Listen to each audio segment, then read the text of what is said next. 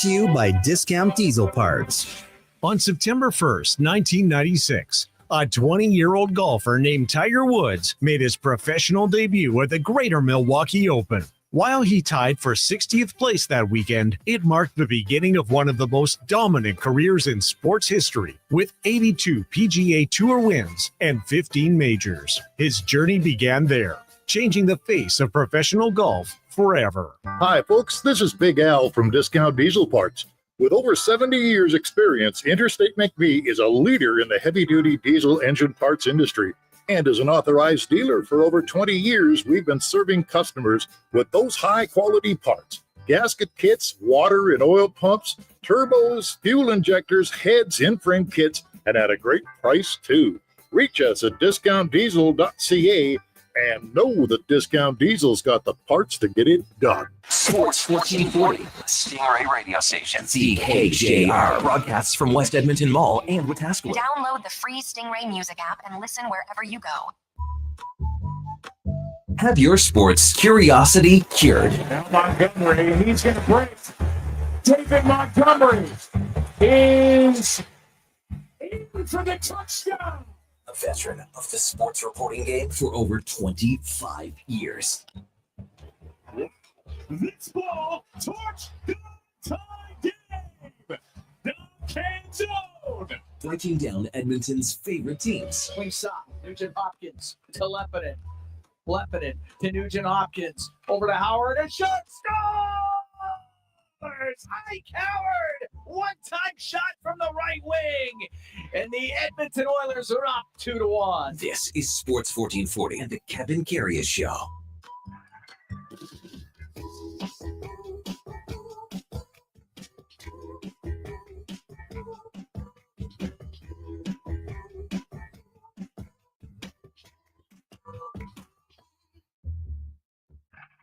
All right, here we go for Sol 508, Thursday, September the 25th. So glad you're along for the ride on the Kevin Karius Show on Sports 1440 on your AM radio dial on your morning drive, wherever you're heading out this morning. So glad that you could take some time and check in with us here on Sports 1440 and on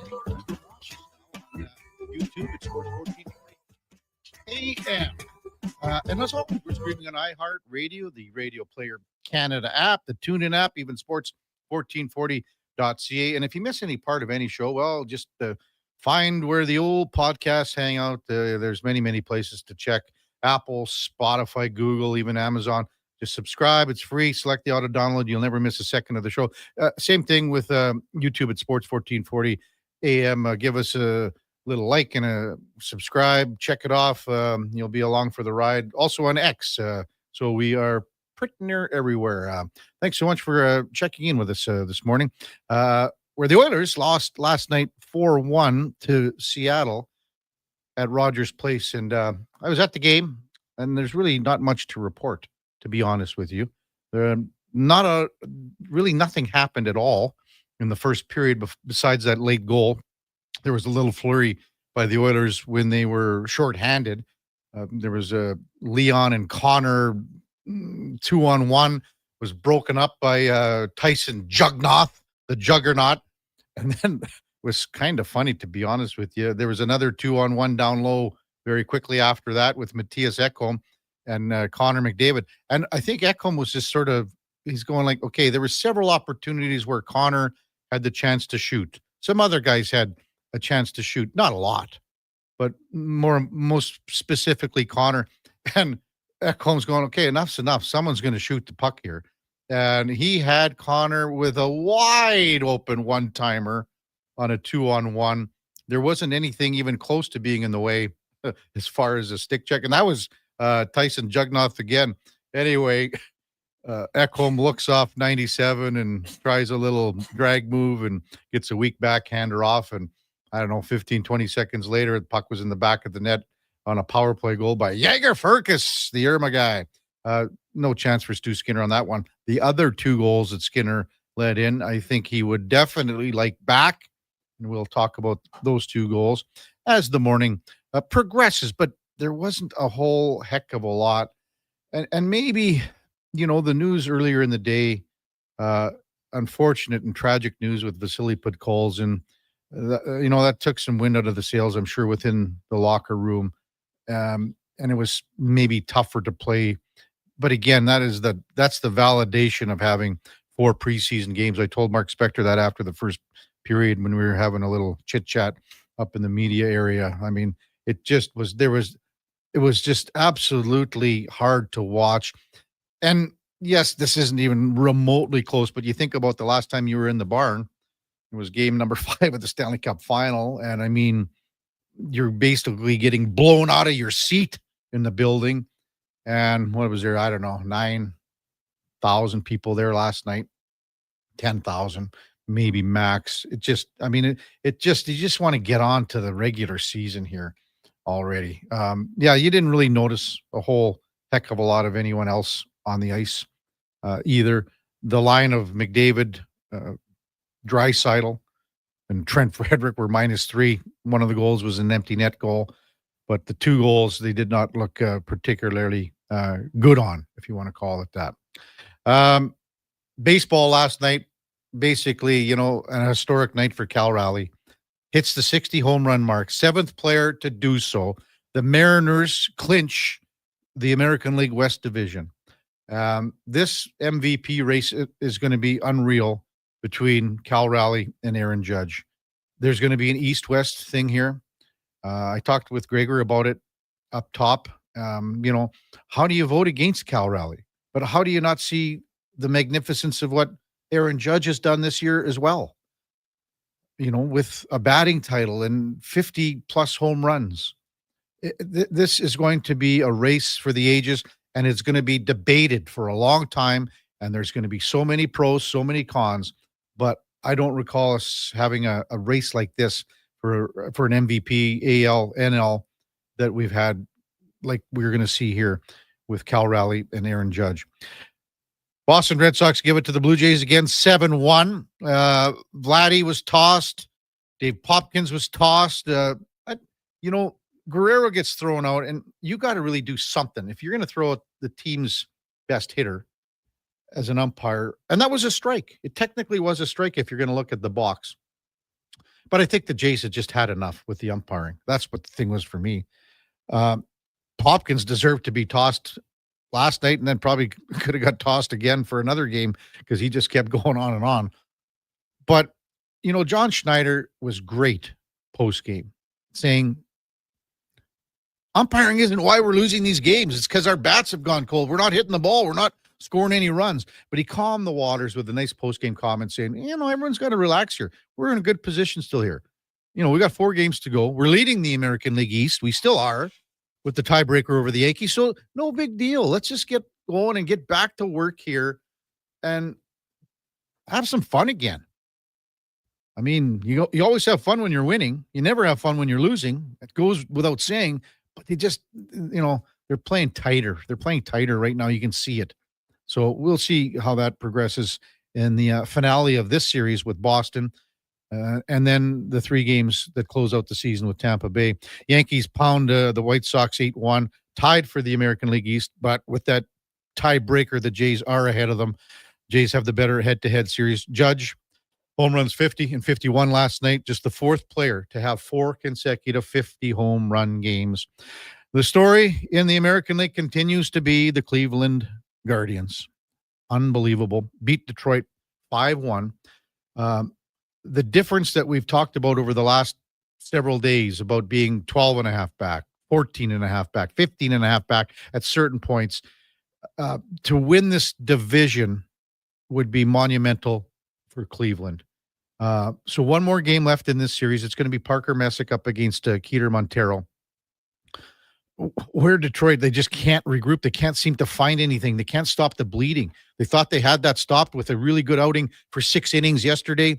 The day before yesterday with Tarek Skubal. Then things blow up in the 6th inning. He drills David Fry in the melon. By the way, broken nose, fractured cheekbone, things like that. And if you see a couple of those slow-mo shots of an impact, it's not fun to watch, not pretty to see. Anyway, Detroit and Cleveland right now, that win 5-1. That means the Tigers are a game back, the Guardians in the American League Central. Just a total free fall for the Tigers. Hey, let's welcome in the Duke of Delburne on a Thursday morning. Good morning, Duke. I was at the game last night, and again, it was that your first? Yeah, I didn't. Because you didn't go to the split squad I didn't go one to the split on squad Sunday. game, Yeah, no. so I know you mentioned obviously it was a little lackluster, obviously compared to the last time you were there, but kind of felt like getting back into the swing of things a little bit, being down at the rink for an actual game. Well, it didn't. No, honestly, it didn't. I mean, I don't think the fans were like they just went to see Connor and Leon. And Connor and Leon really didn't do a whole hell of a lot, to be honest with you. And I never expected them to do much either. But that's what preseason is, especially early on. And that's why, I think Saturday night, okay, so Saturday night is Vancouver's here. I would imagine you'll see a lot more oomph from both sides, especially the Oilers on Saturday, because they finish the preseason out on the road, right? With 2 games on the road, because Canadian Finals Rodeo is here. Never noticed Mangiapane until he scored, technically. Frederick didn't really notice him at all either. The 2 goals that Stu Skinner let in. The second goal, I hate when goalies are down, and he made himself look small, and guys go 5-hole on him. And that was Logan Morrison. And they were in behind. Logan Morrison gets in behind Evan Bouchard and Matthias Ekholm. Bouchard tried to clear, didn't clear. The top line is nowhere to be found, but Morrison is really in tight, and there's only one place to go, and it's 5-hole, and his stick's not on the ice. He's down in a crouch. Yeah, those stink. I don't like those at all. So you saw that one, Duke, on a highlight, I assume? Oh, yeah, I watched the game last night. Yeah. It was on Sportsnet, but kind of a unique wrinkle watching it on Sportsnet.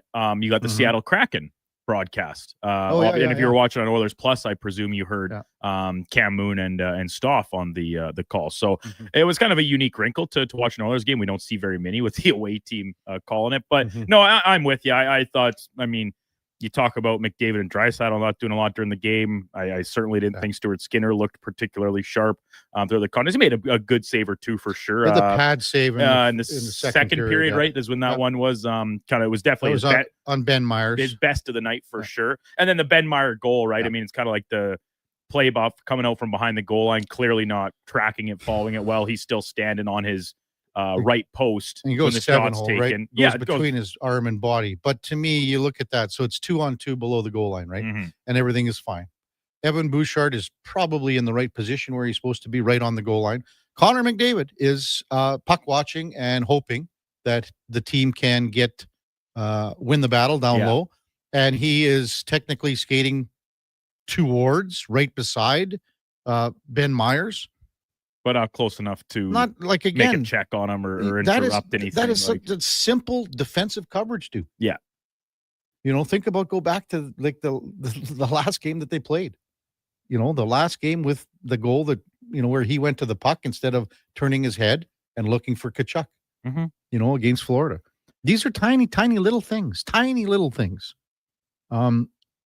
But you notice them. Text 833-401-1440. Trav M from Hardesty, -3 for Connor. That whole line, -3, but one of them was on the empty netter. So I kind of take one off. Jay in Victoria. Oh, here, yeah. Hey, I know it's preseason. Did you notice Connor on the third goal? Oilers had some momentum going. Then a goal went in. Connor's guy alone in the slot. I'm not sure if he was upset at himself, but he looked like he was upset at Stu. I believe in Stu, but those are the goals people are talking about. Yeah. It's a shot that should never happen, first of all. Yeah. And if the shot happens, you can't let a shot go in from a guy by the name of Ben Myers. Yeah. That goes through your arm and your body. It's a bang play that if a player from the slot there makes a perfect shot and kind of goes the other, because he shot it back the direction Skinner's coming from off that post. So it's where he's already is. Here's what I always say, Duke, on goals like that. Okay, run the play again. Myers, put it between Stu's arm and his body. It won't happen again. It just not good enough. Well, that's I would guess that's not where he intended to shoot that. It's just putting the puck on net. It's getting it slung on net as quickly as possible, and it leaks through him. And yes, he was lost in coverage. Connor was not on his guy. And as you said right at the top, Kevin, it's the first preseason game for a good chunk of the guys that were in last night's lineup. I was kind of scrounging as the game was winding down. It was a very doldrum third period. I thought there wasn't much going on of any capacity really at either end of the ice. I'm like trying to pick out if any player on the Oilers roster really made a positive impression on me. And I kind of struggled to find one really, because even some of the role player guys, you were thinking like, all right, well, where were they on? Were they noticeable in any facet, killing a penalty or moving the puck up ice? Like there wasn't a ton of physical play in the game. It was kind of very frankly a nothing burger game for me. I'll say this: the Seattle defenseman Jugnoth was WHL defenseman of the year. I know. He did not have that much ice time in the grand scheme of the game. I think he had 18 minutes. Played in Portland last year. He was really noticeable. I thought he was excellent. Came from NCAA. Yeah, 2 years at Wisconsin before Portland. So kind of unique path. And now here he is. I don't know if he's a guy that's going to play many NHL games with Seattle this year, kind of depending how their back end shakes out. But I thought he had an excellent showing. Clattenburg tried to make himself noticeable. I would say that. Maybe the best, if you're going to say who's the best player on the ice, it was probably Leppinen. I think that's a very fair statement. Yeah. But I mean, and at times he carried the puck, which was cool to see him. He carried the puck on confidence with the power puck play. He's quarterback in the power play second unit, made some plays behind the net or carried the puck in and made a smart play, like with a couple bank passes that I noticed. So anyway, man, is it going to be exciting on Saturday? We're so jacked up for Saturday morning with Canada playing England in the Rugby Women's World Cup Championship. This is on par. I mean, I know people might say, well, it's women's rugby. This is could be one of the greatest moments in Canadian sports history if these ladies win this game. Jen Kish from Edmonton, been involved in rugby with the program, just not the women's team, but the sevens. She was with the World Cup in 2010 with Canada 15 years ago. Man, time flies. But was a bronze medalist, captain of the Rugby Sevens Olympic bronze medal team in Rio de Janeiro. So we'll have Jen coming up at 7:20 to talk about this team. This day, it's going to be massive. Mark Spector in his usual time slot at 8. Santino Marella, TNA Wrestling. We got a couple of nights here down at the Expo Center. He's coming in studio. This could be Comedy Central here. I don't know exactly. I have no idea what to expect here with Santino Marella. It could be. I wish Eddie would be here, to be honest with you. We could be a throwdown in here. Howard Balzer from Cards Wire covers the Cardinals. He'll be with us at 9 o'clock, and Laddie Schmid at about 9:30, our co-host, Monday to Friday, and then Brent Gunning from the Fan Morning Show in Toronto. We'll check in with the Leafs and everything else NHL wise. When we come back, Jen Kish, Olympic bronze medalist from the Rio de Janeiro Olympic Games, will be with us. It's the Kevin Karius Show with the Duke of Delburne on Sports 1440. We're streaming on X. Work never gets done by standing around. You have to put your words into action. And that's exactly what GS Construction does every single day. Our priorities are safety first, quality second, efficiency third. GS Construction works hard. It's true. But first comes the care, the planning, and the people. Underground infrastructure isn't just about machines and trenches and some traffic inconveniences. It's about doing things right. Find out more on what we do. Visit gsconstruction.ca.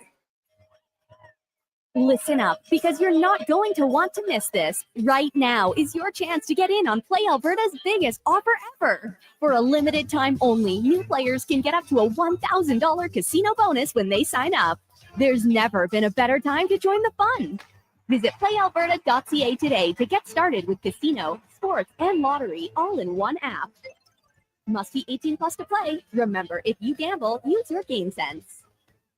A Saskatchewan boy who grew up loving and playing sports. At least we think he grew up. Listen to Kevin Karius weekday mornings from 7 to 11 on Edmonton's home for sports. Sports 1440. You ever done something you can't be forgiven for? Crave is the exclusive home of HBO originals, including Task, the new crime thriller from the creator of Mayor of Easttown. I'm going to take their money so we can have a better life. Starring Emmy winner Mark Ruffalo. If things go terribly wrong, people want to know why God let it happen. And Emmy nominee Tom Pelphrey. Have I almost found a way out? We never did anything like this. Task, an HBO limited series. Stream now, only on Crave. Subscribe at crave.ca. Heard of Uline? You know, the have-it-all in-stock, ready-to-deliver shipping and industrial supply specialists. The company that does things for you that are unheard of, like keeping 41,000 items in stock in our own warehouses. With customer service reps on the line to get you what you need, when you need it, 24/7, 365, every time. Maybe you heard it here first.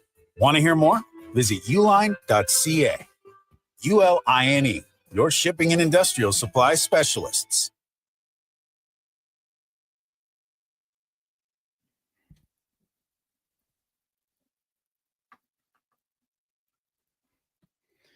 Portions of this hour are brought to you by Nectar.io, transforming field data into boardroom insights. Nectar.io is the all-in-one solution for your fleet, safety, time tracking, and material management needs. Nectar.io, your business made better. Have your sports curiosity cured with the Kevin Karius Show. This is Sports 1440.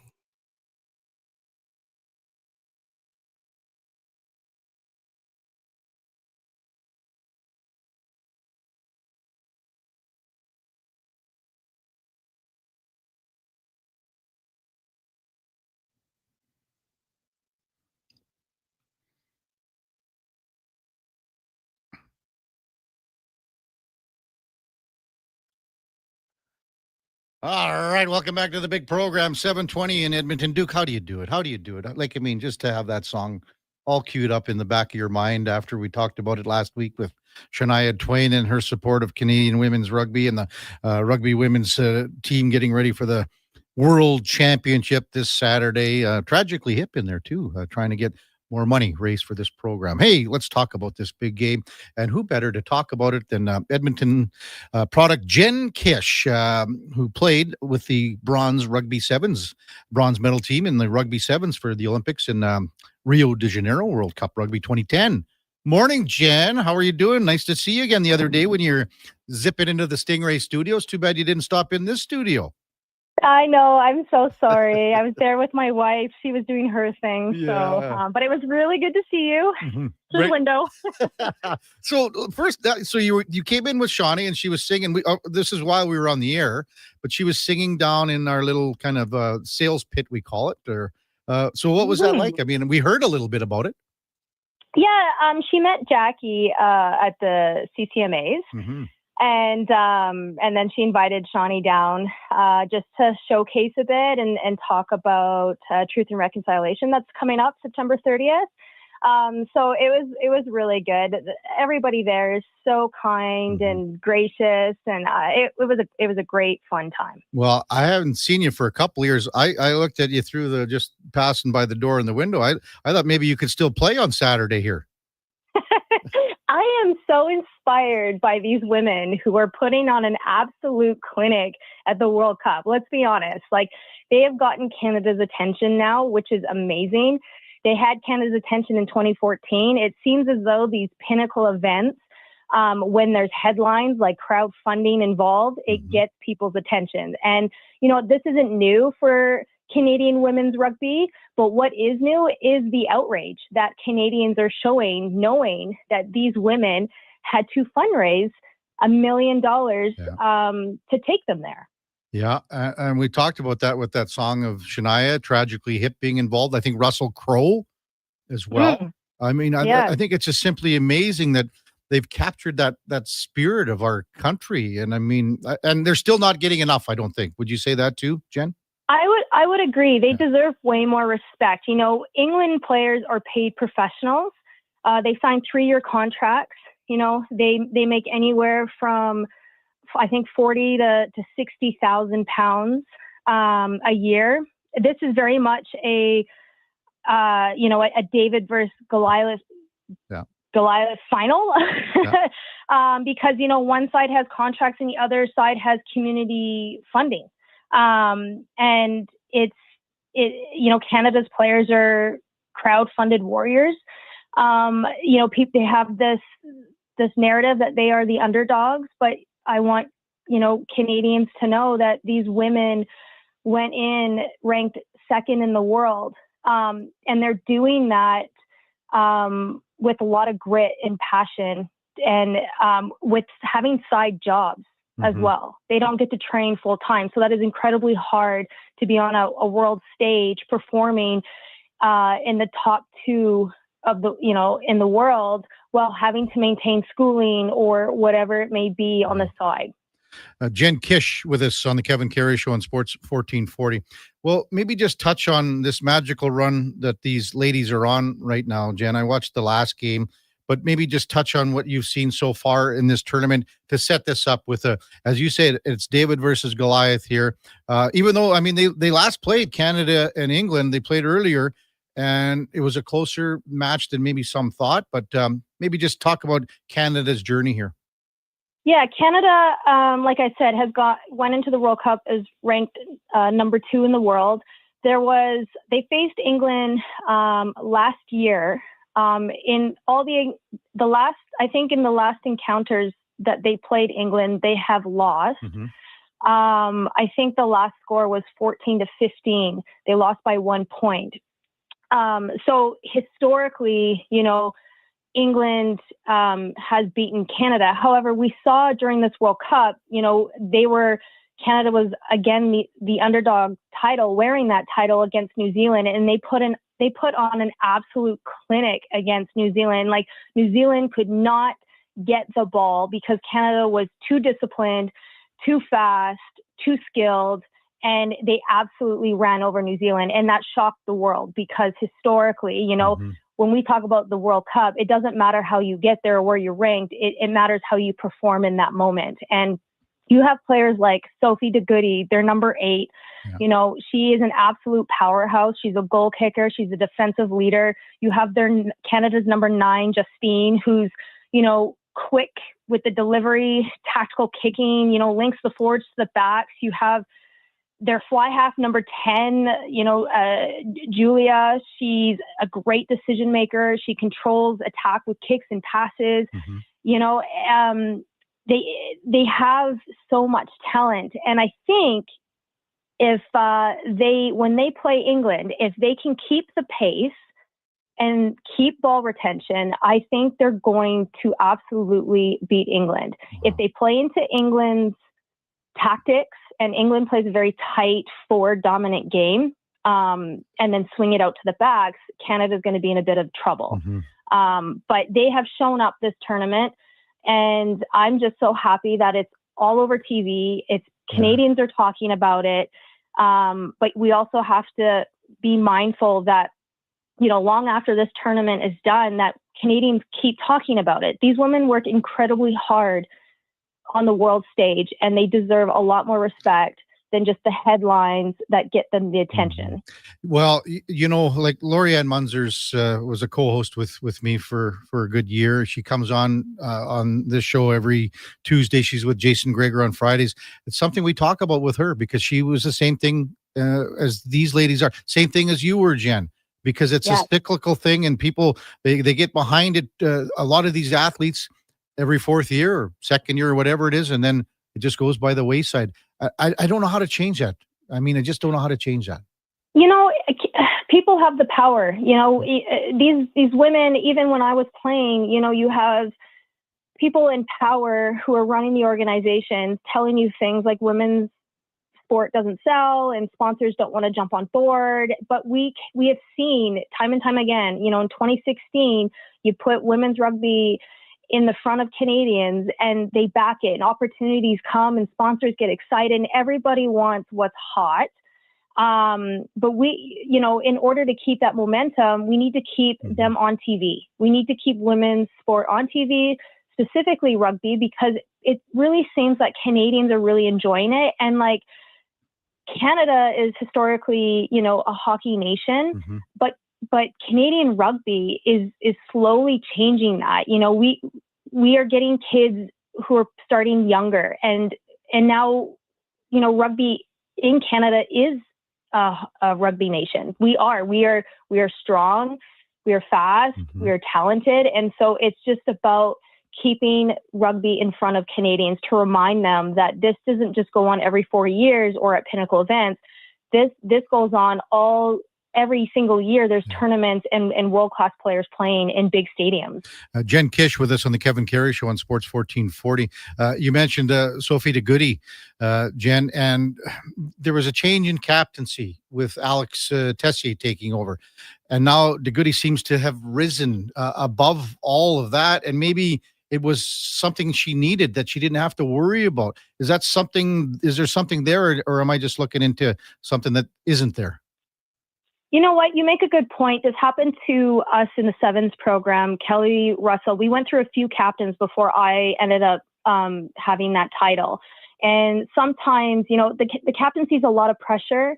You're taking care of your team, not just you as an individual. And sometimes it does distract. And you do see players you have your own pressure to show up and be that leader, and you have the weight of your nation on your back, looking to you as the captain to speak on behalf of the team and lead by example. So I think, as much as that probably hurt Sophie to pass that along, I think, in hindsight, she's pretty grateful because she is playing amazing. I think she's up for World Rugby Player of the Year now.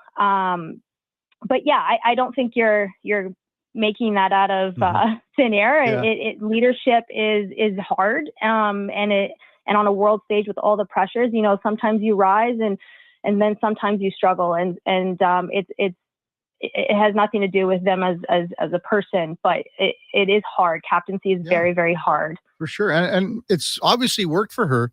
At this championship, she's 58 points. She's second highest scorer in the World Cup. So it's working for her, and she's riding that momentum, and the team is following her in a different way. It's just, leadership can be different ways, come in different ways.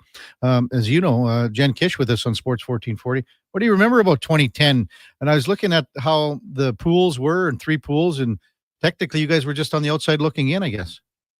Yeah, I ended up making like a little tweet about it in 2010 when I played. Rugby has come so far. We didn't even get into the semifinals. I ended up making a tweet about how there was we're playing in a park, and we paid $4,000 to go to the World Cup, and there wasn't many fans there. There wasn't 60 to 80,000 fans watching us. It was, less than 10,000. I swear, for our pool play, there was not even 100 people.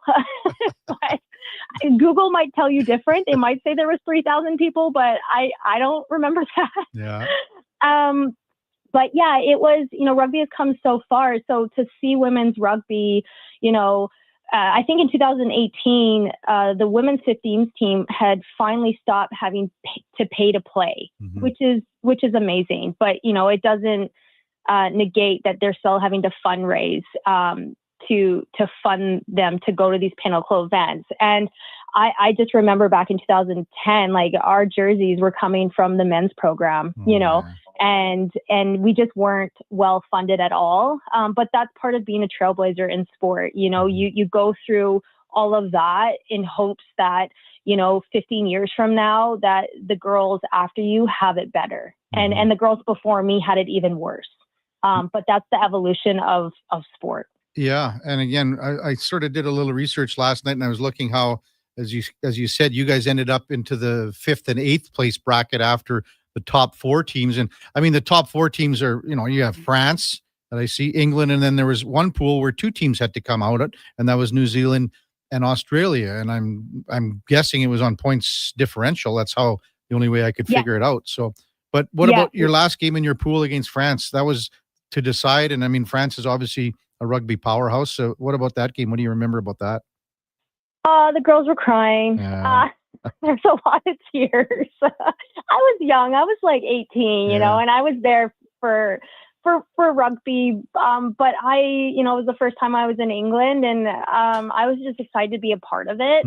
And it was my first World Cup. So I didn't really know, I was on a team with girls who were in their, late 20s. And so I think all those emotions came because they knew that they weren't going to go to another World Cup. And so when you're a young kid on the team, you're like, well, I've got many more, ahead of me. But even though that was my last World Cup, I didn't know that at the time. Yeah.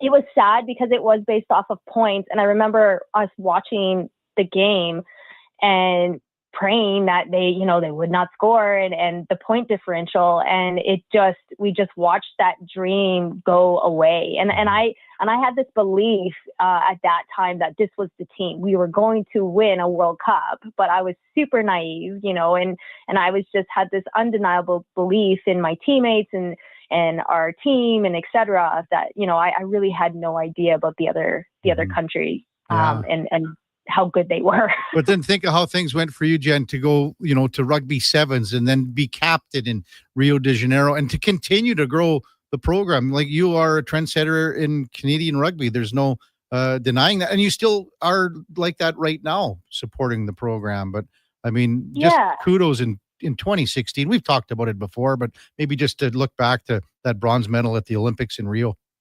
That was just so epic on so many levels. It put rugby on the map. I remember in 2015, I was fighting a broadcaster to show our games. It was at the Pan Am Games, which was a pinnacle event for us. And in Canada, like, everybody knows about the Pan Am Games, but I was fighting the broadcasters to put our game on TV because we were Olympic contender, like medal contenders going into Rio, and Canada needed to know about us because, we placed second at the Rugby Sevens World Cup in 2013 and nobody cared.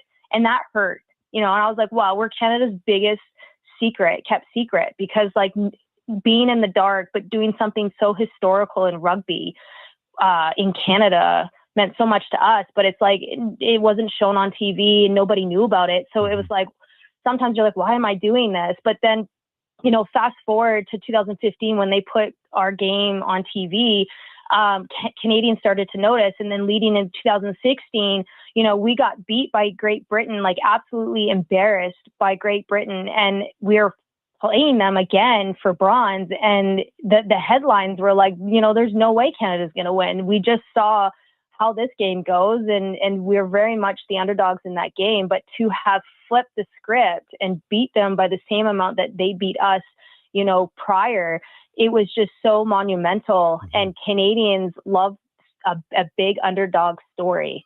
So it was just so epic. And to see the explosion of rugby in Canada when we got home, just made everything worthwhile, like, knowing that we did that, and watching the next generation coming up doing the same for the next generation. It's just warms my heart, and it makes every injury worth it. So well said by Jen Kish, bronze medalist from Rio de Janeiro in 2016. You touched on it a little earlier, but in closing here, keys for Canada to win on Saturday morning, Jen. Okay, so that we're gonna need Canada to have the same discipline that they had when they played New Zealand. They need to not panic. They need to control the breakdowns. They need to keep the ball out of England's hands. I think if they keep up with the tempo and the width, because Canada's only real shot at winning is like fast rucks, quick ball, spreading wide to make Canada scramble. And obviously their discipline.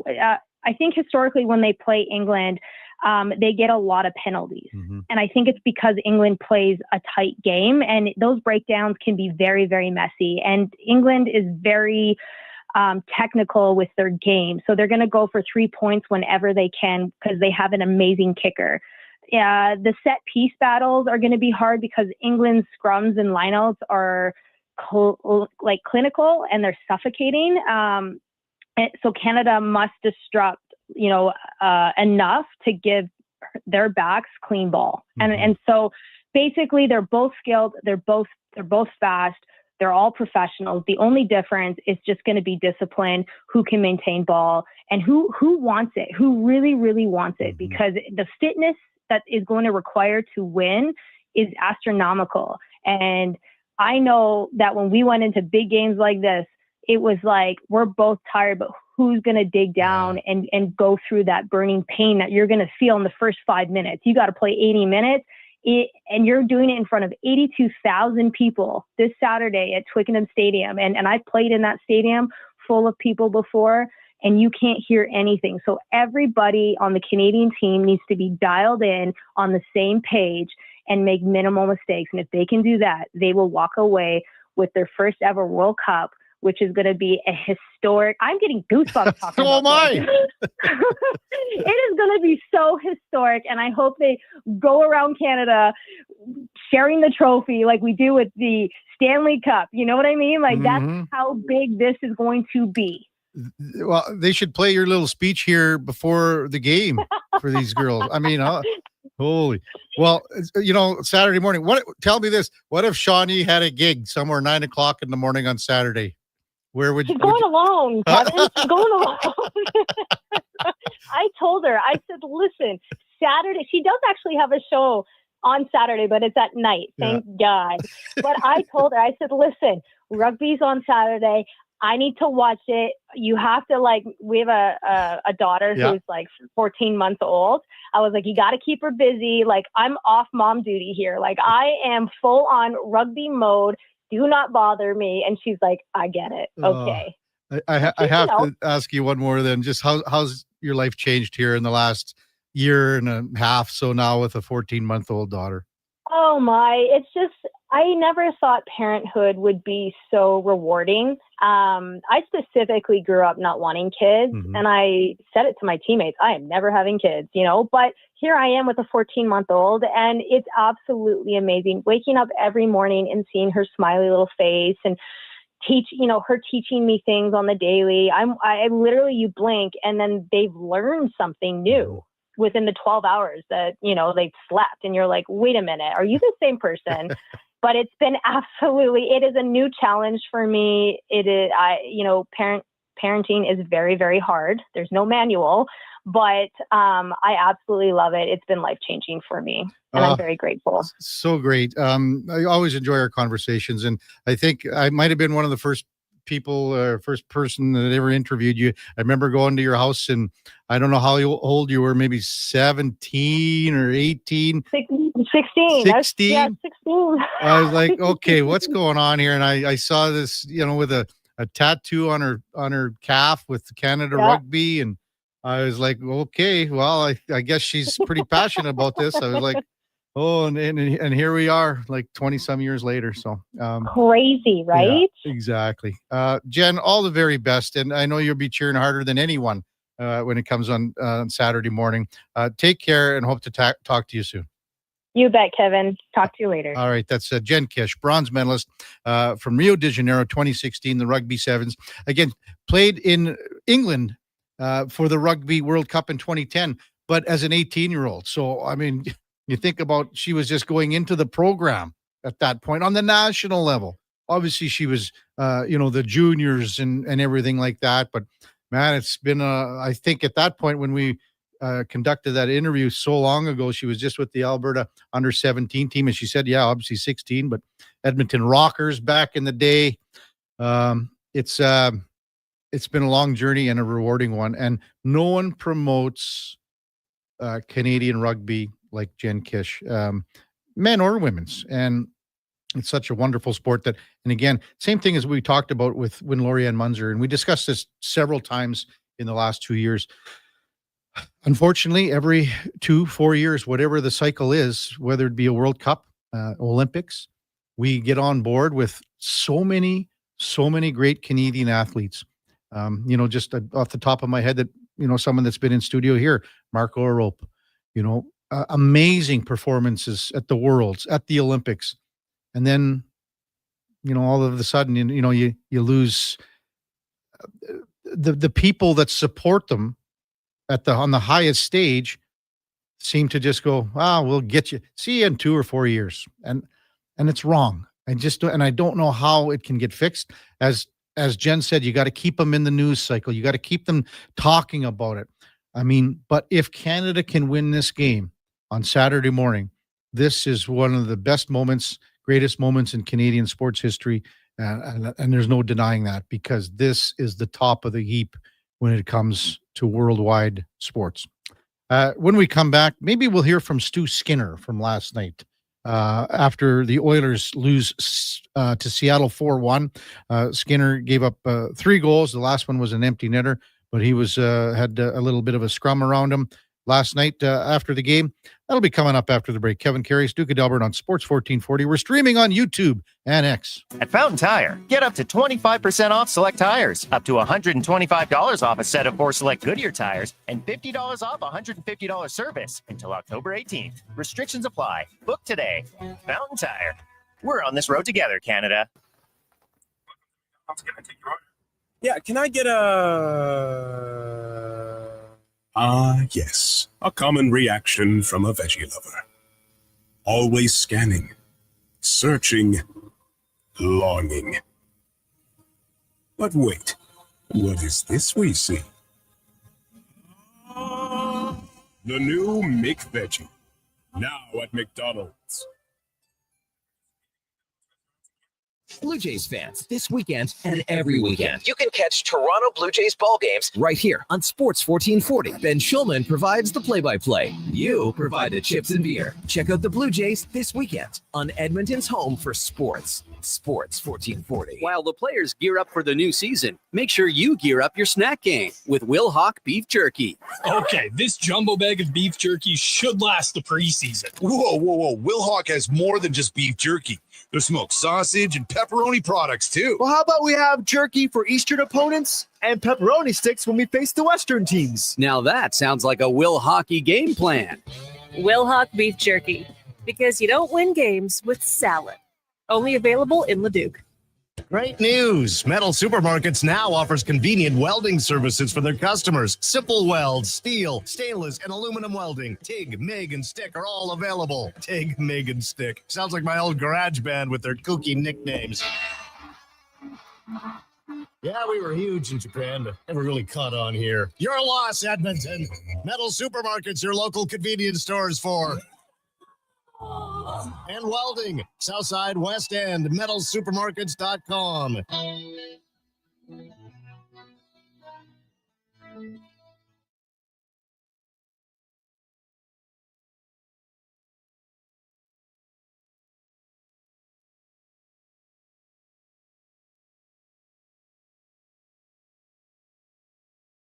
Just in time for the morning skate. This is the Kevin Karius Show on Sports 1440.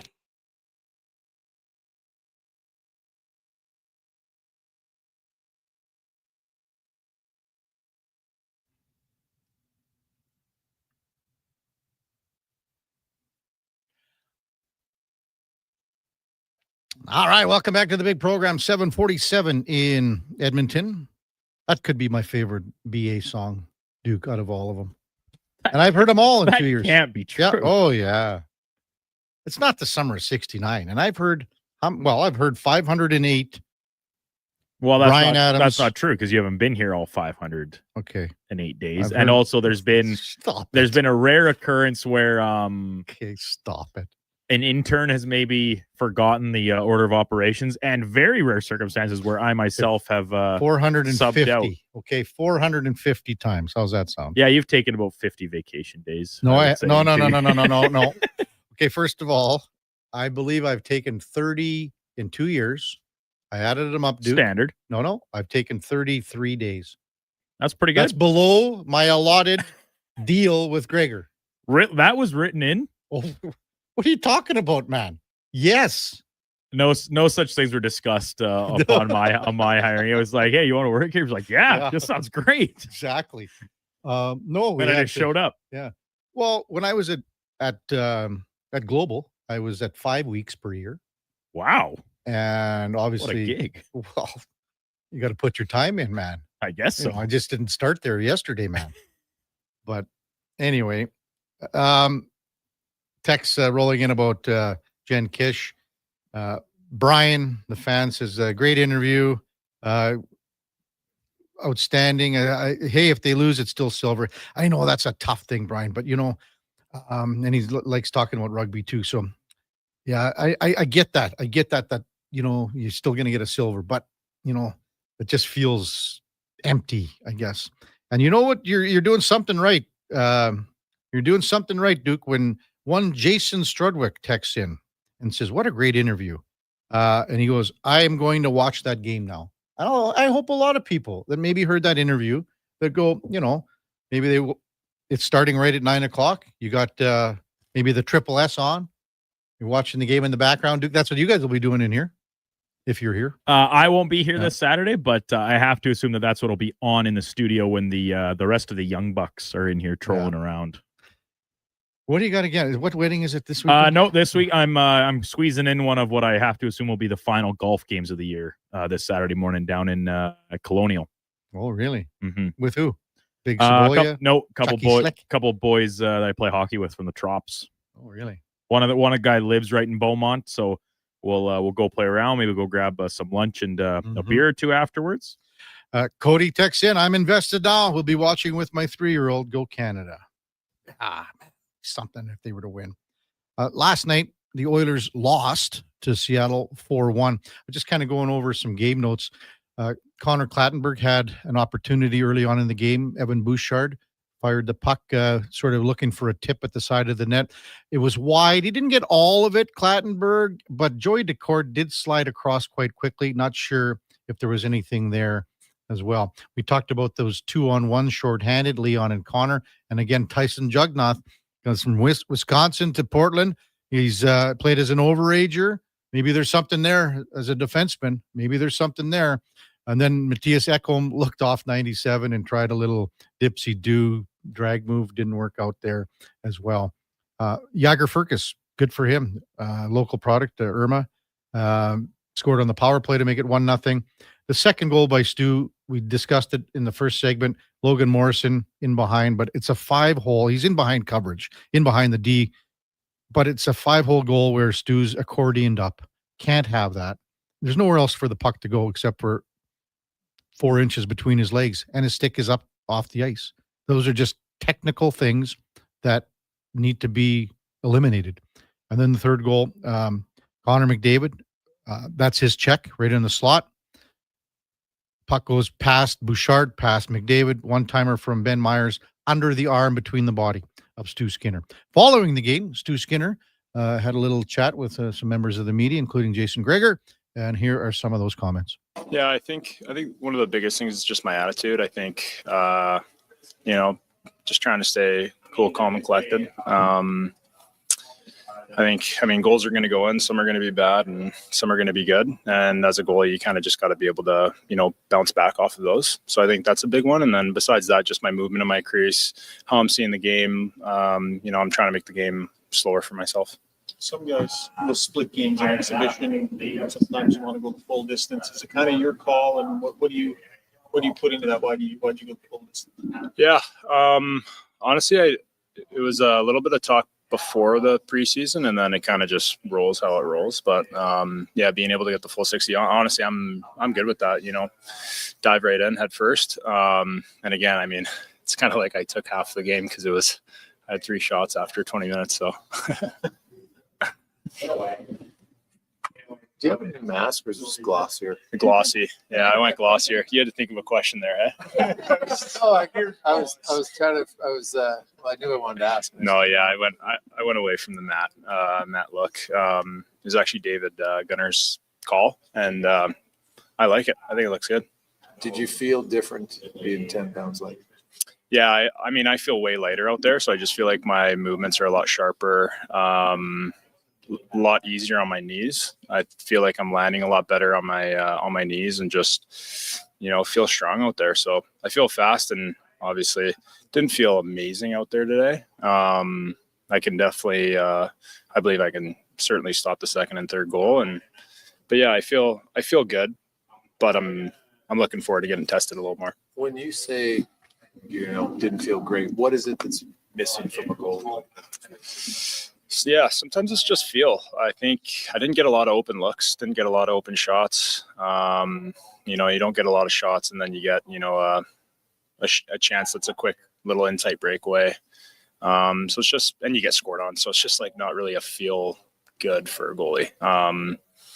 But at the same time, that's going to happen, especially like on our team. We're really good defensively, and we take a lot of opportunities offensively. So I've played that game many times. What have you seen from this Lepinen? Seems to be skating around nicely and handling the puck. Very good, yeah. I've been very impressed. He can shoot it too. But yeah, he's got really good vision, good IQ, and I think super smooth skater. And I think all those things you certainly need for a defenseman to make it to the big leagues.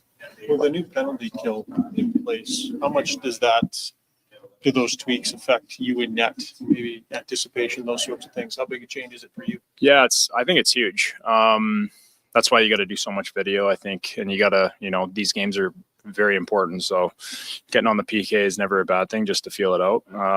For me, it's making sure that all of us are on the same page, and I think that's really important for a goalie, just on being able to see plays over and over and over again.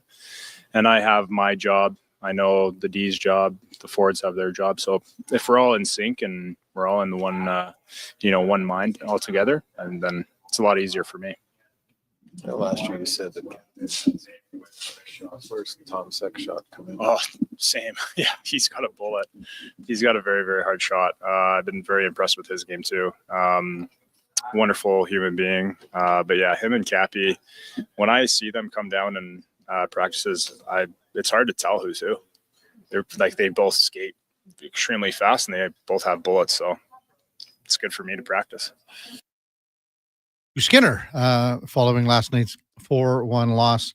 I would imagine for tomorrow's game, we will see not Stu Skinner, but I wouldn't be surprised. I would imagine we would see him Sunday again, and then one more of those games when the Oilers hit the road to finish up the preseason. Just kind of looking how, and again, Canadian Finals rodeo coming in. The Oilers have to be on the road in the sense that they got to clean things out here right after Sunday's game against Vancouver. So Friday against Winnipeg, and then Sunday against Vancouver at Rogers. That game on Sunday, by the way, is going to be on Rogers Sportsnet. Did you say the game was on Sportsnet? No, it was Sportsnet Plus. Sportsnet Plus with the feed from Seattle's broadcast. Yeah, I assume it was John Forsland. He's the regular TV play-by-play guy, but it was JT Brown doing color where it would normally be Olczyk. I believe John was there. Last night, so. And anybody that, because I know John does some national games from time to time. We've had him on the show a number of times.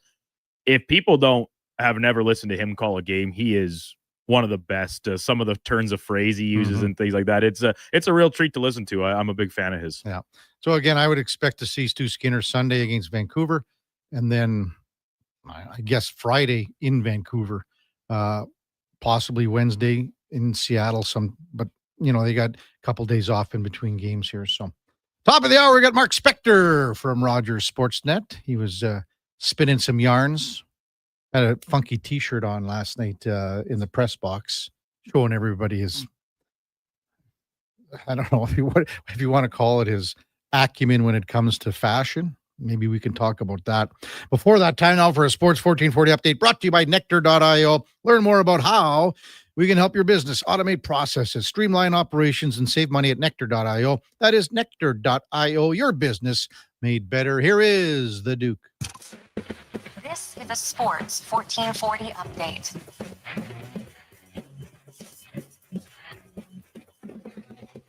Oilers preseason action last night from Rogers Place. They fall to the Kraken 4-1. Andrew Mangiapane, the lone goal scorer for Edmonton. Stuart Skinner making 15 saves in the loss. Some sad news from the Oilers front as fresh off signing his extension, Vasily Podkolzin taking a leave of absence from the team, returning to Russia with his family after the passing of his father. Elsewhere around the NHL preseason schedule last night, Panthers double up on the Hurricanes 4-2. Jackets over the Penguins 4-1. Flames losing to the Canucks in Vancouver 3-1. And the nightcap, Kings blank the Ducks 3-0 from SoCal. In the majors, Blue Jays' recent slide continues. 7-1 they lose at the hands of the Red Sox. They're now tied atop the American League East as the Yankees get another win over Chicago. White Sox 8-1 the final there. Aaron Judge hitting his 50th home run in the victory. Cleveland climbs ahead of the Tigers in the AL Central with a 5-1 victory. Brewers over the Padres 3-1. And in Seattle, Cal Raleigh hitting his 59th and 60th home runs of the season. They beat the Rockies 9-2. Coming up in hour 2 of the Kevin Karius Show, we'll be joined by Sportsnet's Mark Spector as well as TNA wrestler Santino Morello. I'm Brandon Douglas. That's your Sports 1440 update. Sports 1440 in West Edmonton Mall and Wetaskiwin. CKJR is a Stingray radio station. Download the free radio player app and listen wherever you go. Is your company drowning in paperwork and administrative tasks? Do you need more data to make better decisions? Nectar.io is your company's all-in-one solution for fleet and materials management, safety, time cards, and GIS-based project management. Now is the time to capture and transform field, site, and shop data into boardroom-level business intelligence, all with one login. Visit Nectar.io to book a demo today. Nectar.io, your business made better. God said, I need somebody to get up before dawn, milk cows, work all day in the fields, milk cows again, eat supper, go to town, and stay all night at a meeting of the school board. So God made a farmer. Hi, Mike here from Northgate Chevrolet Buick GMC. We are so thankful God made a farmer. For the month of September, it is our goal to feed 500 families. With every vehicle sold, we will feed a family of 4. So please help us reach our goal. Visit us online at northgategm.com. Score an A-plus deal on 5G Ultra Home Internet from Explore. Switch to incredible internet speeds and get a $100 gift card for a limited time. Upgrade today at explore.ca. Ford employee pricing is on now, and you pay what we pay on the Ford you want. Visit your Alberta Ford store or Ford.ca today.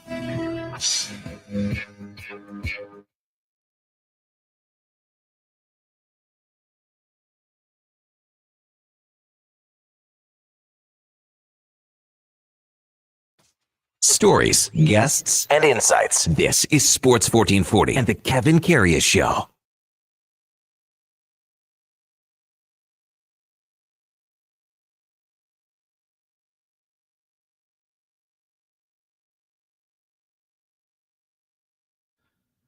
All right, welcome back to the big program. 8:01 in Edmonton, and time now for On the Mark.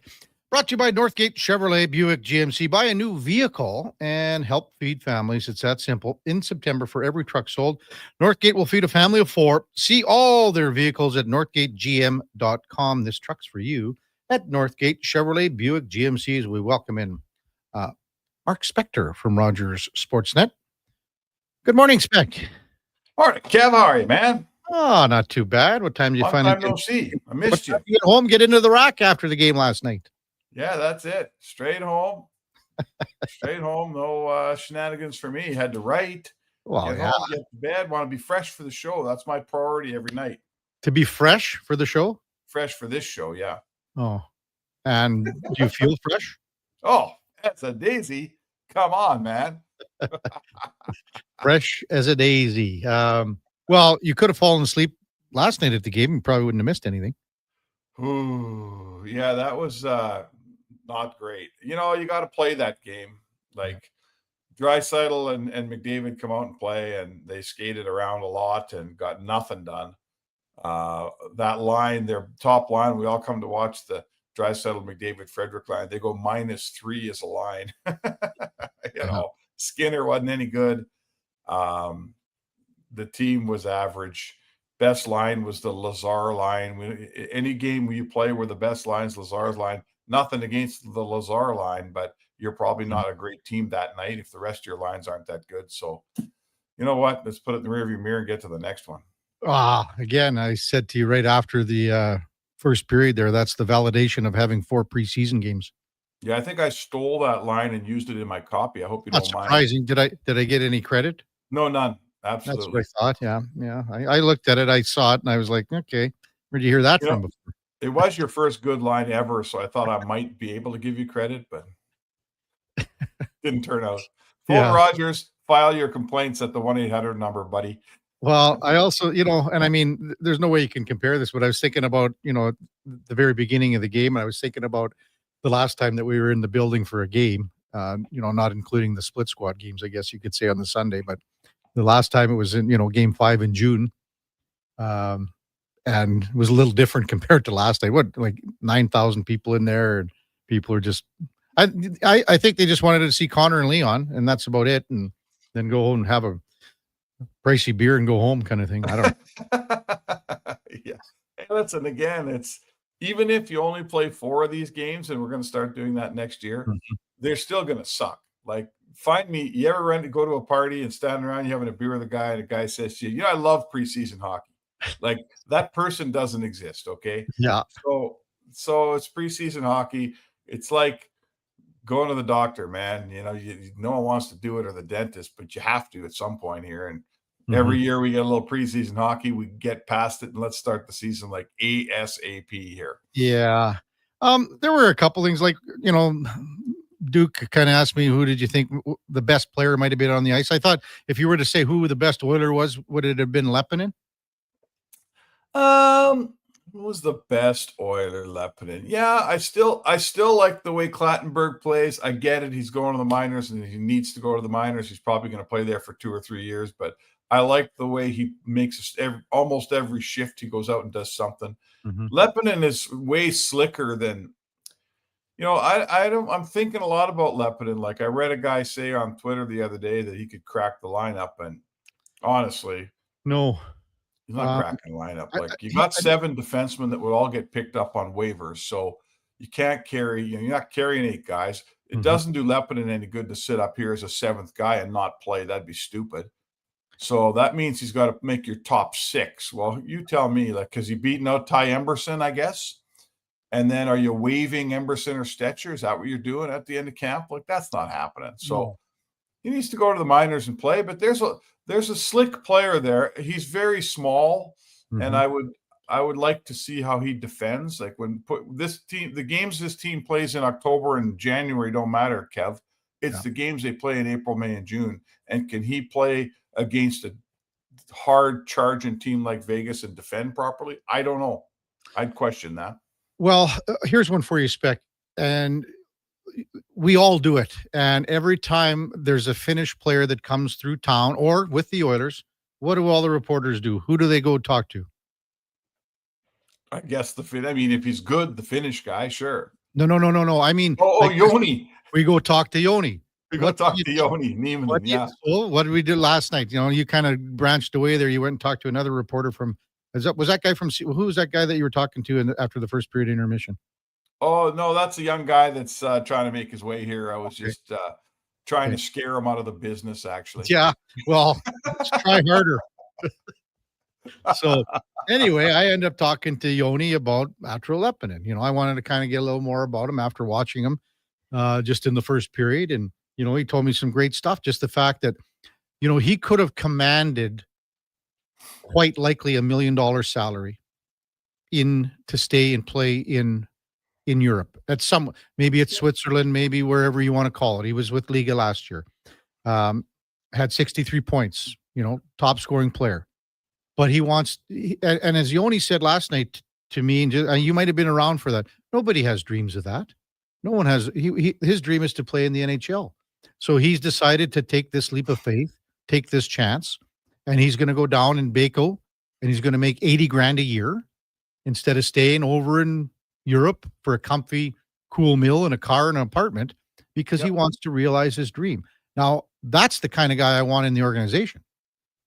Yeah, right. I'll buy all that. And if you're at Joe Lepinen, he said last night at one point we were interviewing, he said, he says, I'm getting paid to play hockey here. This is pretty good.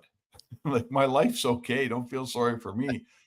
Here's how I see it. Like, if I'm Atro's agent, if I'm Lepinen's agent, here's what I'm saying. I'm saying, you know what? You're right. You're giving up money this year. You're making way less money than you could possibly make. But, you're 26. He turns 27 in December. So he goes to Baco. Let's say he plays 50 games in Bakersfield. And let's say he is what he hopes he's going to be. Let's say that a bunch of other teams look at him and say, you know what? You can play for us. Yeah. Right? So now one of two things going to happen here, Kev. Either the Edmonton Oilers are going to say, you know what? We like you. We're going to sign you to a 2-year deal because Brett Kulak's contract's up at the end of this year. And we're not out.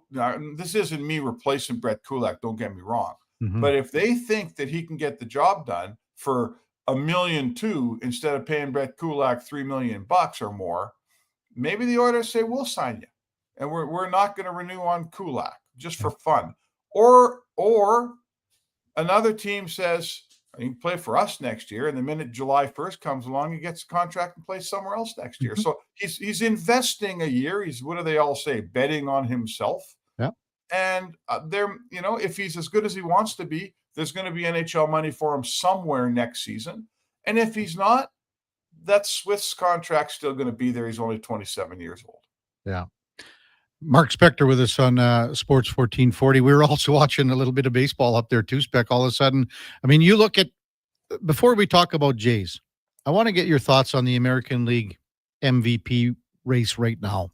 After Cal Raleigh hits 2 home runs to hit 60, just the 7th player to do that. Judge hits 2 homers. He's at 51.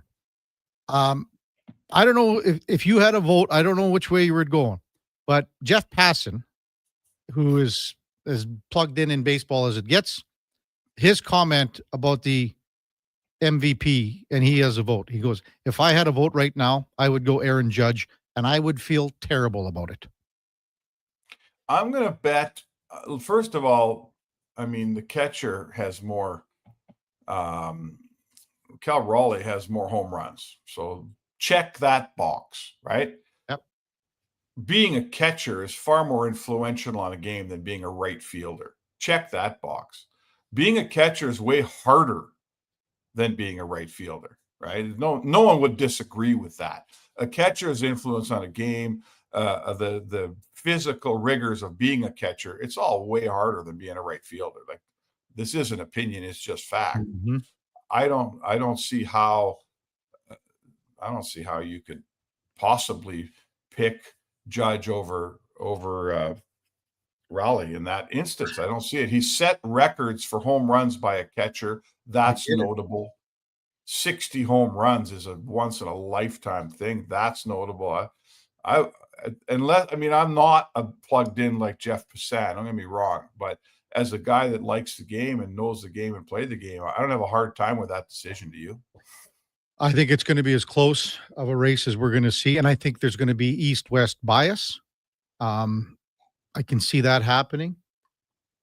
I mean, when you look at Judges, again, because of the batting title, and yes, he is, well, technically he's 9 home runs back right now. You know, the RBIs are in favor of Raleigh, but he has all the more other RBIs. I assume. What's the RBI count? Close? Judge has way more runs scored. Raleigh has, what do we add here? Had 121 RBI going into last night. Was he at 124, I guess? So Judge is at 109 RBI. I mean, this race is going to be unbelievable, and I think it's just great for baseball, but I don't know.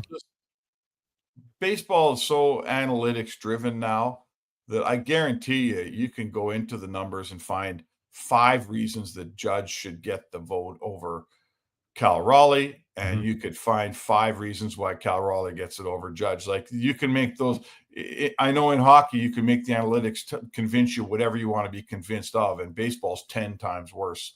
I get it. I'm just a guy that's going off the old traditional stats that probably don't matter anymore. Home runs, RBIs. But you must put average in there, Scott. Sorry? You have to put average. Don't you put average in there? Okay, what's the averages? 248 to 328. That's 80 points. Who hit 328? Judge. Okay, well, that's a big deal. Average matters a lot. That's what I'm saying. You know, so slugging percentage, all that stuff. And like I say, it's going to go so deep, it's way past my mind. So you know what? I 2 things. I trust the baseball writers. They do it for a living. I expect people, I don't expect people, but us hockey writers vote on awards in the NHL, and we do our job. And if you look back at our results, there is no East bias, West bias. It's split up well, and we've been exceptionally accurate. Go back and look at the last 20 years. You might find 2 or 3 you don't like out of about 180 votes. Yeah. So that's fine. I'll trust the baseball writers to do the same thing. If you're asking me right now, I go into my investigation liking Cal Raleigh. If the numbers convince me of something else, I guess I'd change my mind. But I like Cal Raleigh a lot. I think it's a hell of a discussion. That's what I think. It is, absolutely. It always is. It's just like the Hart and the, all those things. It's fun. A good discussion for people, for sure. And Jays, now, when you look at how the Yankees are coming on, did you see John Schneider's comment after the game? Yeah. I did. Threw the F-bomb out there, which is just great. They bleeped it out, thankfully. But you know what I mean? Like, it's just common sense prevailing more so. Not, he just, when you're talking about the umpires and they've got the raw end of the stick there, but that's not why we're losing right now. So we're not scoring runs, but we got to be focused. We got to be playing better. We got to look at and have fun again. They stopped having fun here. Listen, this is a manager. It's getting away on his team here, right? There's 4 games left, and they've scored 2 or less in 7 of their last 9 games, right? They've lost 6 of 7. Scherzer gives up runs in the first inning in 5 consecutive starts. Like so Scherzer is a bit of a mess here. But the team, he's right. They're not scoring any runs. Like, this is just a manager who's trying to control the narrative outside the room so that it doesn't affect the guys inside the room. And he's doing his best. He's, what do they say? He's playing the piano as fast as he can, right? I look at it today, Spec, too, is this, with the finale of this game against Boston. And the guy that came in here when the pitching staff was hurting, Scherzer's out. They never had Bieber, obviously. They had the starting pitching staff was hurting, and they threw a guy in there in Lauer, and he sort of mended everything together. They're going to start Louis Varland here for the first inning. If he can get out of the first inning, that's obviously massive. I would totally expect that a guy like Lauer comes in here, and if he can just throw things back together for like 4 or 5 innings and give the offense a chance, because they've been playing from behind here for so long. That's what I see today. Yeah, sure. I mean, it does start with the runs for me.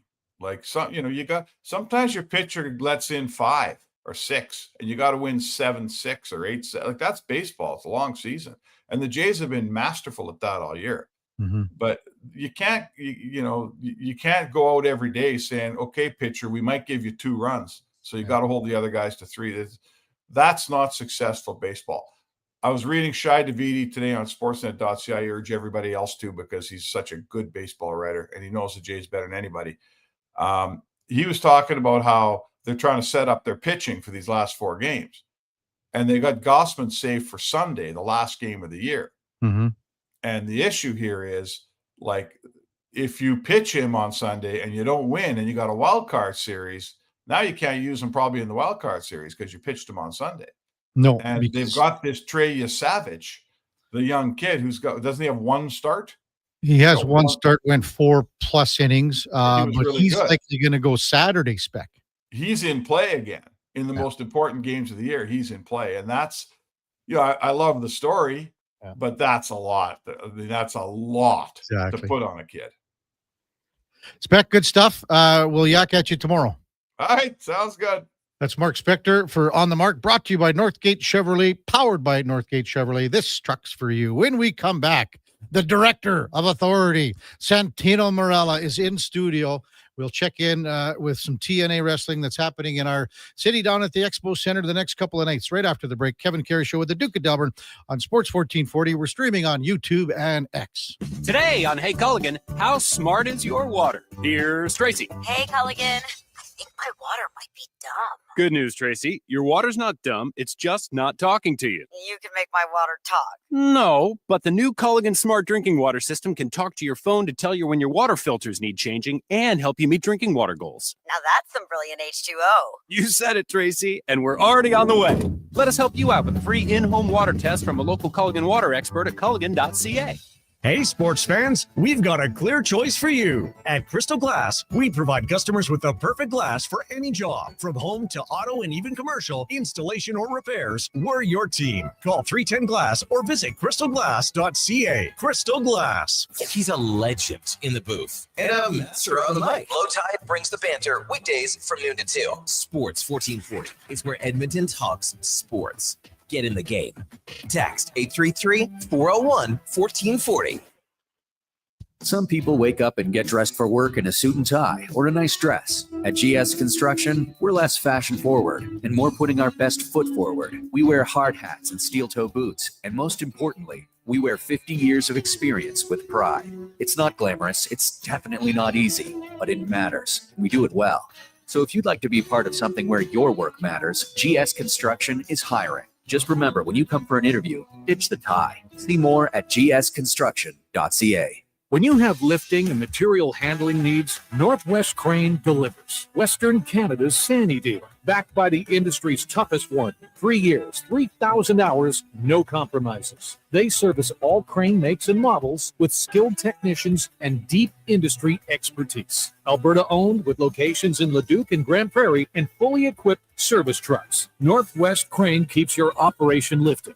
For more information on sales or service, visit northwestcrane.com or call today. Listen up, because we're about to tell you what nobody else will. There's a serious problem in auto service. The price you expect is almost never the price you pay. Big Toy Shop tells it like it is. No BS, no false inflated bill. It's just the honest service you need, done quickly and done well at a price that doesn't make you feel like a chump.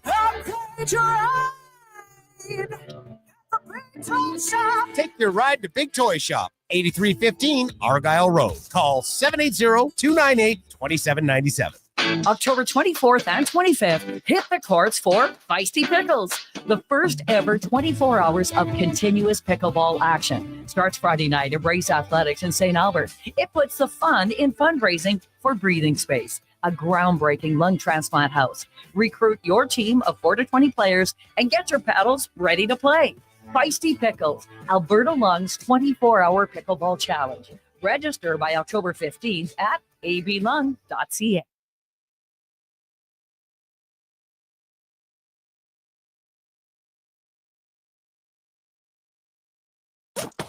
Stories, guests, and insights. This is Sports 1440 and the Kevin Karius Show.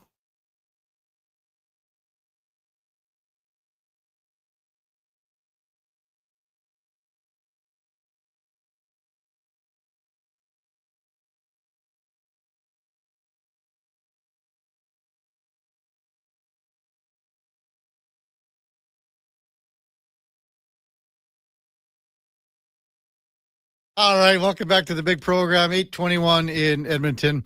Kevin Karius, Duke of Delburne with you on Sports 1440. We got Josh Fenwick and Sam the Record Man running the show on YouTube and X. Boy, it's a big weekend down at the Expo Center with some TNA wrestling. The media tour is ongoing right now, and it's going to be a big couple of nights down there, and we're pretty lucky to welcome in our next guest, our headliner of the day, brought to you by Mr. Rooter Plumbing, the plumber to call when the toilet mysteriously breaks after your jalapeno pepper popper fuel game night with the fellas. That's mrrooter.ca as we welcome in the director of authority, Santino Morella, to the studio. Good morning. Good morning. Hey, thanks for coming in. Thank you for having me. To West Edmonton Mall, and we were just talking before in the break. You've been to the mall here many times starting back in 1989. 1989, yes. I was at the water park. I was on roller coasters. They had the tiger cubs, and of course, I made a poster the day before the competition. It was the Canadian Junior Judo Championships, and I made a poster saying that I was the champion the day before, and then I lost in the semifinals. So I snapped the poster and threw it in the garbage, and I was very upset. But anyway, it serves me right for being such a brash young man. Well, it kind of continued on, did it not? Yeah. Definitely became, put together grappling and that showmanship, and it's professional wrestling. Oh, man. I mean, hell of a career here. It's still going on, which is remarkable in itself. Maybe just let's go back to the very beginning before we touch about what this weekend's all about for you. Why did you get into wrestling? What drew you to the sport? Well, it's funny. After judo practice, we'd always play around and do some WWF type stuff. And because I was in judo, I also wrestled in university. I went to Concordia University, and one of my wrestling teammates, his father had a professional wrestling school in just north of Toronto. And as soon as I heard that, I'm like, I think I just found my destiny, my future. And I've graduated university, went to teachers college, and then we started training. And then I left to Japan because this is pre-internet, pre-social media. I had a few matches in Ontario, and I realized that nobody was going to see these. So we and no one's looking for you. You have to go out there and put yourself in front of the right people. And I left. I had to pack up, and I left to Japan and left to Louisville, Kentucky, and seeking out the best coaches and made something happen. And I was with WWE for 10 years. And then I had my neck fused in 2014. I had double cervical fusion. So that was pretty much the end of my wrestling career. And I opened a training facility in Mississauga called Battle Arts Academy. But throughout that time, in my 40s, I was in rough shape. My back was bad and my neck was bad. And I started investing in stem cells and red light therapy and doing all this physiotherapy on my neck. And all of a sudden, somewhere along the way, I restored my health and I'm able to wrestle again. So Scott D'Amore, our former president, he invited me a few times to come to TNA, and it just wasn't the right timing. And then finally, post-COVID, I said, you know what, let's do it. And I was happy being a civilian, Yeah. I have also two small children now, so I was just really enjoying that. And after a few months of being on the road with TNA, man, my passion was reignited. I fell in love with wrestling again. I remember why I fell in love in the first place. Entertaining people, producing television, traveling around, and the growth we've had in that 2.5 years. When I first came there, some of the audiences were like 500 people. And now we're selling out venues up to 5, 6, 7,000 people. We're hopefully going to break 8,000 people in Lowell Bass. A big thing for us in Canada was getting on Sportsnet 360. That was a huge deal. Anthony Chichon, one of our former presidents, was from The Score, and had a connection there, and they really made it. When WWE left, we filled that void, and that's why this is our second Canadian show since being on Sportsnet 360. Wow. And the proof is in the pudding. I mean, we had to add more seats. I think we're sold out both nights. It's going to be awesome. And for me, I played an Italian character, but I was on Sportsnet 360 for years post WWE. And one thing that was important to me was to let everybody know I'm Canadian. I loved being my character. I'm a dual citizen, Canadian and Italian. But the only thing that bothered me was that I never got a chance to let people know I'm really, I'm a Canadian guy. So coming out here, and I love Alberta, and being able to perform in front of Canadians, it's special for me. When I was on my show Aftermath, I really made it a focal point to let everybody know that, I'm a proud Canadian and stuff. So I'm excited to be here. It's going to be an awesome show. And I know the crowd is going to be electric. Yeah, it always is here.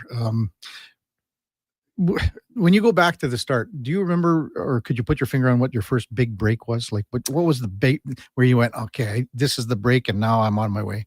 Yeah, I can remember one. So when I went to OVW, I went as a student, and I paid like to the beginner's class, and I got bumped up to the intermediate class. And that's where I met one of my most influential coaches, Rip Rogers. And then Paul Heyman, who's on TV now, he was literally sitting in the rafters one day, like the Phantom of the Opera, watching my class practice. And then he came up to me in the parking lot and he said, hey, I have this idea. I think I'm going to start you on OVW TV next week. And normally the OVW is interesting. There's a beginner's class, intermediate class, and an advanced class. Now, the majority of the advanced class was WWE developmental talent. And let's say there was 30 guys, 26 were signed to a developmental contract, and 4 were just guys in the advanced class trying to get signed. And I got myself to that position. So when I was on OVW television, I was one of the only guys on that was unsigned. But it was great exposure because the OVW TV gets viewed by the people in the WWE, and they want to see how their developmental talent is doing. and that was the exposure I needed to, because I had something different. I had come from Japan. I was doing that. It's called a work shoot style, where it looks like MMA. It's a lot more realistic and hard hitting than that traditional, WWF style pro wrestling. Yeah. And that was I say that was my first big break. Mm-hmm. Santino Morella, our guest on the Kevin Karius Show on Sports 1440. The things that you're known for, the mispronunciations. Yeah. Not only that, but trying to maybe break a character, break someone else, an opponent, or whatever it may be, to break them out of character. How much satisfaction do you get in that? A lot of satisfaction. And if you ever watch Saturday Night Live, when you see them cracking up, it's the funniest part, because something was either really funny, and the fact that they're trying to keep their composure. A lot of times when we're doing pre-tapes backstage, and as soon as they say cut, everyone breaks down laughing. They're trying to keep together, and it's become a thing where when I'm working with someone for the first time, they want to see the name I'm going to give them. Like, what would you call me? What would you call me? So it's pretty cool that people anticipate my nickname for them. The hard part is I have to remember everyone's nickname when I'm putting matches together. And there's been a couple slip ups where I called them their real name, but not many. Do you have a favorite reaction? Like, I'm just looking at a couple old videos with John Chena, and like, is there one or two guys that, or women or whatever, that you know that you can tell by the look in their eye that they're ready to bust up here? Well, I'll tell you one. It was funny. We were at the tribute to the troops, and I was with R-Truth, and he gave this great speech about, you guys are the real heroes, and we're just here to, celebrate with you guys, and the fact that anyway, he did this whole speech, and he passed me the microphone, and I just said to him, "How so?" And I gave him back the mic, and he didn't realize it, and he just gave this part 2 of the speech and went on and on and on, and gives me the mic, and I just went, "Wow, how so?" And gave him back the mic, and now he looked at me like, "What are you doing?" Yeah. And then people started catching on and chuckling. I did it one more time. Mm-hmm. He was looking at me like, "Stop saying how so." And it's funny because now it's an inside joke where we'll just say how so to get someone to keep talking. Well, it's classic because when you're doing an interview and the person, if he short answers you, usually the guy that's asking the questions isn't prepared for the next one. Right. And now he's like, he's scrambling, and you start to panic, and that's, I see some bad interviews where people say yes or no. Yeah. Yeah. So how so? Yeah. That's so. And when you mentioned Saturday Night Live, like the classic one for me over the years was, Chris Farley busting the table and then having David Spade and Christina Applegate with the van down by the river, and they're burying their heads, because they're trying not to laugh so much. So, Santino Morella with us in the Sports 1440 studios here at the Stingray Mall. Let's talk about this weekend a little bit. Yeah. So at the Expo Center, tomorrow night and Saturday night, tell us a little bit about this TNA stop. Yeah, Victory Road is on Friday. It's our pay-per-view, and it's our final pay-per-view before the biggest pay-per-view of the year, which is Bound for Glory, October 12th, Lowell, Massachusetts, and that's kind of our WrestleMania, so to speak. So a lot of the storylines on this particular pay-per-view are going to be kind of finalizing the actual storylines for Bound for Glory. It's a great roster. There's going to be probably 3 or 4 matches that can be match of the night. Leon Slater is our young phenom. Anytime he steps in the ring, it's going to be, it's just something to behold. He's a just incredible athlete.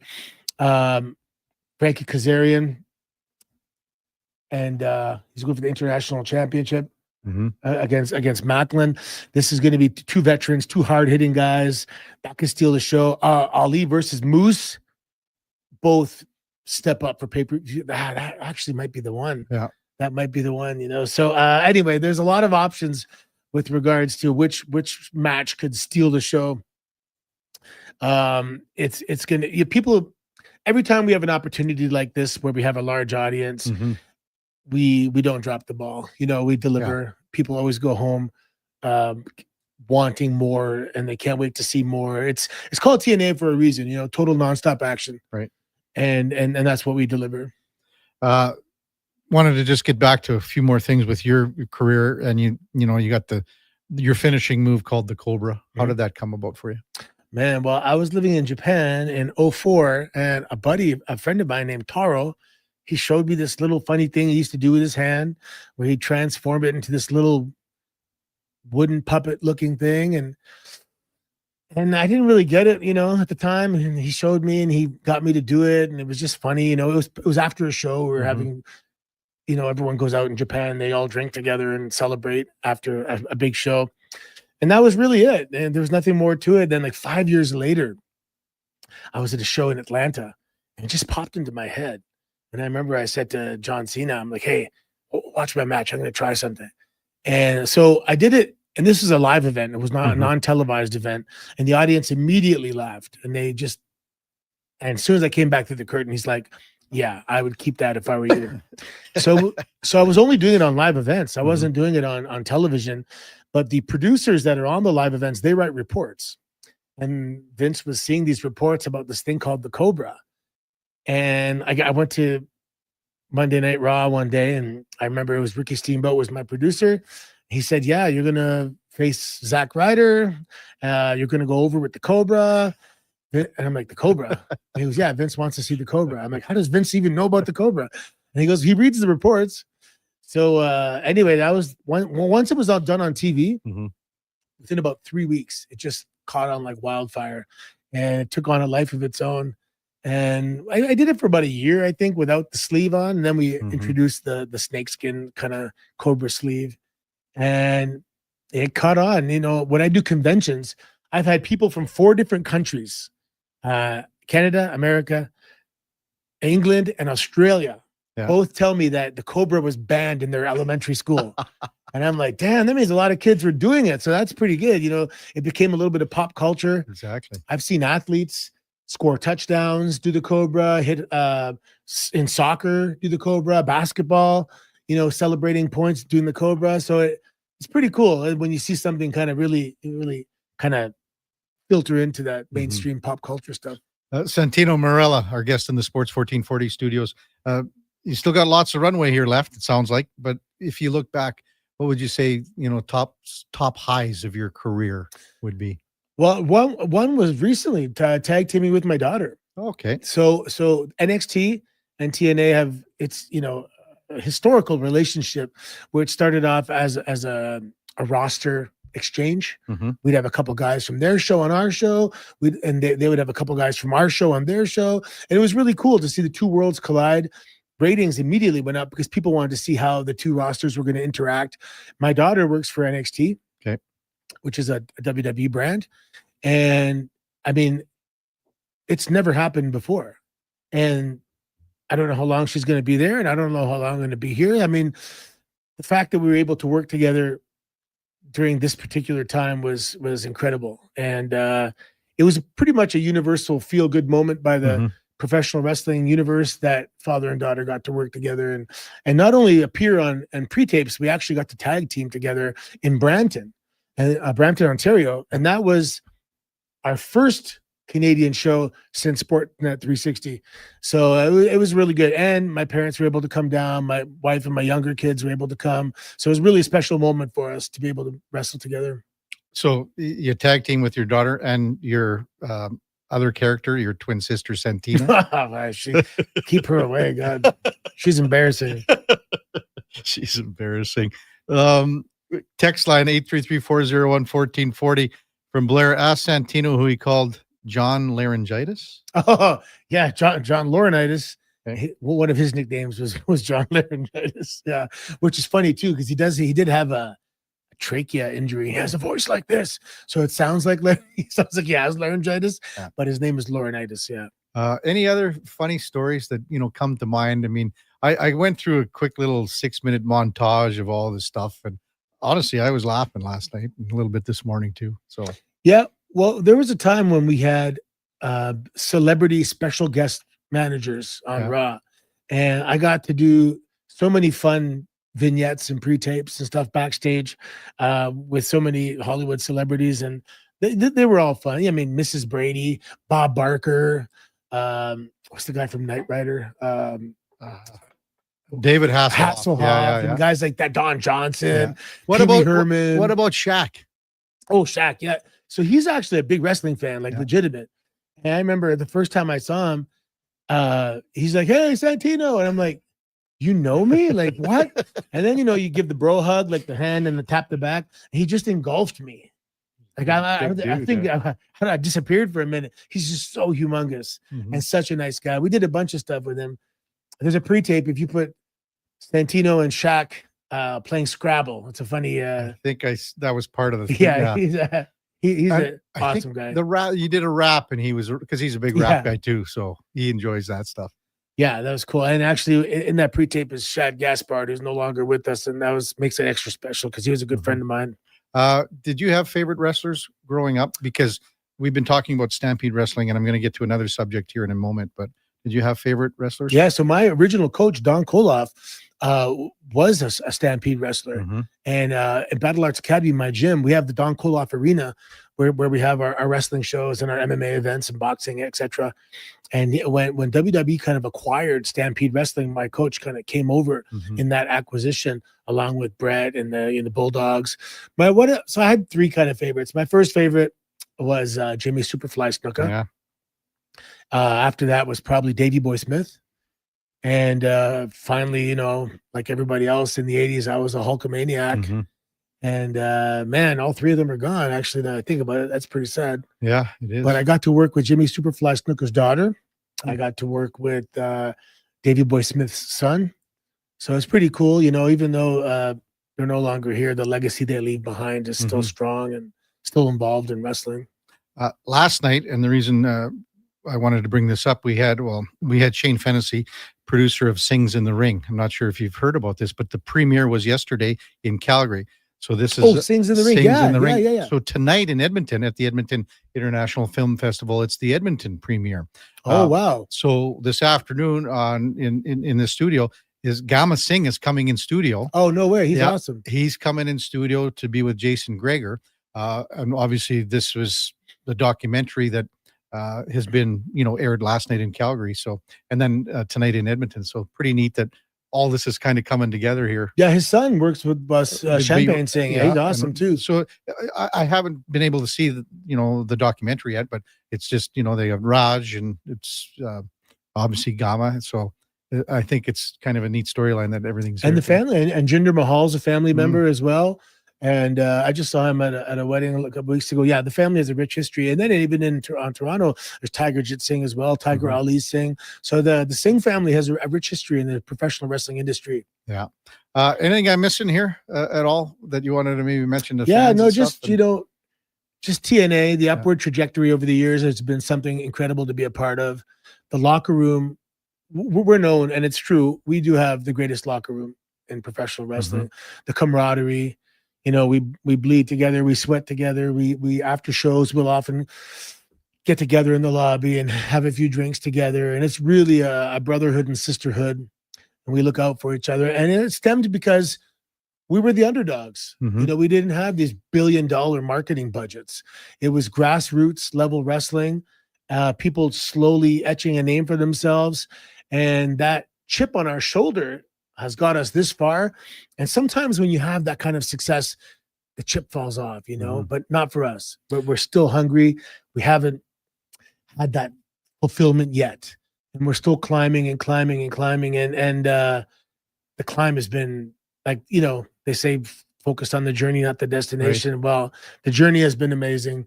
And when we get that destination, which is going to be a massive, TV deal somewhere in the United States, it's just going to be the icing on the cake. And we're not going to lose our identity. We're going to keep true to who we are. It's been an honor and a pleasure to be a part of TNA thus far. I've been here for about 2 years and 9 months, and man, I love it. How long you want to keep going? Well, that's the thing with this resurgence in my physical ability. I wrestled this year. I wrestled with AAA in Mexico. I wrestled Robert Stone in TNA. I wrestled Ethan Page in NXT. And every time, my body's fine, and I'm getting better and better. And I started doing jiu-jitsu about 1.5 years ago, and they really complement one another with regards to restoring my health. I actually just won the Masters World Championships a couple of weeks ago in Las Vegas for jiu-jitsu for the old guys category. But yeah, I mean, that's just proof that I have restored my physical ability. So we started with judo, I guess, here when you were 15 in 89. Let's end this because you still have the continued relationship and you continue to work with Judo Canada. Yes, I'm an ambassador to Judo Canada. I would be doing judo. Judo's pretty demanding on the body. A lot of throws. That's why I'm doing jiu-jitsu right now. It's just a little easier on the body. It's kind of like if I wanted to run marathons, but my back or knees got bad, then I'd ride a bike, like kind of just downplay the physical impact a little bit. But when I won the Jiu-Jitsu World Championships, all the moves I did were judo moves. Just was able to transfer them over to Jiu-Jitsu. So it's definitely helping me. The combination of professional wrestling and grappling, it's a beautiful matchup, so to speak. And who knows whether, I'm going to ride. I said, I rode it till the wheels fell off. And now I found out how to put the wheels back on.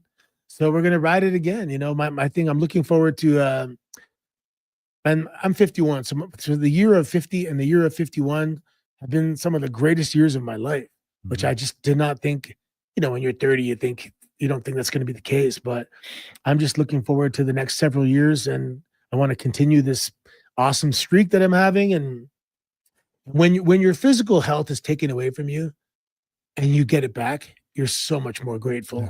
I was always grateful, but I'm even more grateful now that I'm able to do it again. This has been fun. Santino, thank you. Thanks for coming in. Appreciate it. Good luck on the weekend. Thank you very much. That's Santino Marella. It's going to be a busy weekend down at the Expo Center with the TNA Wrestling. And that was the headliner of the day, brought to you by Mr. Reuter Plumbing, the true goat of local plumbing. That's mrreuter.ca. When we come back, we'll get to some of your texts at 833-401-1440. Also, our co-host, Ladislav Schmid, coming up in the 9 o'clock hour. It's the Kevin Karius Show with the Duke of Delburne on Sports 1440. We're streaming on YouTube and X. Seriously, another door knocker? I really want to go solar, but these high-pressure tactics are exhausting. And their prices are unbelievable. Before we do anything, let's call Great Canadian Solar. There's a better way to go solar. Great Canadian Solar provides honest advice and fair pricing to save you from overpaying. They're easy to deal with and will never put pressure on you to buy. As a trusted local business for over 15 years, Great Canadian Solar will support you in your solar journey. Visit greatcanadiansolar.com and call today to get started. Find incredible savings on everything you need for your home at The Brick. Save up to $800 on sofas and up to $1,000 off select major appliances when you buy 2 or more.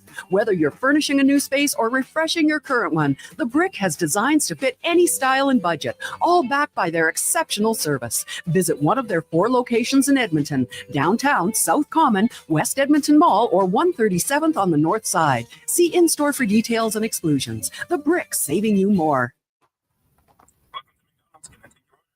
Yeah, can I get a... yes. A common reaction from a veggie lover.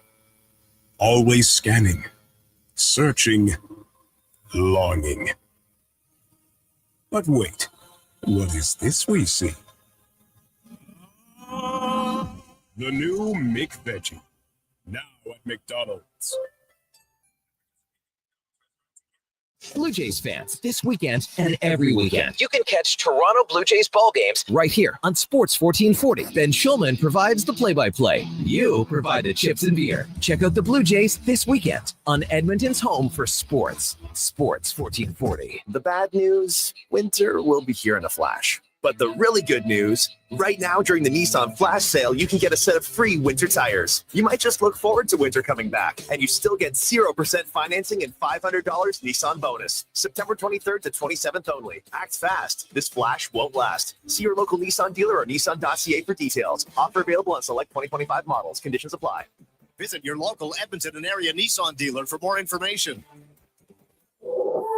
Are you ready? This is Canadian Pro Rodeo Announcer of the Year, Brett Gardner, and I want you to know that at Lamley's right now, you can buy one, get one 50% off select men's shirts, and buy one, get one 50% off all Wrangler retro jeans. Make sure to visit Lamley's at West End, South Park, Spruce Grove, and Fort Sask, or online at lamleys.com. Lamley's Western Wear, the official Western Wear retail partner of the Canadian Finals Rodeo. LAMMLES. Imagine a busy classroom. Now imagine it if no one was willing to teach. Here's the reality. It's getting harder to keep teachers in the profession. and to attract new people to an increasingly challenging job. Pay for teachers has fallen far behind inflation and cost of living. With fair wages, we can keep the ones we have and hire more. But we need the provincial government to step up. Because a fair deal for teachers is a good deal for kids. A message from the Alberta Teachers Association.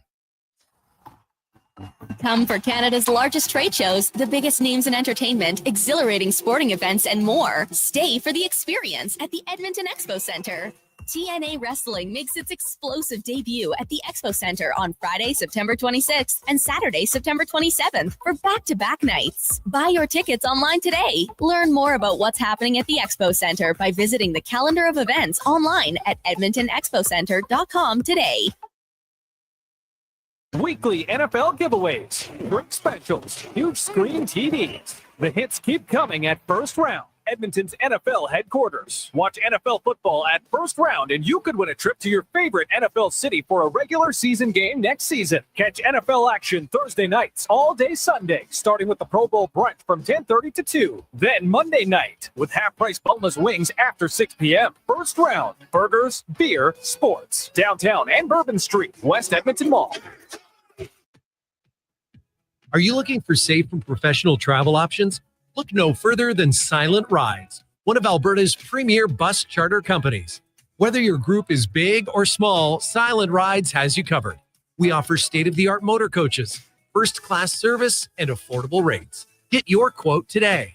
For more information, call 1-877-748-0991 or visit silentrides.ca.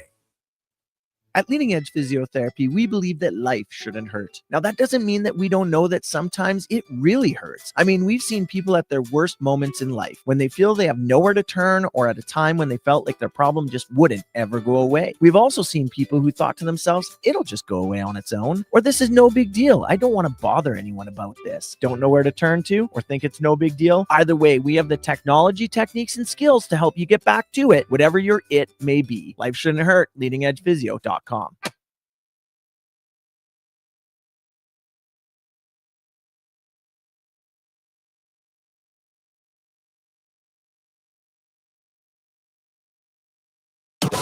The Kevin Karius Show, breaking down Edmonton's favorite teams, even though his favorite Junior A hockey team is the Yorkton Terriers. Thanks for checking in with Sports 1440.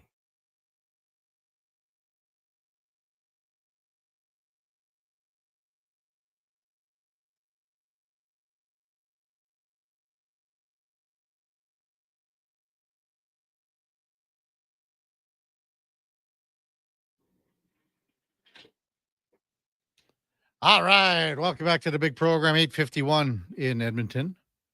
Kevin Karius, Duke of Delburne with you. We also got Sam, the record man, on the board right now. Sam, are you doing the next update so I don't screw this up like yesterday, or is it the Duke? or is it Josh? Hi. I was looking towards Brandon here to see what his answer was to that. And? I am doing You're it. doing it. Okay. We might need to get you a haircut. You seem to be... I'm going to go in like the next week or two. Really? Yeah. Little trim, or what are we going to get a buzz cut, or what are we looking at? Well, it depends how I'm feeling, but I usually go up when I go get my teeth done. So. Okay. Well, so is what you're in the dentist chair and they say, well, let's bring out the clippers or what? It's just like a 2-for-1, or what do they do? No. So my usual barber is just up near that area. So I just go there, get my teeth done, and then afterwards go get a haircut. Wow, isn't that convenient? I could, if you want to come, I got the clippers. I can just zip her off. Just like, straight. What's the shortest cut? hair you've ever had? Bald. Oh, well, there we go. There we go. I don't know about this. This is from Blair. Great interview with Santino. Your best interview by far in your illustrious 35-year career. I had fun. Sometimes you're out of your element a little bit. And I'll be honest, like the wrestling for me, I had to do more research on it than ever, probably for a lot of them, to be honest with you. And I just actually saw another nugget on that it was an homage when he debuted as Santino Marella. It was basically an homage to the old Gorilla Monsoon Morella. So that was from 2007, I guess, something like that. So I don't know. He's a funny dude. I thought he would kind of go into character a little bit more. I guess, maybe they saved that for the ring and everything like that. He didn't want to talk about his twin sister Santina too much, though, either. I kind of got, and then what am I going to argue with him? He's not a tall guy, but he's a pretty thick guy, Duke. Yeah, he's a thicker guy. Were you intimidated by him at all? Or you just thought he was just a normal guy? What did you think there, Sam? Were you intimidated or maybe Duke, you were intimidated? I don't know. Not at all. Sam, you should be intimidated. You weigh like 100 pounds. You've got to be one of the skinniest little weasel-looking guys I've ever met, with all due respect. So you should have been intimidated by him. Now, me, I'm a fat little boy as well. So I know he's strong, Santino. But he'd have to work pretty hard to get me up to do a judo throw on me or something. Mm-hmm. Sam, he could spin you around on his finger like a basketball. It'd be easy for him. I'm not denying that either. I just want to. Maybe we got something here for a new business: dentist and hair. You go for, because sometimes you're lying back, right? It'd be easy for someone else to clip something there. You wouldn't even have to leave the dental chair. No, you wouldn't, would you? Yeah. Then you'd become an anti-dentite. What are we talking, like hygiene levels here? Like loose hair flying around while your mouth's wide open, getting scraped, and in Sam's case with the orthodontist, where getting the wrenches thrown on these things and cinched up. I don't think I'd like a bunch of loose hair buzzing around at the same time. That's why they got those two things, Duke. Mr. Wiggly, as Kramer called it. Hey, you're familiar with Mr. Wiggly, and then the big blower that they have as well. Yeah. New business. If things don't work out for you here, Sam, you could open a new business. Sam, the record demands dental and hair cutting parlor. How does that sound? Yikes. Top of the hour. At 9:30, we're going to have Ladislav Schmid check in at some point, but we got Howard Balzer covering the Cards, and they take on Seattle. It's Thursday night football. That's coming up at the top of the hour. Before that, time now for a Sports 1440 update brought to you by Harley-Davidson of Edmonton on the Yellowhead Trail, locally owned and operated by the Kent family and celebrating 45 great years in business. Harley-Davidson of Edmonton on Yellowhead Trail. Here is the Duke. The Sports 1440 update.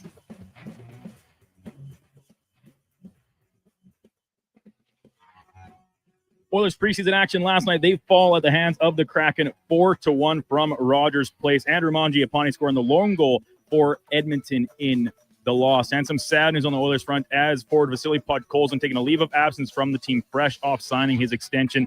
His father, Alexander, passing away suddenly Tuesday night. He has returned to Russia to be with his family. Elsewhere around the NHL's exhibition slate, Panthers doubling up the Hurricanes 4-2. Jackets beating the Penguins 4-1. Out in Vancouver, Canucks topping the Flames 3-1. And the Kings blank the Ducks 3-0 in SoCal. In the major leagues, the Blue Jays give up their lead in the American League East as they fall to the Red Sox 7-1. That compiled with the Yankees 8-1 victory. Aaron Judge hitting his 50th home run of the season in that one. Elsewhere, Guardians over the Tigers 5-1. They now lead the AL Central. And the Seattle Mariners 9-2 victory over the Rockies, powered by Cal Raleigh hitting his 59th and 60th home runs of the campaign.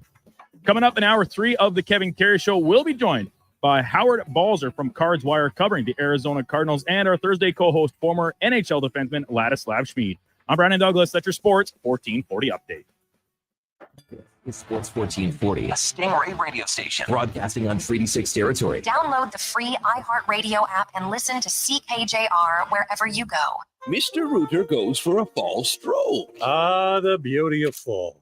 These leaves are crunchier than that calcified shower head I replaced this morning. And the earthy yellow oranges and browns are as colorful as the wad of hair I pulled out of the shower drain. Ugh, Mr. Rooter, can we talk about something else? Well, I'm sorry. I didn't realize you didn't like fall. You look about as sour as the sewer line I unclogged yesterday. For a plumber you'll truly fall for, call Mr. Rooter.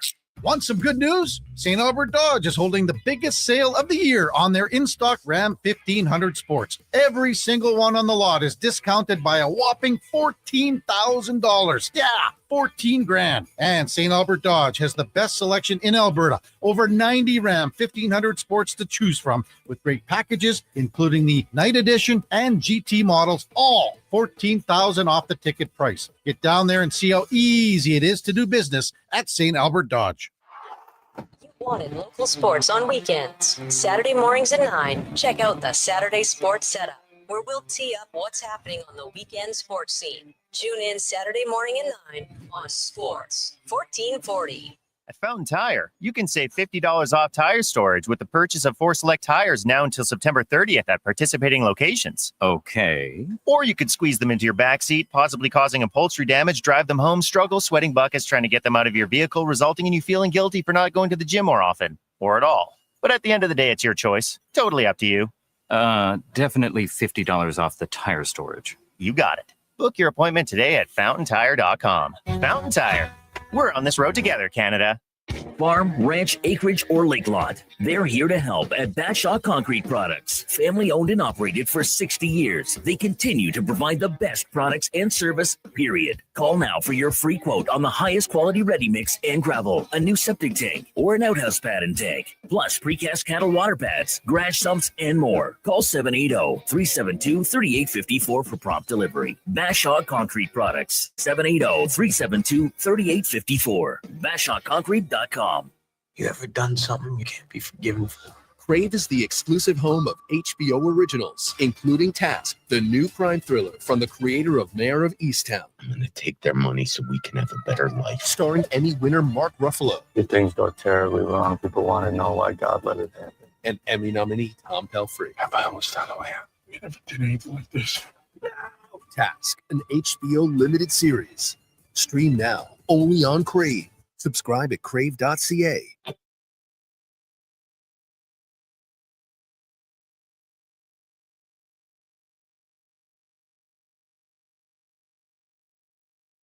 Have your sports curiosity cured with the Kevin Karius Show. This is Sports 1440.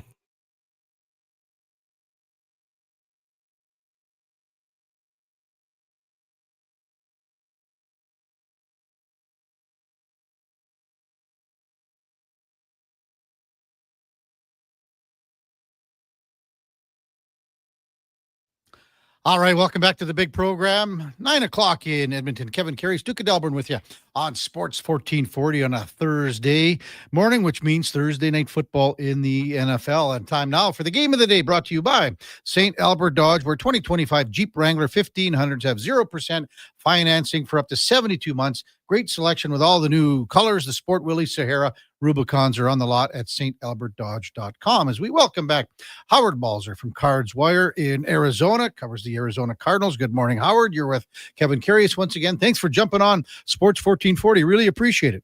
My pleasure being with you. Looking forward to the conversation. Yeah. So, Howard, before we get to tonight, let's go back to last week. Do you think the Cardinals let one slip away against San Fran?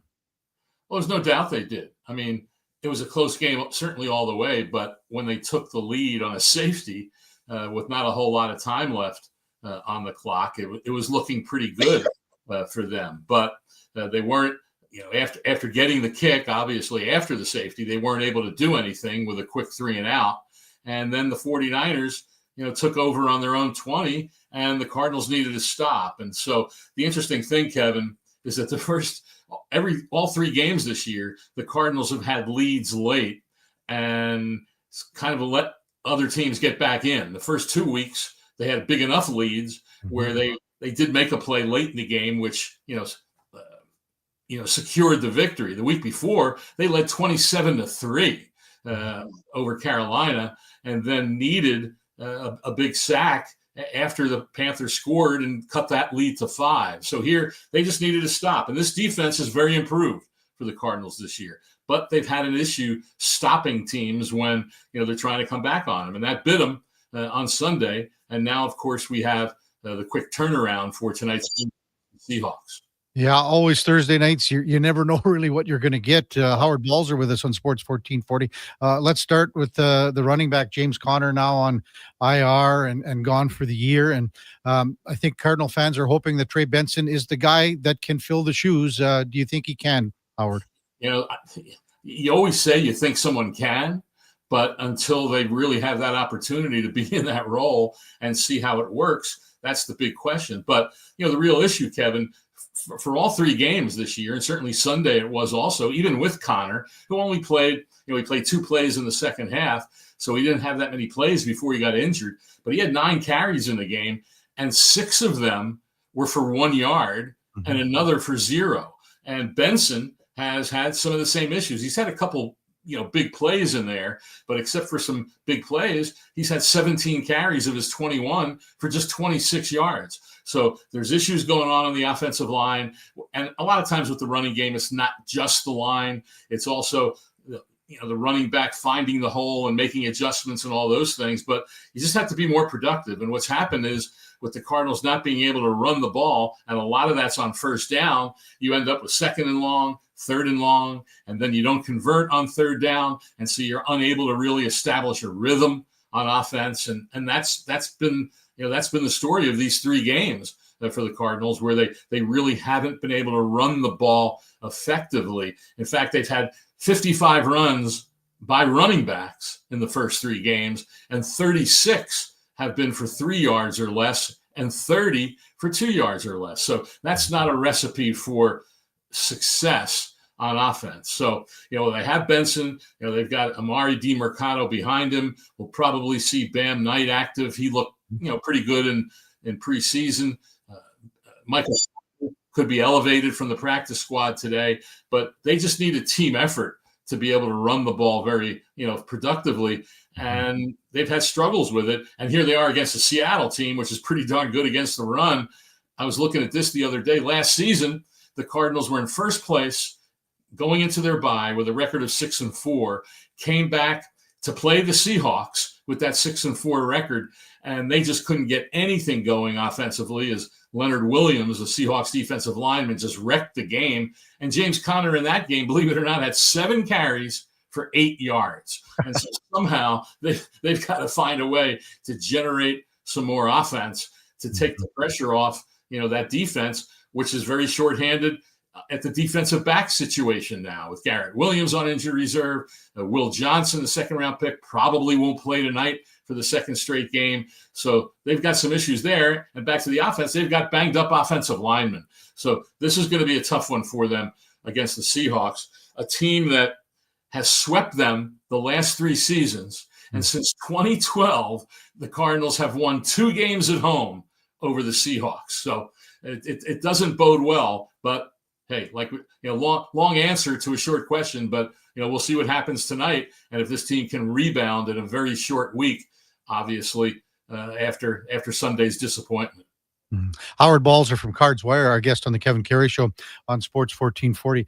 When you watched Marvin Harrison Jr. after his performance against San Fran, Howard, and you can see that just the confidence needs to be built up again. What are your expectations of Marvin Harrison Jr. moving forward here? Yeah, it's a great question because there were tremendous expectations going into the season, obviously just as there were last year after they drafted him 4th overall, but even more so this year with all the pictures of him and how much muscle he added in his upper body and be able to make catches on those contested balls, get open and all those things. But he's just not consistent getting open or catching the ball. I mean, last week he had one huge drop where he was absolutely wide open behind the defense and couldn't catch it. Had a drop in the end zone, which was a tough play. But the troubling thing, Kevin, which was supposed to be answered in this 2nd year, is the times he's not on the same page with Kyler Murray. There was a play in the game last week where he ran a route to the left, he cut it out, he cut it towards the sideline, and Kyler Murray thought he was going downfield and threw it 10 yards past him. And so those miscommunications are very concerning. And so you hope that this gets better because I think everyone was expecting much improvement in that Murray to Harrison connection and looked at that as a big factor in opening up this offense. And so far, it hasn't happened in the first 3 games of the season. Yeah, I wouldn't be surprised, Howard, if you see a quick little 5-yard slant, a quick pass right off the hop to get some sort of maybe confidence going in for tonight's game. I saw a post by you a couple hours ago. Zay Jones is out tonight, Howard? Yes. Yeah. And the crazy part about that, you talk about letting the game slip away in that drive there where the Cardinals were trying to put the game away. They had 3rd and 9. The 49ers had 1 timeout left. There was less than 2 minutes to go, and they went downfield to Zay Jones, who had the ball in his hands. But as he went to the ground, a rookie corner for the 49ers, Upton Stout, knocked the ball loose. If they'd had a first down there, the game's basically over. Well, then we learn on Monday that he's in concussion protocol, and it happened on that play. So you wonder how much that contributed to him not being able to control that football. And now, like you said, he's out tonight, behind. It's not exactly a murderer's row of receivers with nice players, but, not game breakers, and Michael Wilson and Greg Dortch and, Xavier Weaver, who was an undrafted free agent last year that made the team. But those guys haven't really done much. So a lot of it could be on Trey McBride, because obviously he's one of the better tight ends in the NFL, and they've got to find a way maybe to even get him more involved. I mean, everyone talks about the targets that Harrison hasn't gotten. Well, McBride hasn't had that many either, but a big part of that is the Cardinals haven't had the ball that much. They've run, near the bottom of the league in plays run from scrimmage on offense, and they're next to last in the NFL in yards on first down, next to last, averaging about 3.9 yards. And so those are all issues that somehow they've got to get solved. What do you think for the defense for the Cards tonight? What's their keys to success against this Seattle offense? Certainly the keys to success is in the secondary. And, can they cover the guy? They did a decent enough job on the 49ers last week, but in the final drive, they didn't. I mean, they gave up 59 yards passing, which got them in position for the winning field goal. So that's a big key. Certainly, it's always about stopping the run and getting some pressure on the quarterback. They've been better with in the first few games of the season. But Smith-Njigba, he's one of the big play guys for the Seahawks on offense in that passing game. And Sam Darnold has done a nice job for them in the first 3 games. So that'll be the key for that defense. And like I said, it's getting them off the field and not giving, they haven't had that many explosive plays. At least they didn't last week. But those are the things that they had certainly issues with in the first 2 games of the season. How do you think Sam Darnold has looked, Howard, so far in Seattle? He's looked pretty good. I mean, Seahawks are 2-1. They're not asking him to do much. They run the ball pretty well. That'll be a key for the Cardinals to stop the run and just get some takeaways. They had one interception last week. It's a team that really hasn't been able to generate, even going back to last season, many takeaways. And that can help a lot of times, obviously, especially if you can give the ball to your offense in better field positions. So I think that's one of the things. And obviously you can't plan for takeaways, but those are the things that obviously affect games in the NFL. Gosh, this division is going to be tough all year long, isn't it? Yeah, it definitely is. I mean, the 49ers, they're injury riddled, but they're finding ways to win games. The Rams, of course, had a game won last week against the Eagles and somehow frittered away a 19-point lead. So I don't know if there's any team in this division that's capable of running away with it. But one of the factors, Kevin, throughout the offseason, everyone was talking about, for some reason, they singled out the 49ers as, they have the easiest schedule in the NFL. And obviously that's based on winning percentages from last season, which sometimes can change. But one of the big things is this whole division had a pretty, quote, weak strength of schedule because they play 8 games, every team in the division, against the AFC South and the NFC South.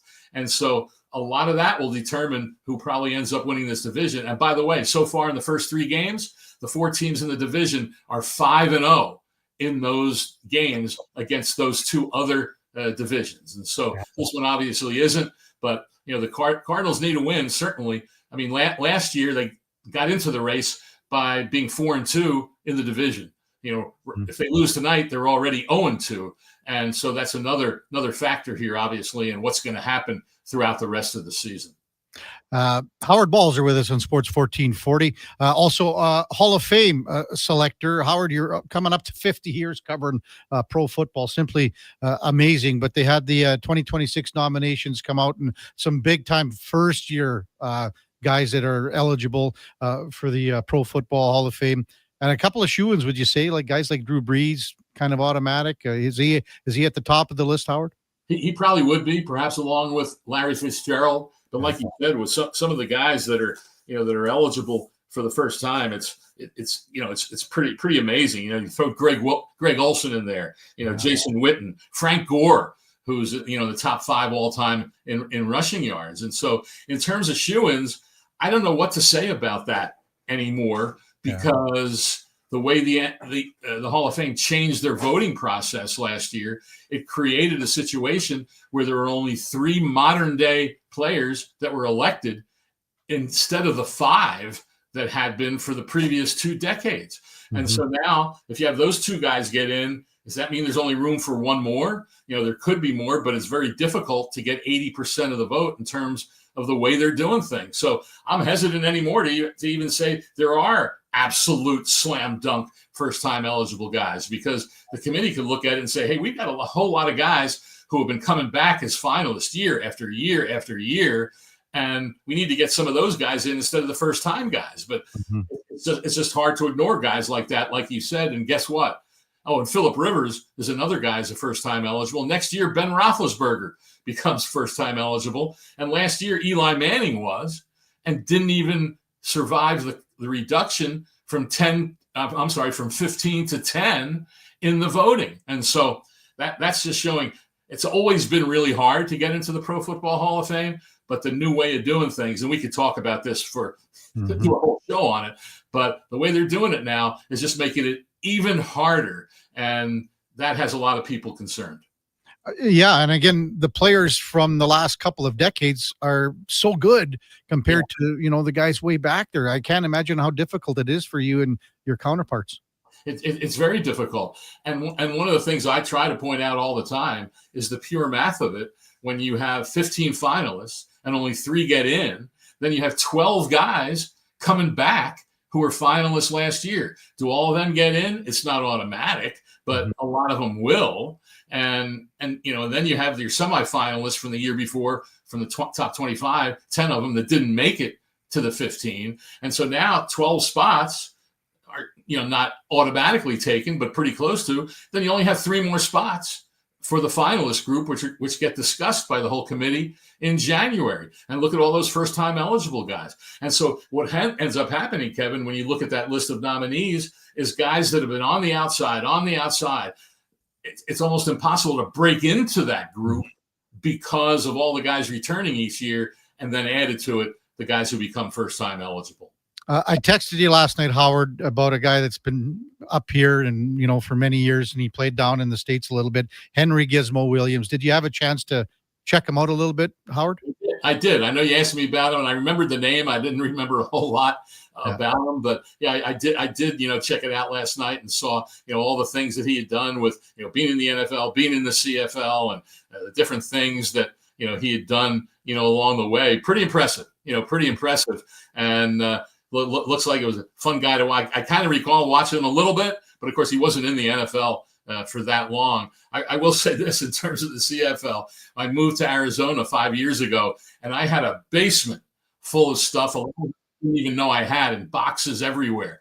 And I'm looking through all the boxes as I'm packing up, and I came across a box of Canadian Football League media guides from like the 1980s. That I would get every year, and I save them. I mean, I'm a pack rat when it comes to a lot of stuff, and so I'm deciding what to take with me, what to discard. But I'm saying, man, I mean, these, I don't know, maybe someone in Canada would like them someday, some collector. But I brought them with me. And I still have them. So it was pretty cool. Howard, always enjoy our conversations. Thanks for coming on, and thanks for checking out Gizmo. Just a hell of a player up here for sure. And enjoy tonight's game, and we'll talk soon. Sounds good, Kevin. Take care. All right, that's Howard Balzer from Cards Wire, covers the Arizona Cardinals. Coming up 50 years covering pro football. Absolutely amazing. And that was the game of the day, brought to you by St. Albert Dodge, where 2025 Jeep Wrangler 1500s have the 0% financing for up to 72 months. Check them out at stalbertdodge.com. When we come back, we'll get to some of your texts at 833-401-1440. Also awaiting the arrival of one Ladislav Schmid coming up in about 10 minutes or so. We got Brent Gunning from the Fan Morning Show. He will be our guest at 10 o'clock. We'll also go in or out with Laddie coming up as well in that 10 o'clock hour. It's a Kevin Karius Show with the Duke of Delburne on Sports 1440. We're streaming on YouTube and X as well. I'm a little hungry. I've got Booster Balls from Booster Juice. Booster what now? Booster Balls. They're little protein bites packed with nutrients. Chewy, crunchy, yummy, and new flavors all the time. Like this little guy. The new mint chocolate Booster Ball. Peppermint, cocoa, coconut, peanut butter, maple syrup, all rolled up into a delightful little bite-sized snack. Why am I just hearing about this now? I don't know. Can I have one? No. Booster Juice, Canadian born, blending since 1999. Whether you're a craft beer connoisseur or more of a wine aficionado, there's always something new to discover at Sherbrooke Liquor, a unique family-owned independent liquor store. The selection, incredible. The non-alcohol section is also very impressive. Sherbrooke Liquor, expert, knowledgeable staff with a passion for unique finds. More than just a liquor store, we're a community. Alberta's best, the one and only Sherbrooke Liquor. Wine, spirits, and oodles of beer. Visit SherbrookeLiquor.com. At Fountain Tire, get up to 25% off select tires, up to $125 off a set of 4 select Goodyear tires, and $50 off $150 service until October 18th. Restrictions apply. Book today. Fountain Tire. We're on this road together, Canada. When it comes to sports in Edmonton, Jason Greger is a must-listen. He brings you the inside scoop with guests from across North America. If it matters in sports, you'll hear it here first. Greger rolls out weekdays from 2 to 6 on Sports 1440. There's something we need to talk about: debt. It's an uncomfortable topic, but the truth is, most of us carry some form of debt, and we are ashamed to talk about it. My name is Parveen Middleton, a licensed insolvency trustee at BDO here in Edmonton. Every day, people struggling with debt come to me for a solution. When you make that call, I'll listen to your story without judgment and will lead you to a debt-free future. Call 1-833-BDO-TALK or visit bdodebt.ca to learn more.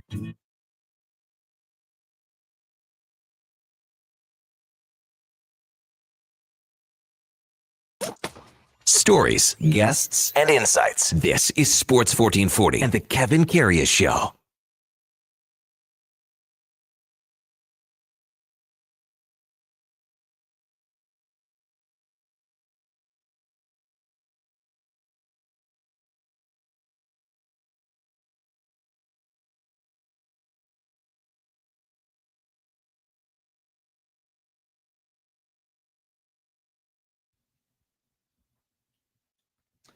All right, welcome back to the big program, 9:20 in Edmonton. Kevin Karius and the Duke of Delburne with you on Sports 1440. We got Josh Fenwick and Sam the Record Man in studio as well, streaming on YouTube and X as well. Week 17 of the CFL kicks off tomorrow with Calgary and Montreal. Second game of the double dip has Toronto and BC. On Saturday, it's Hamilton in Winnipeg. And then she closes out week 17 with the Riders here at Commonwealth to take on the Edmonton Elks.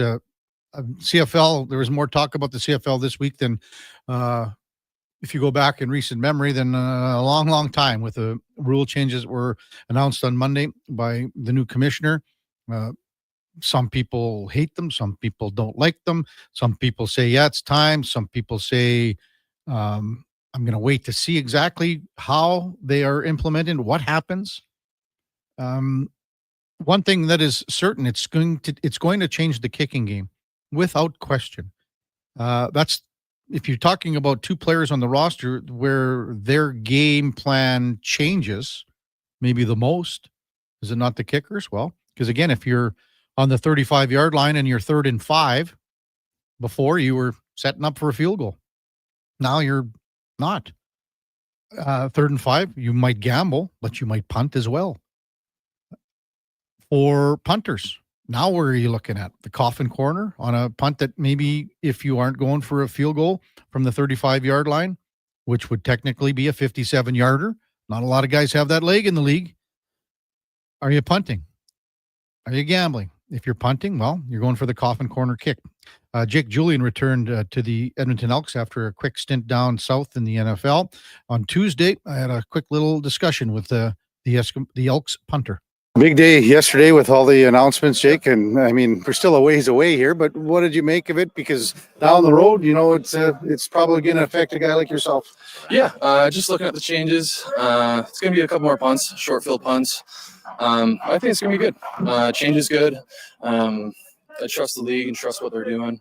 But we're focused on this week, focused on the rest of the year. We'll get to Saskatchewan in a second here, but obviously you can understand it's a hot button topic with a lot of football fans. So when you look and you say some shorter punts, I was just talking to Ed Hervey and I said, just picture this, a 3rd and long on the 35-yard line. Well, probably not going to try a 57-yard field goal. That brings you into play a lot more, and that would be, you basically punting from midfield. Just maybe explain how your thought process would be on a play like that. Yeah, it's the exciting part of the Canadian game. It's you get to be creative. You get to make plays that are in no other league. Like instantly what sticks out to me is the onside punt, right? Getting some guys in motion, hitting a higher ball and making some exciting plays, some jump balls for the guys. But it's the Canadian game has always been about field position. Punts are super important in this league. League average is somewhere around 7 or 8, and it's just going to emphasize that field position battle. So would you say in a situation like that, you were probably skying one more, or are you trying for a corner? Like what's the thought process and the the strategy there? Yeah, I mean, we got great coaches here, so we'll talk to Coach Killen, we'll talk to Des. But the two general ideas would be to hit a lower ball to the corner or a higher ball, make the returner have to make a play on it.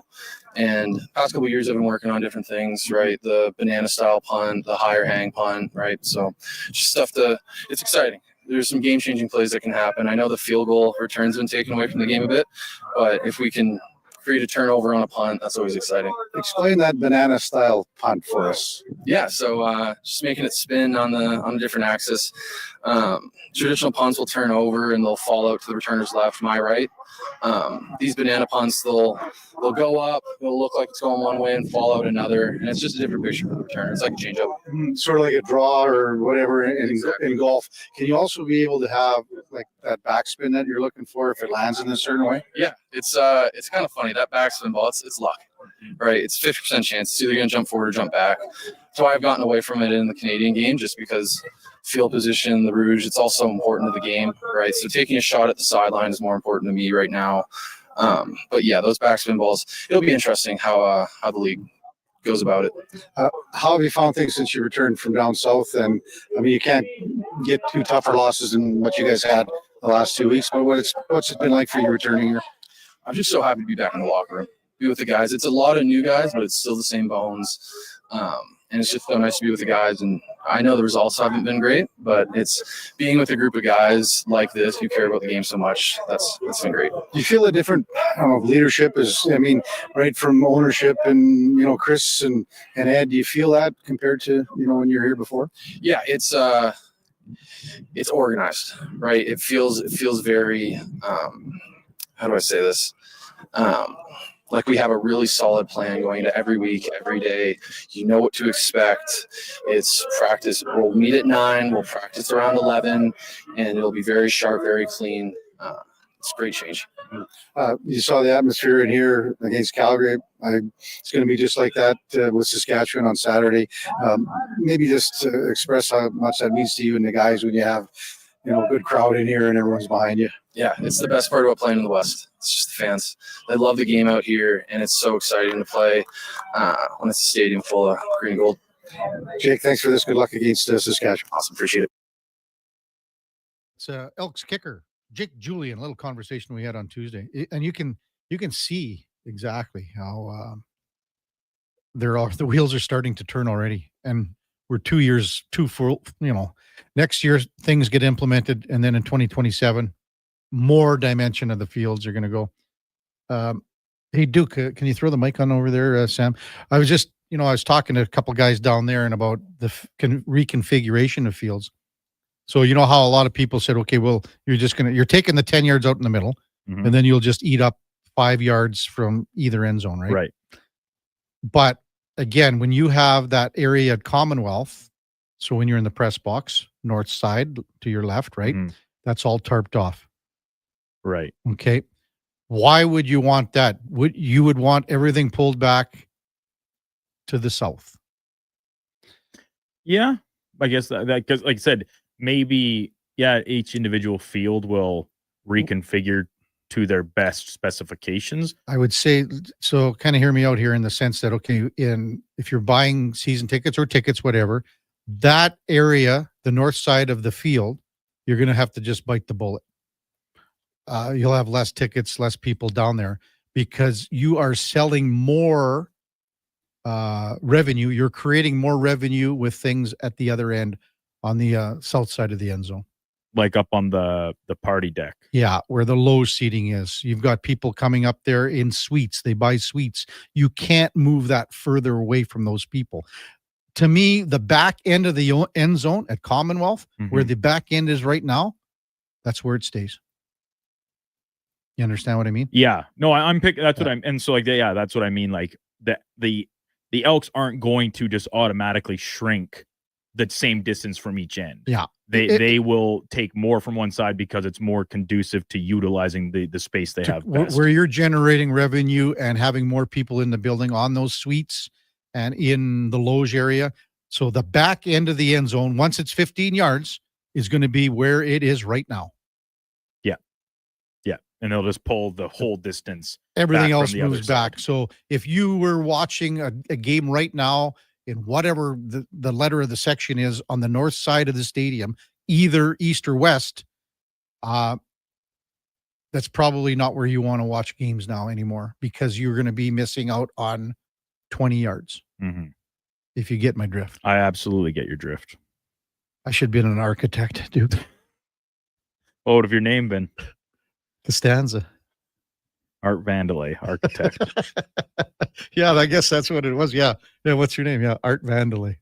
Well, it's funny. It's people. That's one of the most common, I think, recalled bits, at least for me. Like whenever I need an alias, I often use Art Vandelay. It's funny. And the architect thing, it's a good trope all the way through to when he's giving out Susan's inheritance money, right? And he picks the skid kid for the scholarship because he said he wants to be an architect.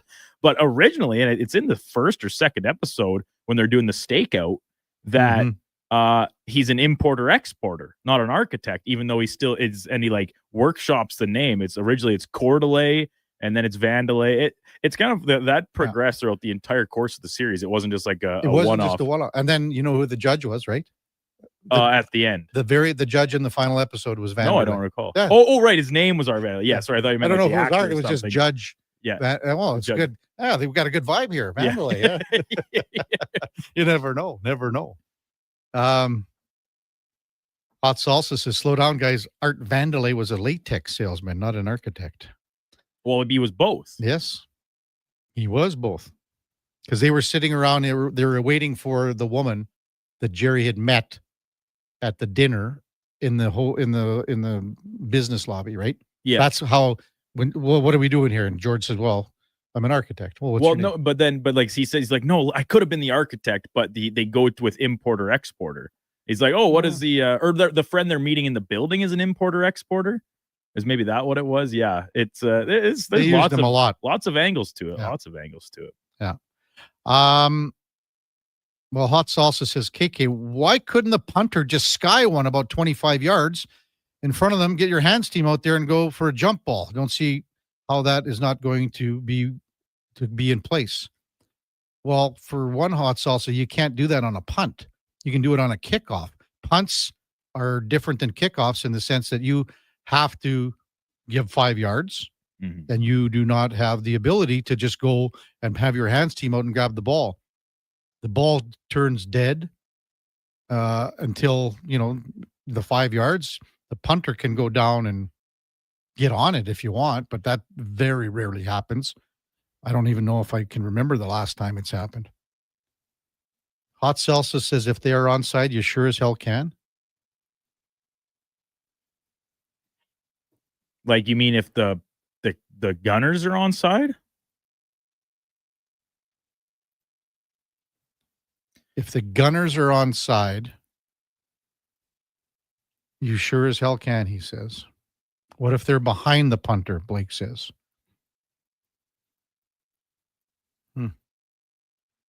We're going to have to look into this. Because for the most part, just when I was talking to Jake, he was saying basically talking about the 5-yard rule. Right. Well, because so like Gunners have to be behind the punter. Yeah. Well, like you said, off the when you're moving, but like so I guess. But do you still? So if they have to be behind a point of contact. Yeah. So, but that rarely happens. Like now you're 15 yards behind technically the line of Ladislav Schmid. Hey, let's take a quick break. Ladislav Schmid's here. We'll talk. You did actually. Kevin Karius, Duke of Delburne on Sports 1440, and we're streaming on YouTube and X. Come for Canada's largest trade shows, the biggest names in entertainment, exhilarating sporting events, and more. Stay for the experience at the Edmonton Expo Center. TNA Wrestling makes its explosive debut at the Expo Center on Friday, September 26th and Saturday, September 27th for back-to-back nights. Buy your tickets online today. Learn more about what's happening at the Expo Center by visiting the calendar of events online at edmontonexpocenter.com today. Looking for an all-season vehicle with room for the hockey gear, comfort for the daily commute, and rugged capability for your weekend adventures? That's the all-new 2025 Jeep Compass, and you'll find it during the biggest sale of the year this month at St. Albert Dodge. Now, what can I say? It's a Jeep, it's a 4x4, and it's loaded with standard features like an 8.4-inch touchscreen, keyless entry, and heated front seats, all starting from just $34,900. Head up the trail and see how easy it is to do business at St. Albert Dodge.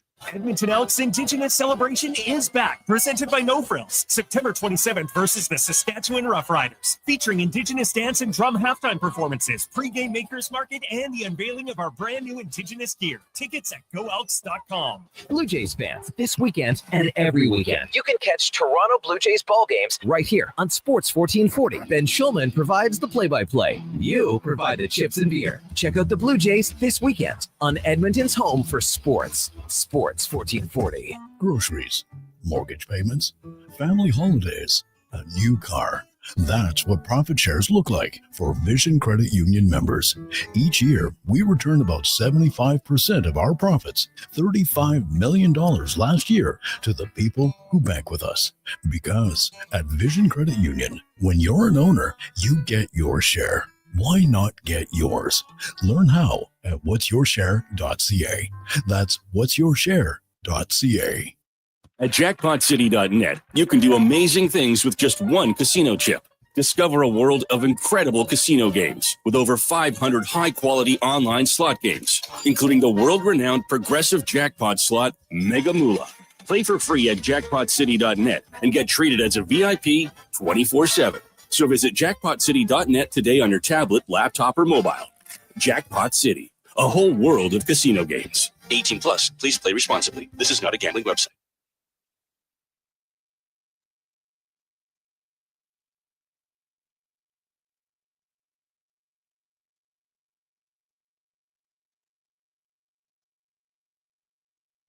Just in time for the morning skate. This is the Kevin Karius Show on Sports 1440.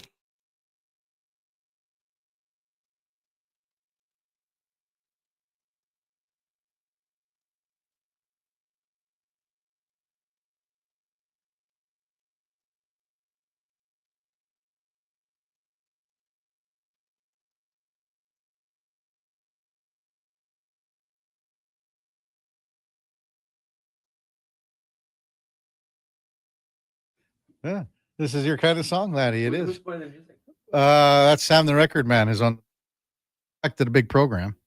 9:36 in Edmonton, and we welcome in Ladislav Schmid, our co-host, on Thursdays. Good morning, laddie. Good morning, Kevin. We were just talking about Stu Skinner in the break and how he lost a little bit of weight, but you were telling your story when Mac T said, "Laddie, you got to gain a little weight." Yeah, after my first year, I think it was after my first year. It's a little blur sometimes, but I remember exit meeting. You got to come. The message was you got to come. Not necessarily in better shape, but a little bit bigger, a little bit stronger. So I put in my work. I work really hard, but gain some weight. Yeah. Not like any fat. Like I was still within the body fat percentage, but I was around, I think, like 227 showing up for my next camp. And so what? I was. What were you the year before? 210. 210. I think it's like 17 pounds. So like 210. Yeah, maybe 210, 212. So I show up for a camp. Felt like crap, to be honest, because you're just so much heavier. Not used to it. And I skated, but it's like you skate in the summer, it's not the same like at the camp. Show up for a camp, didn't have a great camp, was turning out there like a battleship. Yeah. Turning like a battleship. Battleship, yeah. And wasn't great. I got sent down for like 2 weeks too. It was that bad of a camp. Okay, so I shave off some pounds there. How much was fat and muscle? No, like I was never like really fat. I get you. So like I think like 8%, 7.5. So pretty Just decent muscle. for 22. Yeah, muscle, but like very slow, very slow muscle. I was lifting a lot, but not as much conditioning. How'd you lose it so fast? Or you just skate. You don't touch the weights as much. Skate, conditioning, a lot of bike running, but mainly Bucky was the coach. Bucky was the coach in the minors in Springfield. So like when it was Springfield. I think Springfield. Yeah, so when I went there, we skated almost every morning. Yeah, it helped with the hangover too sometimes. But yeah, I remember it. I was miserable, like showing up, like felt great and looked great in the mirror, but on the ice, my God, if you would see me, well, you've seen me, probably, but it was terrible. Really. It was terrible. Yeah. Just like I felt slow, like I said, my pivots, my turns were just not the same. It took a while to get used to it, but I knew right away that I needed to lose some weight, some muscle. Yeah. Hey, they're just showing the highlights of replay here. Watch this. We're coming up here. Matthias Ekholm looks off Connor McDavid here. Right here, watch that was a first and last. Yeah. Connor, whoa. Whoa. Can I ask you this question on that? Because there were 2 or 3 instances before in last night's game where Connor had right in the slot, didn't shoot. And is Matthias didn't he say? He's going to shoot a little bit more? Shoot a lot more. Do you think Matthias went, okay, if you're not going to shoot, I'm going to shoot? I don't think he was thinking that. No? But I feel like he didn't even look at him. No, like did he see him? Like I like he's a great player. Yeah. So like I'm assuming, but I would have passed it probably.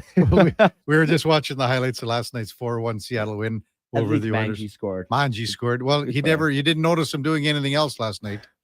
Like have you noticed anybody? No one. There was nothing much last night. It's one of those games. I don't know. Yeah. I watch also Carolina, Florida. Carolina all over Florida. Why did you watch that one? I don't know. My wife put it on when I got home, and like 50 some shots, right? Yeah, against like I think Florida had like 8 shots after 2 periods, or like 9 shots. Yeah, going into third, and they won 4-2. So, so you might like so many preseason games here. Too many. Yeah. Thank God it's next shifting. year to 4. Yes. Yeah, I feel like that's all you need, to be honest. Like, let's be honest. Most of the teams are done. There's very few spots on each team. Very few spots, and I don't think you need more than 4. Like the top guys, they need 2 games get it going. I know it's different, but sometimes so you have 3 preseason games in the NFL. A lot of times, some guys don't play a minute. Yeah, it's different. Like I know it's different. I would like to play maybe 2 out of 4. Yeah. That's about it. Especially if you're an older guy, established guy. Like you don't need that much. the muscle memory, the Yeah. brain memory is just, it just kicks in. Yeah, precisely. Yeah. It might take you a little while to get. Well, a little while, but but I don't think it makes a big difference if you play 2, 4, 5 preseason games. But yeah, like we saw yesterday.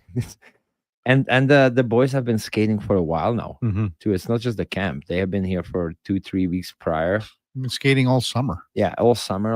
And the skates are pretty the skates are pretty the skates were pretty intense. Yeah. I guess the captain skates. So some guys were saying, well, who did you notice last night? And because you just said, well, you didn't notice anyone. Manji scored the goal, but some people said I didn't even notice him in the first period. I get it. Nobody really stood out No. to me. Like it was kind of like one of those blah games. I want to ask you about Atrolepidin because I asked he's been pretty good. I He's thought been so, pretty too. good, and he hasn't been even in the conversation for maybe a He's secure. 26. But so would you say, okay, you're going to go down to Baco and you're going to play 25 minutes a night? Well, if he lights it up and he plays well, like he should be in consideration, like calling him up. I would think so, yeah. Like, and the age helps. He's 26. Yeah, I think it helps because Oilers are kind of established. They know what they want, right? They're a Stanley Cup contender. So having a guy who is not the rookie, not the super young guy, he's got something behind him. Maybe that could be a better option. I said earlier, I give him credit because I was talking to Yoni, the Finnish reporter Yoni Niemen. You know Yoni, I think. Yeah. And he was telling me, this is a guy that could have gone to play in Europe and played, maybe made $800,000-900,000 a year with a car and a condo and the whole bit. I want to follow my dream. I'm 26. I want to give this a shot. This might be his last shot. Yeah. So why not? Like some guys show up a little bit late. I'm actually billeting Matty Haida. Remember Jan Haida? Yeah. So he's here, Matty. He's gonna be living with us. Okay. He just got cut from the Oil Kings camp, but he's gonna play for NIX. Okay. How old is he? 16. But that brings me back to his dad. When he showed up, he was older. Yeah. He was, I want to say 26, 27. He was strong. Strong, big guy. But everybody's got a different path. So maybe this could be another guy a little later in his career. Okay, you got a 16-year-old. I bet he eats like a horse. We'll see, but he doesn't eat as much as I do. We already kind of looked and gave him a sample. My wife is like, no, he's not even close to Really? it. Yeah. So nobody is. Maybe he's just shy right now, and I don't think so, man. Like I talked to his dad, and he wasn't a big eater. Now these past, I think, few months he started eating more because he knows he needs to get bigger, stronger. But still nowhere close to me. We were in a Calgary for my son's tournament, and it was a team dinner. All the parents couldn't believe how much I eat. I've seen you. I ordered 5 dishes. Well, remember when we went out and we got to do that dinner on the 18th with Darren Schmidt? We're going to Chop again. Yeah. Remember last time we went to Chop? Yeah. You had 3 appetizers. Yeah. And then the people that didn't finish well, the appetizers were like they were sharing appetizers. I get salad, but sharing appetizers, it's like I need like 2 or 3 appetizers for myself. That's what I did in Calgary. And the parents can like, who is this for? I'm like, it's not for you. It's not sharing. It's for me. I had 3 appetizers, then main meal, and then side order of sweet potato fries. You need to, but people don't understand how hard I work out in the morning. I know I do. You haven't seen me. I've seen you at the quick card minor hockey skate with you and Dinger. Yeah. It's a big difference. Big difference. But you guys started out in overtime, 3-on-3, 2-on-2, or whatever. I love Dinger. Dinger is very, very competitive too. I love it.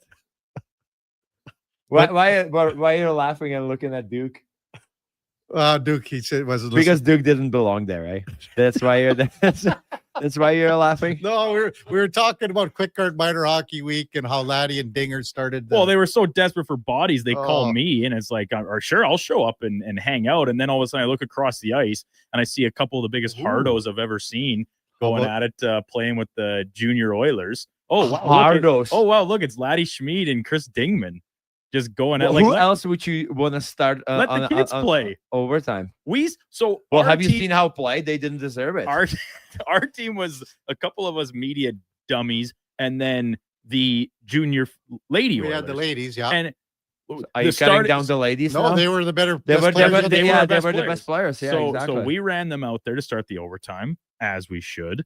And then they're going up against a couple former NHLers. It's like, what are we talking about here? Let the kids I'm play. retired NHLer. It's minor hockey week, laddie, not former NHLer week. Oh my God, Duke. Kleenex. Bring excuses. Excuses are for losers. You know what? We You know lost what? big time. You know what? There's Because no we were denying talking that. about Seinfeld here a little bit here, and Mhm. you know what that reminded me of? No, Kramer in the karate. Yeah, going up against the kids. Yeah, the We're all at the 10-year-old same kids, level, yeah. Jerry. Oh my God. Somebody call an ambulance. Like Duke and Kevin hop on it. My God. How about this from the text line? Here Is it it is. Hammer? No. Oh, I thought it was Hammer. I want to get a workout in with Laddie from Eddie Steele. Eddie. Yeah. But he's strong. Oh, yeah. But I think I can What? I can do him conditioning wise. Conditioning wise, yeah. But I cannot outlift him. There's stronger people. Well, Much sure. stronger people at the gym, but the You're- way you- I work out is like Your fast twitch muscles. yeah, I'd say well, mine are like circuit training. Okay. So what I do in an hour, it takes them 3 hours, maybe a full week for some people at the gym. So here's what I would like to see. I would like to see Eddie try to put you through his workout. I'd like to see you try Well, to it would Eddie. probably break my body the way he lives. He's huge. He's so strong. He's a big guy. Yeah. But he would probably have a heart attack if you would run him through mine. And he would probably leave 15 minutes earlier, right? Just Yeah. like he leaves the radio. You brought it up, boys. You brought it up. We had Santino Morella in studio, a wrestler. They're wrestling tomorrow night and Where? At Expo Center. This is a guy. He's 51. He's pretty good shape. And he's still wrestling. He 51? had a fusion in his neck. Yeah. And he took all he said he did the blood thing, the transfusion and all that. I had a fusion. Stem stuff. Stem cell. Yeah. And anyway, he said all of a sudden he started to feel great again. So he started. He did wrestling. stem cell and I feel like crap every morning with my neck. So Well, I don't maybe know. something to look into. You should talk to this guy. Maybe he did something different. Wow. When did he have the fusion done? Probably 3 years ago. Huh? Yeah. So he's a rookie. So he's a rookie. What? What's A couple happening? minutes ago, statement from Jim Nill in Dallas. What's happening? GM Jim Nill announced today that Captain Jamie Benn will undergo surgery for a collapsed lung. He was diagnosed with injury late in the third period of Tuesday's preseason game against Minnesota. Expected to make a full recovery, but will be evaluated in 4 weeks. Ooh. Wow. That's just a few minutes ago. That Came sucks. That's not how you want to start your No. season. Well, and I don't know if he got hit or what. I haven't seen it. I never heard about See, anything. another bad thing about preseason. Possibly just bad. I'm just I'm I just know. kidding. You can't. It could happen in the Mhm. first game of the regular Yeah. season. It could happen in training. Like Mhm. can never predict these, but that's very unfortunate. Eddie Steele, I'm the same way. I'm in and out in an hour. No big lifting. No big lifting. No big lifting. But he's big though. Yeah, those days are over for Eddie. I think Eddie was 33 reps at the combine in 20. What would I say? 2000 and I can't remember now. 2010. You're call not it. the youngest buck No, anymore. no, man. 2010. Yeah. 33 reps of 225. How old is he? Eddie's 37 or 38. Same. You guys are the same. Same. Yeah. Would you say I look? No, you younger? guys are both aging horribly. Buddy, look at me. Yeah. My God, they think I'm like 30 years old when I show up at the gym. That's not that big of a difference. Between 40 and 30, that's a huge difference. But that's okay, Kevin. I know you're secretly jealous. Hey, wanted to mention this. That came over just a little while ago. Today would have been the 62nd birthday of Joey Moss. Oh, Miss Joey. Yeah. Really. What a guy. 62nd birthday of Joey Moss. What a guy. Because, to be honest, because it's almost fitting. We were talking about wrestling the last 2 days as well. I can go I cannot go into the details about wrestling. Yeah, but I have wrestled, Joey. I know. And I have lost. And I have won. Mm-hmm. I think we were 1-1 or maybe 2-1 for him. Or I was 1 and I think he beat me twice. But he was dirty towards the end when Sure he he was was. getting older. Yeah. He was going for the Yeah, I know what you mean. Yeah. The package. the package. Yeah. So we had to wear a jog. Yeah. Yeah. Were you still here? Were you gone when Smitty for his birthday had the ring in the backyard? No. Okay, yeah. I think it might have been Smitty's last run here. Yeah. So Well, I anyway- was here when Smitty came back, but then I got Trey. Okay. Well, anyway, so I think it was on Joey's birthday. I can't remember what year it was. Oh, maybe I was here for it. Well, I don't know. Maybe you. That's No, what- I didn't. Yes, I was here for something like that, but Yeah. I forgot if it was Smitty's backyard. Well, I thought. It was, But somebody wrestled him out the door. Yeah. Yes. Man, that must have been Like people don't understand. Yeah. People don't understand. I will cherish those memories for the rest of my life. It's when I first saw it. First of all, two big events. Him singing La Bamba and dancing to it before every season, and Mhm. then the wrestling match against Rockies. Yeah. Like truly amazing. And he was vicious. Mm-hmm. And he had the moves. Oh my God. When I first saw it, I was like, where am I right now? But honestly, like he was the heart and soul of the team. Yeah. My God. Yeah. Makes me a little emotional thinking about I him. know. Same. Yeah. Just the best human being. You know, Just pure heart, you know. he would come to the world's longest game all the time with Dwayne and Barry and Sparky. And they would come in the room because, especially the last couple of games, because the room was really nice. You've been out there at Yeah. Centers, and we had a couple fridges of beer in there, and of course Joey, he would sit by me because he knew that I was right near the fridge, and you would give him a he had as many as he wanted. I didn't care. Jesus. Well, what? I was going on the He was ice. only allowed certain amount I know in he the was, locker but- room. Yeah. But oh man. And just the morning conversations. Yeah. He had the thing for Sam Gagne. Yeah, him and Sam were, and Cogs, right? A little Cox too. Yeah. Cox too. It was almost creepy a little bit. Yeah, almost on his part. Yeah. But yeah, he was just hilarious. Yeah. Biggest celebrity. I remember we brought him once to the ranch club. Obviously, barn there. under supervision. Mm-hmm. The girls were like crazy, going Oh, yeah. dancing with him. Like we had to hey, like he's ours, he's not yours. But it was he loved the attention. Yeah. Oh, it was awesome. No kidding. I gotta check the lineup. Did you look at in or out yet, laddie? Yes, I have. You have. I have not. The fifth question. My God. Ooh, I like the it. fifth question, Duke. I like it. Yeah, I know. I like it, but it's outrageous that you would even suggest that. Outrageous. Outrageous. We got Brent Gunning coming up at 10 o'clock. Then we'll do in or out. Well, is it Toronto? Brent Gunning from the Fan Morning Show in Toronto. Is that okay with you or what? Who would Oh. you like? Why No, don't you put a no. request Like in? I'm just like my. I forgot to tell my son that we're going to be talking about Toronto. Well, text him. Well, he's at school. Well, tape it. You can find it. I'll find it. Yeah. He would be pumped. He would want to be on that conversation probably. What question do you think? Think about a question that your son would ask Brent. Think about. Oh, like I don't know even a question. He would just make statements Mm-hmm. about Austin Matthews being the best player out there. Duke, we got to do the 50-yard GC too. Yeah. What do you want to do? Do a question or what are you thinking? How about just text in your prediction for Sure. Thursday Night Football? Where do we stand? I'm up 6-5. Duke's kind of on 3 Huge games. came back- blown lead by He was Kevin. too cocky with He was- Buffalo. he was too cocky. They didn't cover. They were.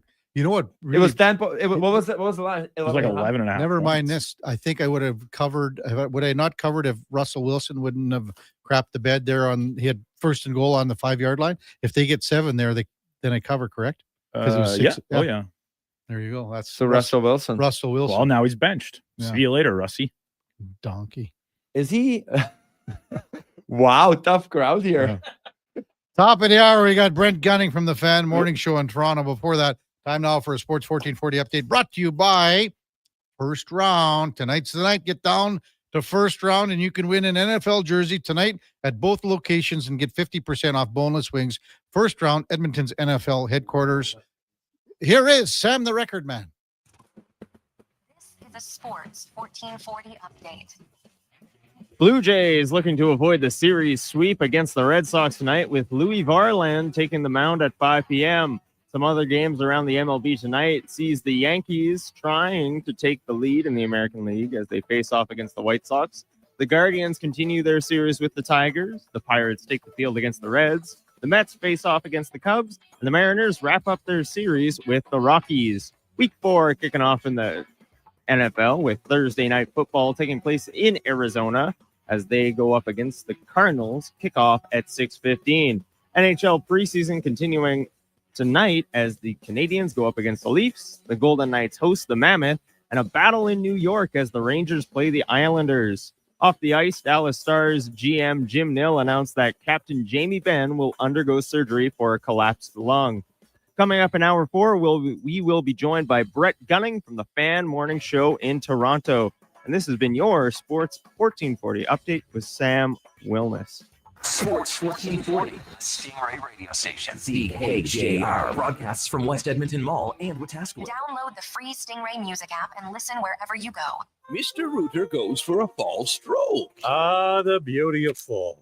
These leaves are crunchier than that calcified shower head I replaced this morning. And the earthy yellow oranges and browns are as colorful as the wad of hair I pulled out of the shower drain. Ugh, Mr. Rooter, can we talk about something else? Well, I'm sorry. I didn't realize you didn't like fall. You look about as sour as the sewer line I unclogged yesterday. For a plumber you'll truly fall for. Call Mr. Rooter. September, back to class and back to carting the kids around. Good news. Until the end of the month at Wolf GMC Buick, get GMC employee pricing on all remaining 2025 GMC Sierras, so you'll have loads of room. Plus, get 0% financing on Sierra light-duty crew cabs. If you're eyeing up an SUV, we have the completely redesigned GMC Terrain and our entire Buick family with incredible prices. And Costco members up to $1,200 additional off the price. Come see us, corner of 184th Street and Stony Plain Road. Wolf GMC Buick. We're making it easy. You wanted local sports on weekends. Saturday mornings at 9, check out the Saturday Sports Setup, where we'll tee up what's happening on the weekend sports scene. Tune in Saturday morning at 9 on Sports 1440. Hi, I'm Jeff Davison, CEO of the Prostate Cancer Center. September is Prostate Cancer Awareness Month. Here in Alberta, 1 in 6 men will be diagnosed with prostate cancer. But if caught early, it's one of the most treatable forms of cancer. The Prostate Cancer Center is committed to saving lives by providing free PSA blood testing on our man van, Alberta's only mobile men's health clinic. This September, talk to the men in your life about getting checked for prostate cancer. A simple blood test could save a life. Visit getcheck.ca to find a clinic near you.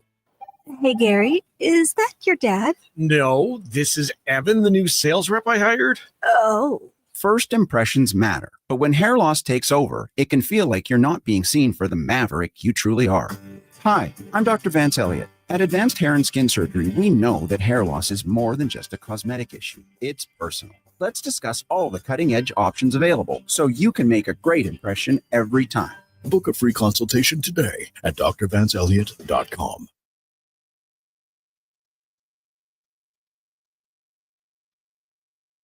Just in time for the morning skate. This is the Kevin Karius Show on Sports 1440.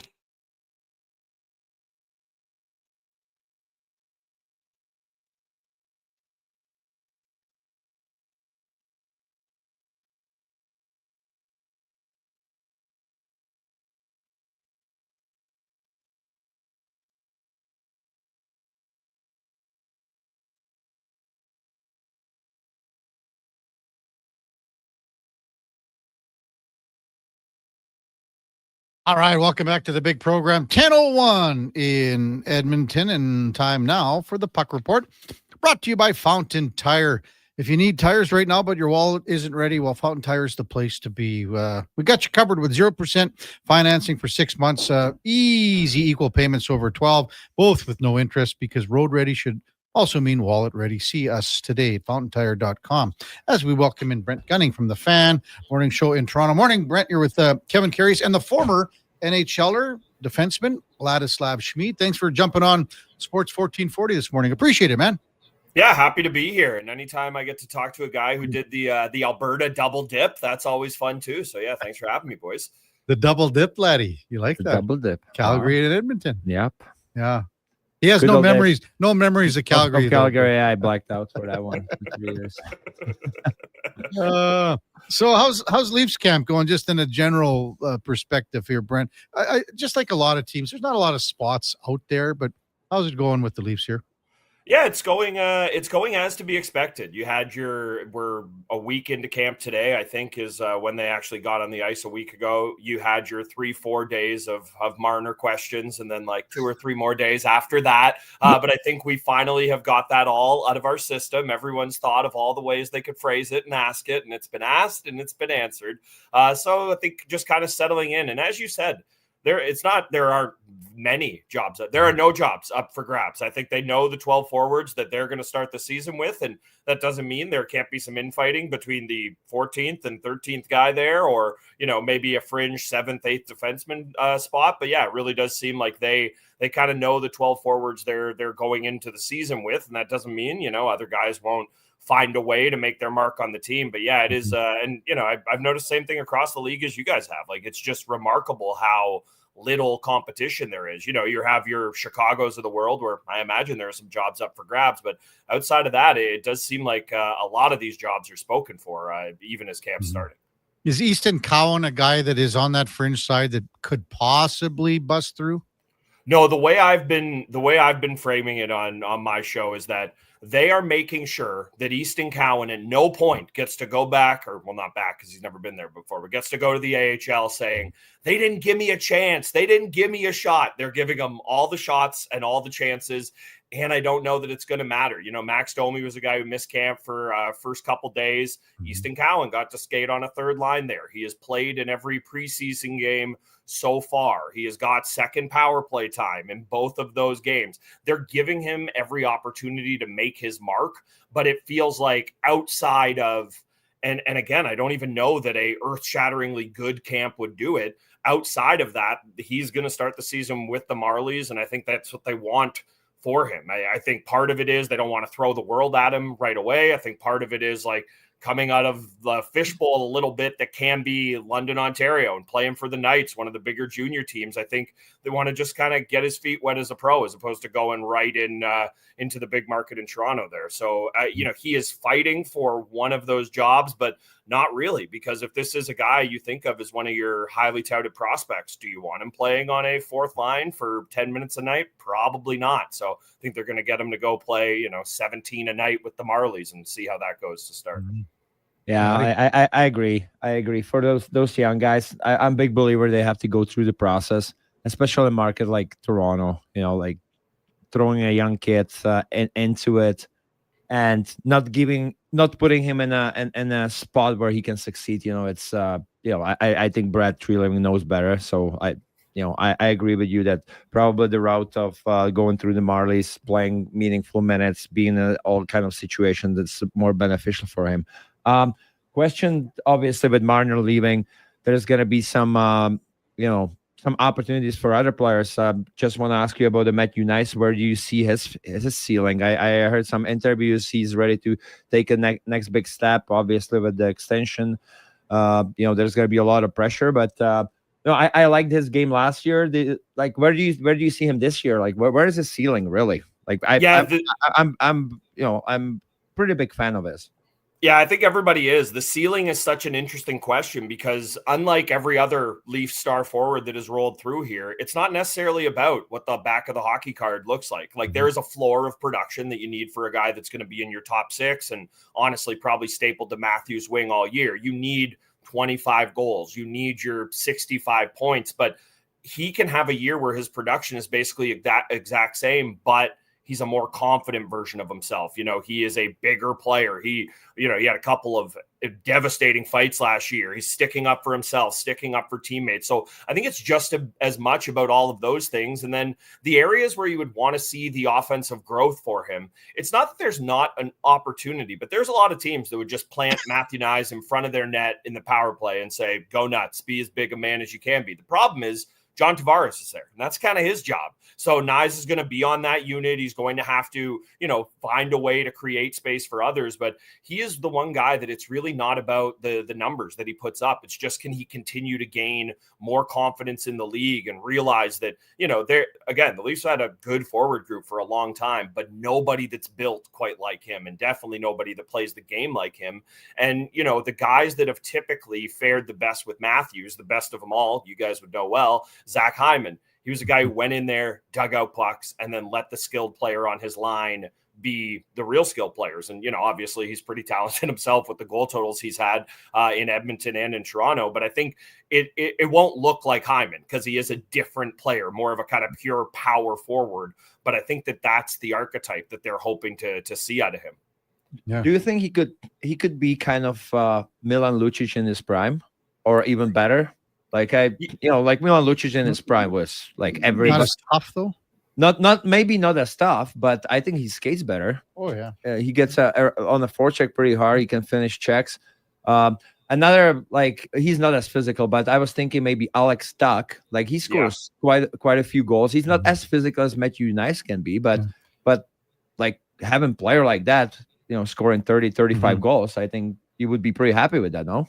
Yeah, it's funny you mentioned Tuch because he is a guy that I've kind of had circled on my Leafs wish list for a while. Like, I feel like he would just be a perfect kind of fit alongside even a Tavares who plays kind of a little slower, a little grindier game. Yeah, the Lucic comp, I don't know that anybody's going to be as feared as he was in his prime, but yeah, the way he handles himself, the way he kind of changes the tenor of some games. Again, this has been a Leaf team where there have been a lot of questions over the years about, can they stick up for each other and can they defend themselves? Well, might not need to defend yourself if Matthew Nyes is out there because he'll happily take up the cause. So no, I think somewhere in between those two guys that you mentioned is really, really a great kind of comp for him. And I think the fact that he gets to, that's the other part. He gets to play with a great player in Austin Matthews. He's not going to have to be the guy that drives offense on that line. You want him to be a skilled player. You want him to be able to play off of Matthews, but they're never going to say, hey, Nyes, break the puck out for us and get the zone entry and then create something for Matthews.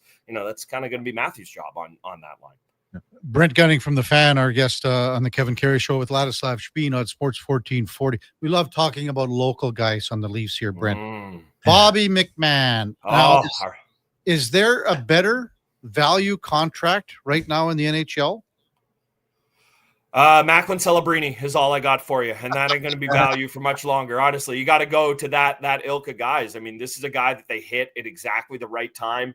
They signed him and Benoit to really similar deals. I think McMahon's 1-1 and Benoit's 1-3, or maybe I have those reversed.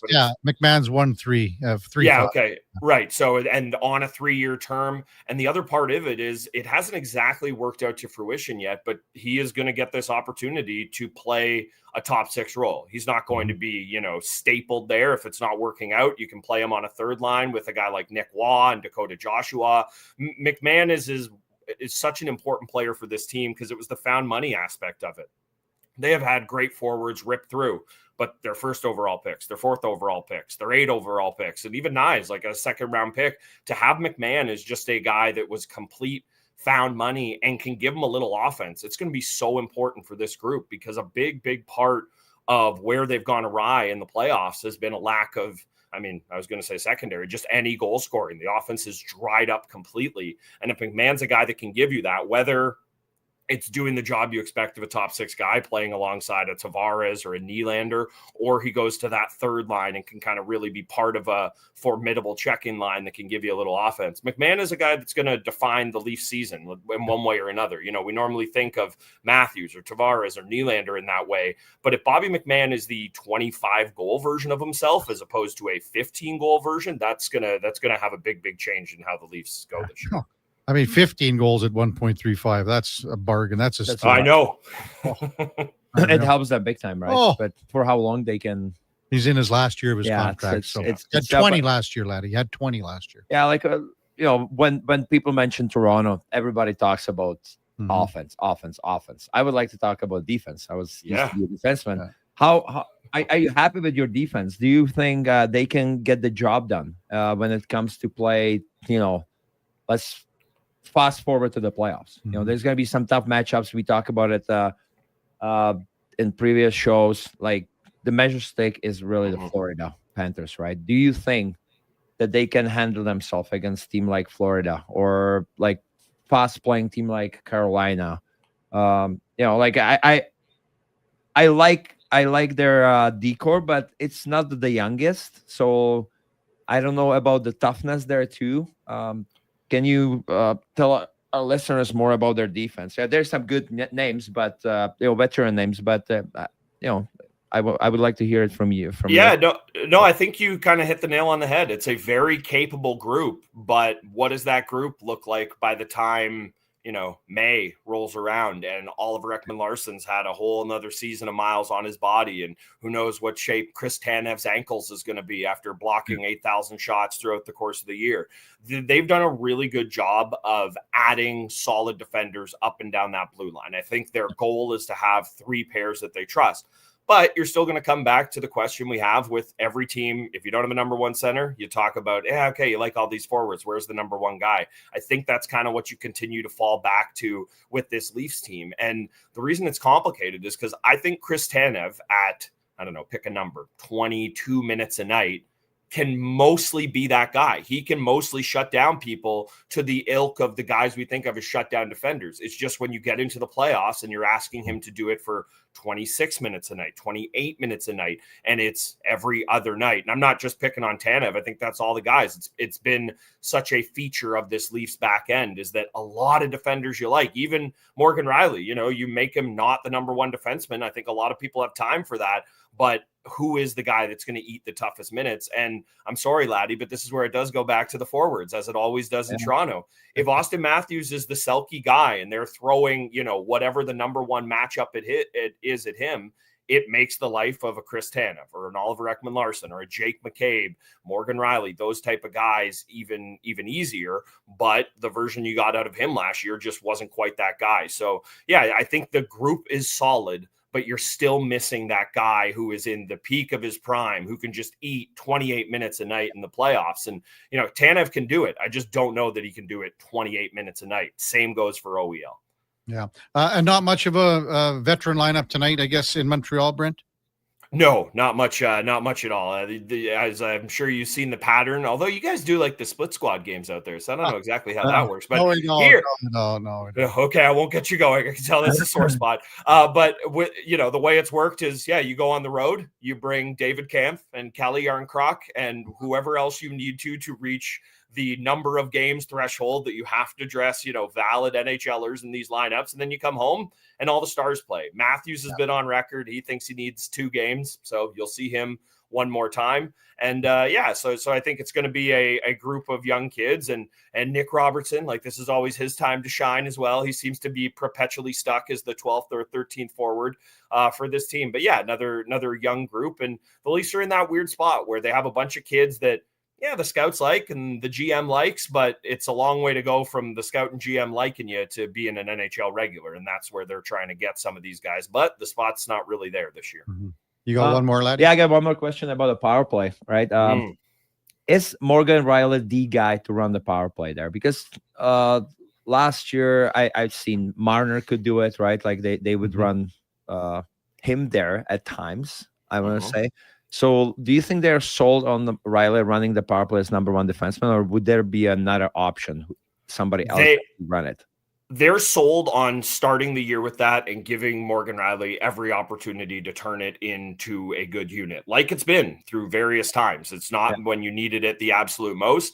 I think what's going to happen is it's going to be decided at who can make the best quick decisions at the top of the power play. You have Matthews and Nylander, a right shot and a left shot, both capable of ripping one-timers, and then you need a shooting option a little bit yourself.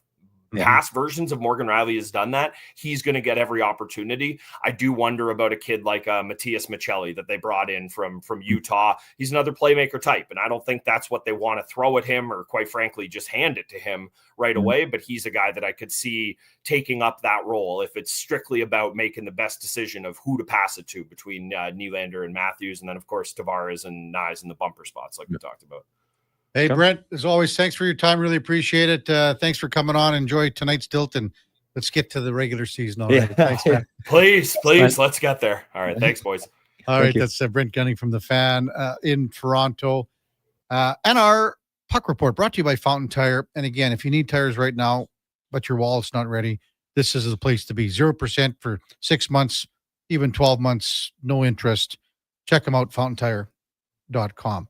Do you feel a little dirty talking about Maple Leafs? Do I know? Not at this time of day. We had a couple on. You know what I asked? There's so many people in Toronto that think they were the second best team in the NHL last year because they lost. They went 7 games with. That's 4. what my son told me. Did he really? He listens to that bull crap too. What's he going to think of this? Is you're going to play it for him later? I don't know. Like he's got to be super sad he couldn't be here in the studio and ask some questions. You know what? I would have loved that because I would have said I would have school conference. I would have. You know what? You guys go talk about. He asked me. He asked me the other day if he could come to the studio and talk about Maple Leafs. Why not? Bring him in next time. There's no school. If there's no school, Wow. sure, I can bring him. He is all Maple Leafs. It's so sad. He's gonna be sad again. And Matthews is his favorite player. Yeah. And he's like, oh, he's the best. I'm like, dude, I like. Well, I don't want to be too hard on my kid, but watching Austin Matthews in the playoffs, and my son was trying to blame other players they didn't show up. I was like, what about your favorite player? Did he show up really? Yeah. He's like, yeah, he could have done probably better. And like, I don't want to be too critical, but like from guy like Austin Matthews, you probably like expect a little bit more. What happens on Saturday night? Like, because the Leafs are on every Saturday night at 5:00 for Hockey Night in Canada. Oh, he watches it. Yeah, all the time. Well, what do you watch? I'd rather watch a wall. A wall. No, I'll watch it. I'll watch a good hockey and like nothing against Toronto Maple Leafs, to be honest. Like I have a good relationship with Brett Treliving. I want him to do well. Yeah. It's the fans that annoy me. Like my son. Yes. So again, we're going to give away a $50 gift certificate for the first round. Just think first round. think about how many appetizers you could get for that. Oh, I just heard the boneless chicken wings. Oh, now I'm craving boneless chicken wings. Buffalo boneless chicken wings. Funny story. So when I first got to the NHL, like growing up in Czech, there was never Buffalo chicken wings. Like growing up, now it's everywhere there. Never. So I didn't know what to expect. So I tried it once and I fell in love with it. Yeah. So every road trip, the first thing that I ordered when I got to the room was boneless or buffalo chicken wings in every single hotel. For my entire first, I think when I say 2 years, I had addiction already to buffalo chicken wings. And some were boneless, some weren't. So yeah, like sometimes I like the bone in there, sometimes I don't. You know, it was if I was tired, if I was tired, it was boneless. If I wasn't, if I was full of energy, I would take my time to peel it out. But buffalo chicken wings in every single hotel. Oh boy. And greasier or like juicier, better. Okay, how many dozen? It just doesn't. Doesn't. Okay. But now when I make, now I don't do buffalo. Yeah. I'm more like a dry wrap guy. I go A couple dozen, eh?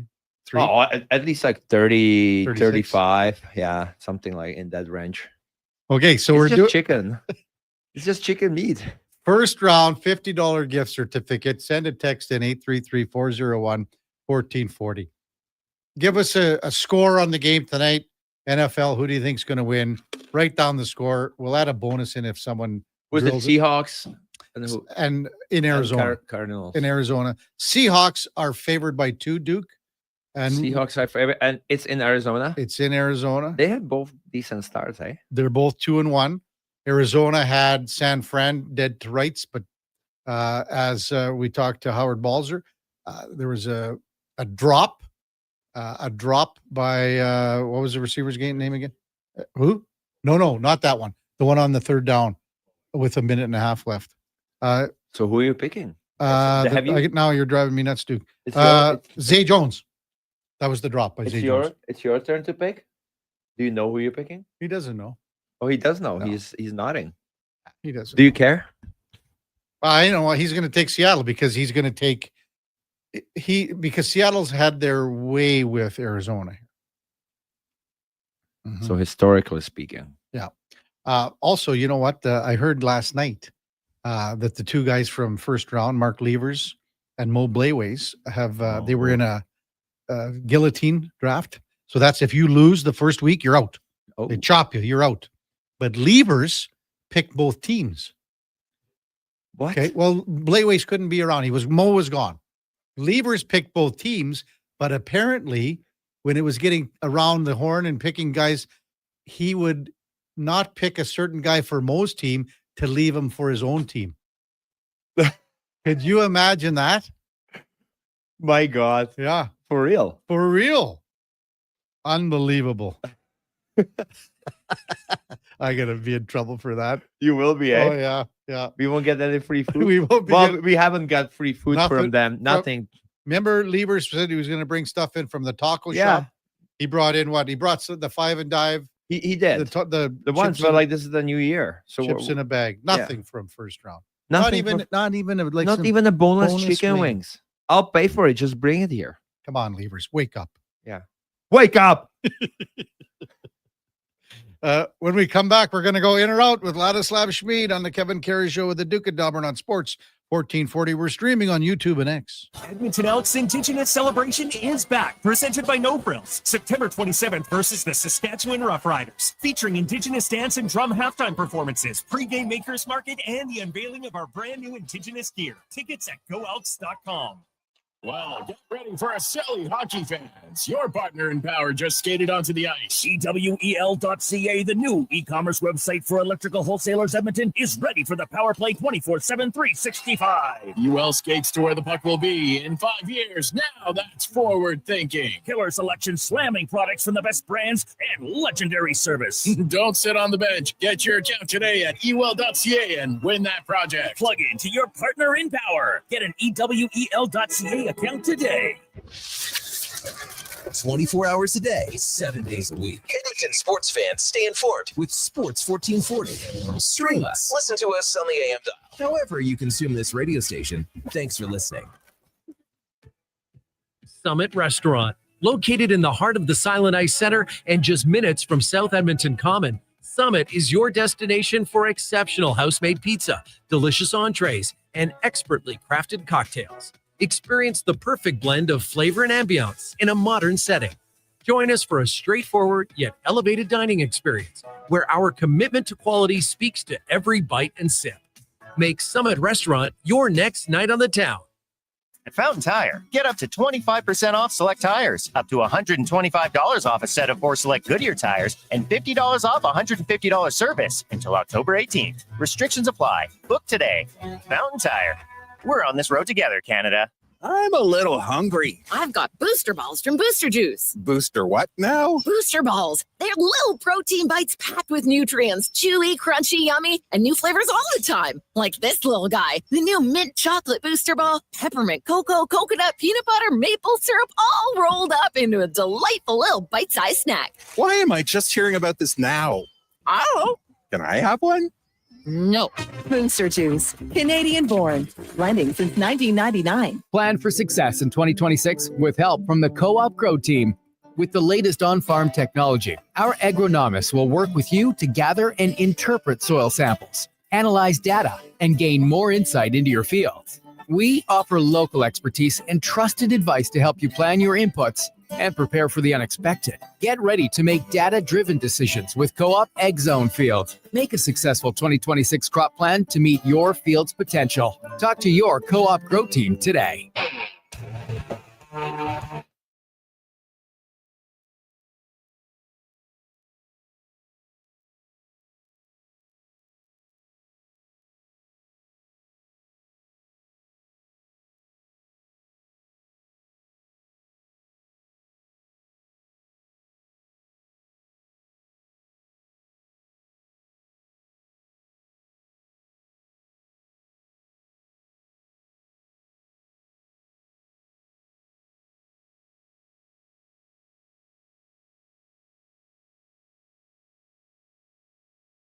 Just in time for the morning skate. This is the Kevin Karius Show on Sports 1440. All right, welcome back to the big program, 1026. It's a lot, eh? We did cover a lot. And we haven't even covered in or out yet because that's our next part. Hot Top, Stevie's, porn. We covered it all. I don't think we talked about porn. I did. Yeah, but that was in the break. That was in the break. Yeah. Oh. But I mean, in the break we covered a lot. Not Okay, on the, I cannot talk about that. Okay. Husk texted in and says, KK, tell Laddie that they're just pieces of chicken, not boneless chicken wings. Nothing to do with the wing. Usually breast or chicken chunks. They have not been ground up or used for chicken nuggets.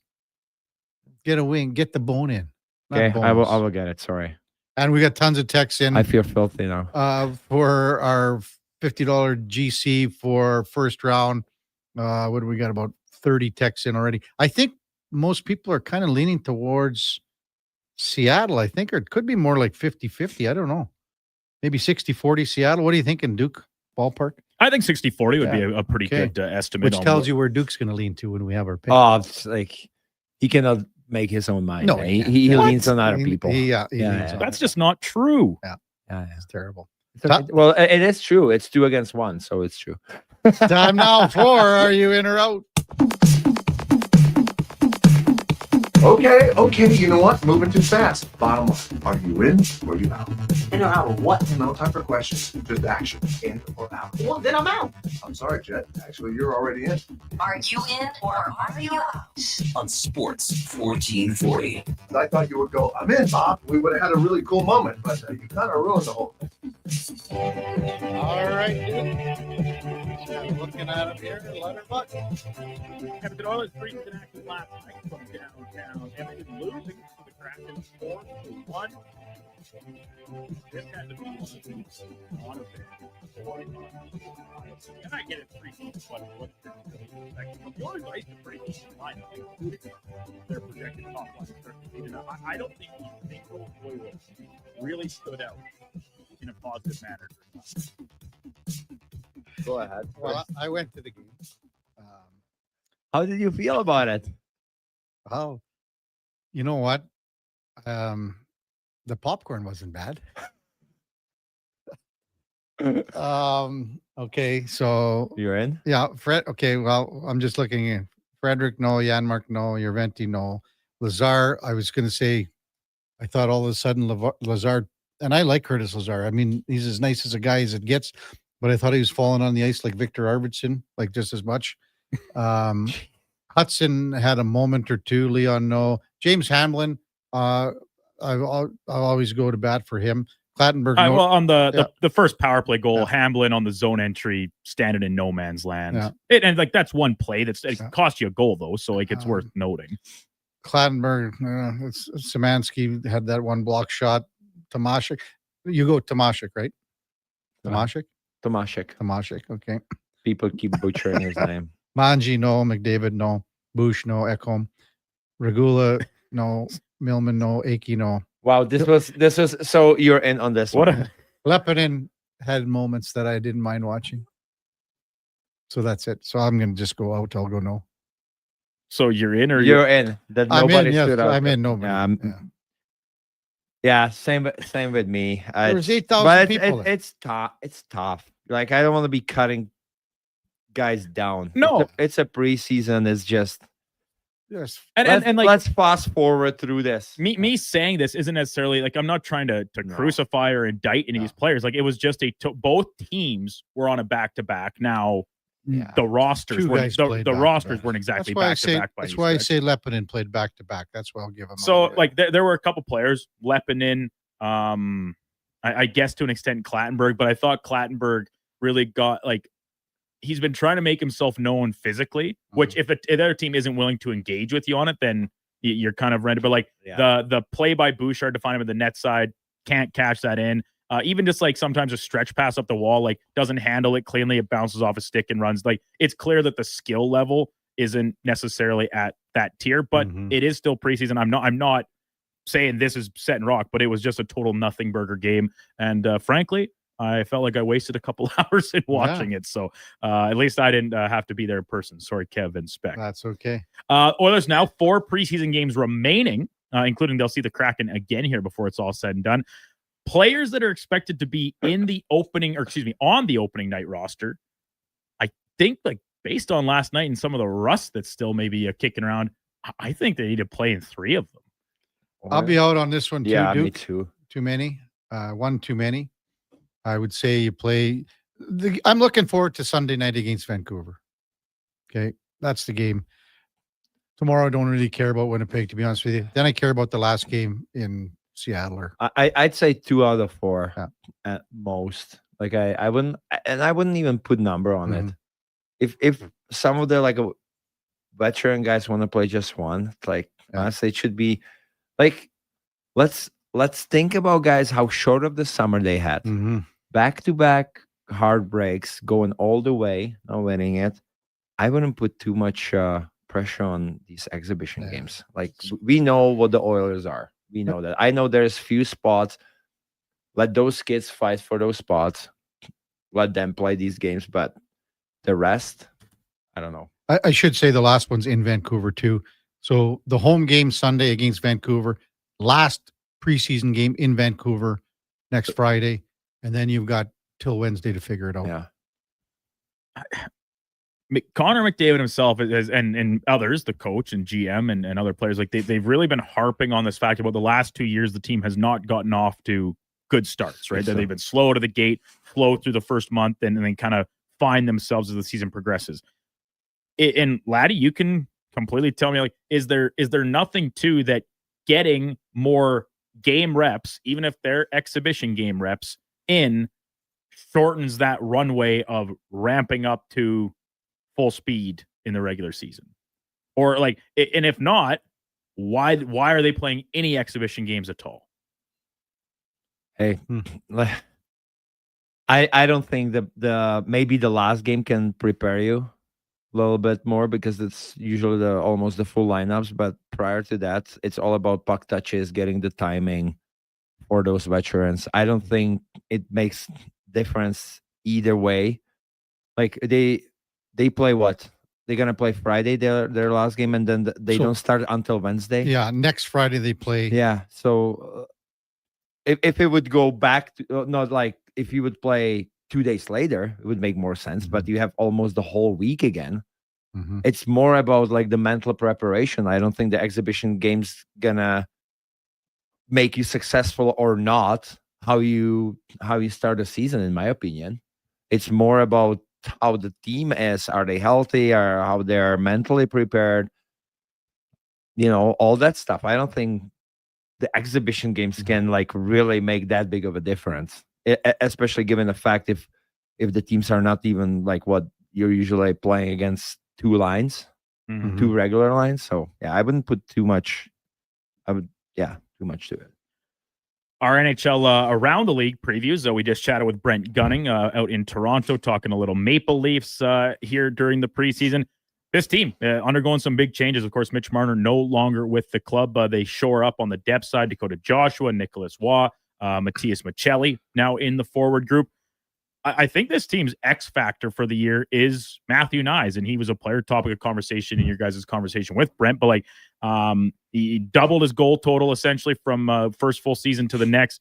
Gets the big contract. He's essentially going to be asked to replace Marner's production, which is a 100-point player. And I don't know if he's necessarily there yet, but another big step forward, I think, is really going to be a benefactor to the Leafs maintaining, a high standing place in the regular season. I'm probably going to be out on this. I am out as well. Really?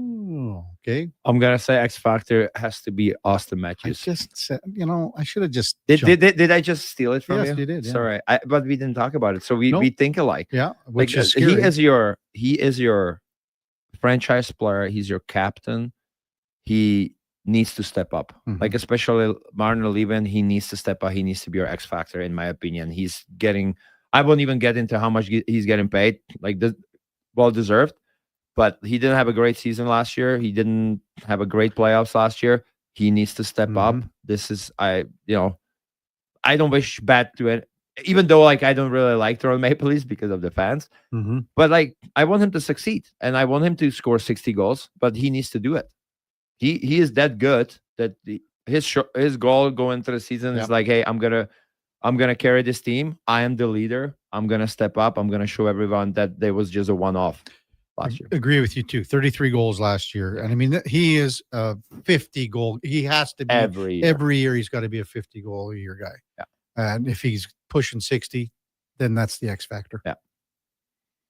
What do you think, Duke? Well, Matthews, yes, the production obviously has to be better than it was last year. I think that is evident and clear, like between the contract as the team's leader.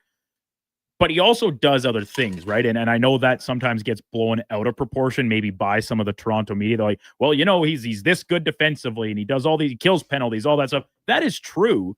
Like the departure of Mitch Marner, and no disrespect to Michelli, Joshua, and Waugh, like they're not Mitch Marner, even in the aggregate, right? Like Mitch Marner, say what you want about his playoff performances and the way, like he is a elite offensive player. Very good defensively as a winger too. Like that is a lot to fill. That's Nye's job now. Like, and I'm not saying he has to go and kill penalties, but he needs to replace the actual production that is now vacant there. And if he doesn't, then I think the Leafs are this tough division, tough conference, tough NHL. They might be in for a little bit of a step back in terms of overall team success this year. Well, let's be honest. Like, I just don't get why they pick Marner to crap on, like everybody. Like, I just don't get it. Like, nobody else is showing up in the playoffs. None of those big guys are really difference makers, but yet the fan base picks the one guy, crap on him. I think it might be, maybe it would be a good thing for the fan base to get a reality check and like realize this year how much Marner meant to the team. Mm-hmm. Not just on the ice, off the ice, point wise. Yeah. Because I honestly, I was getting pissed off at home hearing the boos, his jerseys. Nobody deserves that. Like he's done tremendous job, I feel like, for Toronto. And it wasn't just him who didn't perform in the playoffs. I'm with you, Laddie. I think the fans of the team are going to realize that they miss him a lot more than maybe they think here before the season starts. Thursday Night Football, NFC West matchup between the Cardinals and the Seahawks from the desert in Arizona. Both teams off to a good start. The entire NFC West above 500. Both clubs 2-1. Simple game prediction. I'm taking the Seahawks. Shockingly. Move to 3-1 on the year, and I will, in fact, be taking them to also cover the 2 points in which they're currently being afforded on the books. Is that right? Yep. Kevin, how do you feel about that? Well, obviously, I have to go out on it. Yes, I know, but like in a perfect world, if you would have the first pick, Kevin, if it was your pick, what would you be picking? I'll tell you what, only because I need McBride to have a big night. So Okay. I'm pushing for Arizona. So I'm going to be out on this one because I'm going to go with Arizona to win. What is the score between you guys for listeners? 6-5. 6-5 for Kevin. So at This some is a point it big was one. 6-2, right? It was 6-2. It was 6-2. Yeah, But before that, it was 2-0. Yeah. I let For it me. back in. Yeah, it swings. I'll be on the phone, guys. If you feel like you need to talk to somebody, Look at what some happened last time when we emotional were support. texting. It wasn't crickets. I own up to it. I lost. Like I made a wrong pick. So who are you going with here then? So it's -2. Seattle is I'll favored go by with 2. you. You're going to go Arizona? I'll support you today. Beautiful. They're at home. 2 points spread. That's easily covered. That's a field goal. Their best receivers got the yips. Marvin Harrison Jr. You watch first pass. You today? lost your starting running back. Yeah. The yips. You just jinxed it. He's overconfident. He's making a good point with Benson in, but I like Trey Benson. Hey, but Connor again, 7 carries for 8 yards? Yeah. The thing about Connor, like he's been around forever already, and he's such a feel-good story coming out of Pitt and the cancer battle and all this stuff. But he's pretty reliable, and he finds pay dirt. Like that's what he does best, especially in his time in Arizona. Like he's a touchdown machine. Trey Benson is going to be a big test for him now to take on the lead back role. Can we go 8 for 100 and a touchdown for McBride? He found the end zone last week. Took a lot shorter time than it did last year. So I'm a Trey McBride guy too in my one league. So I'm with you on that, Kev. But I just like Seattle's defense a lot more at this stage of the season, and I think the way Jackson Smith and Jigba has taken over the top receiver role there with Metcalf's departure, I've loved it. I think he's been really good. Can I ask you one question about a receiver in Seattle, Duke? Torrey Horton. Yes. We have a Seahawks guest coming up on Fantasy Frenzy today. I'm going to ask her. She's a sideline reporter. I'm going to ask her about him and get back to you. And do you know what Clint Kubiak said about him? He's next up. No, not next up. Can you compare him to a rookie receiver that you have coached in the past? Okay. And you know what he said? I don't. Justin Jefferson. Seems extreme. I'm just telling you what was said. Wow. So sorry, lad, where were you? Are you on the cards? You're on the Cardinals, cards. yeah. All right, fine. Me against the world. That's fine. You guys are just ganging up on me this morning. Well, you never text me. Kevin is the one who always texts me and makes me feel good. So you just... when you're right, but does he text you when you're wrong? Yeah. Well, we'll be ganging up on Duke tonight. Hopefully. Yeah. Let's make a chat. A group chat. Just Oh, keep- Kevin loves group chats. I love group. Oh, I Do you? No. Just text the guy you want to talk to. We should just get on a 3-way phone call instead, like a conference call. Zoom. Little threesome action. I like that. September, we're drawn to its close here on the 25th. It is National Honey Month. And I already know Laddie hates us because he told me when he first came in this morning. Peanut butter and honey sandwiches are actually better than peanut butter and jam. You can't even say it with your straight face. I believe it 100%. You I do. believe it. I do. I love both. I do. I have peanut butter and jam most mornings, like on toast, and then I put them together and make a Go sandwich. ahead, Laddie. What is his actual age? Like 6 years old? What? I like my sandwiches peanut butter and jam in the morning. My God, It's dude. a fast and easy breakfast when I'm going out the door. What are you talking about? Nutritionally is Peanut off. butter's good for you. Yeah, you cannot overdo it. But The jam just a little okay, sweetness. so not even close. PB&J, obviously. I remember when I was flying with the Oilers, the stewardess, they knew me very well. After a while, they put the peanut butter and jam sandwich on my seat every flight. That was my snack. Honey, coming from Czech, we would eat a lot of honey, but we would put it on the rye bread, butter, and then honey. Really? Butter and I don't honey. think I've ever had that in my life. Well, you're not from civilized country, so like I won't hold it against you. But Delburne. yeah, no, but that was like a lot of people, or we have other thing. It's called a rohliki. It's not like a bakery thing. Called It's like a pastry? Not necessarily pastry. I don't know even Like a how. baked good. It's like a bun, but like Okay. a longer. Yeah, and people like it like butter and honey on it as well. So that I would do butter and honey. You can try it. But with the sandwich, just the regular North American bread sandwich bread, I would do PB&J. PB&J. Okay. Well, I'm not qualified to answer the question. So Why? never had peanut butter sandwich in my life. That's insane. That's insane. Like you hate, Like, you I'm- hate I peanut am- butter or what? We've don't- talked about We this. don't have We peanut have? butter in Czech. Yeah. Well, now we do, but growing up, I never had it, and I was always against Really? it. But yeah, we didn't have it. Now it came from like North America, or Germans make it now. It's not as good as here, but yeah, like even coming here, I was kind of against peanut butter. And Do you like it all my crunchy or friends- smooth? What? Do you like now? Buddy, do you like Smooth. it crunchy or smooth? Smooth. But I have to bring the Kraft smooth peanut butter to Czech for my sister and Oh. my mom. They love it.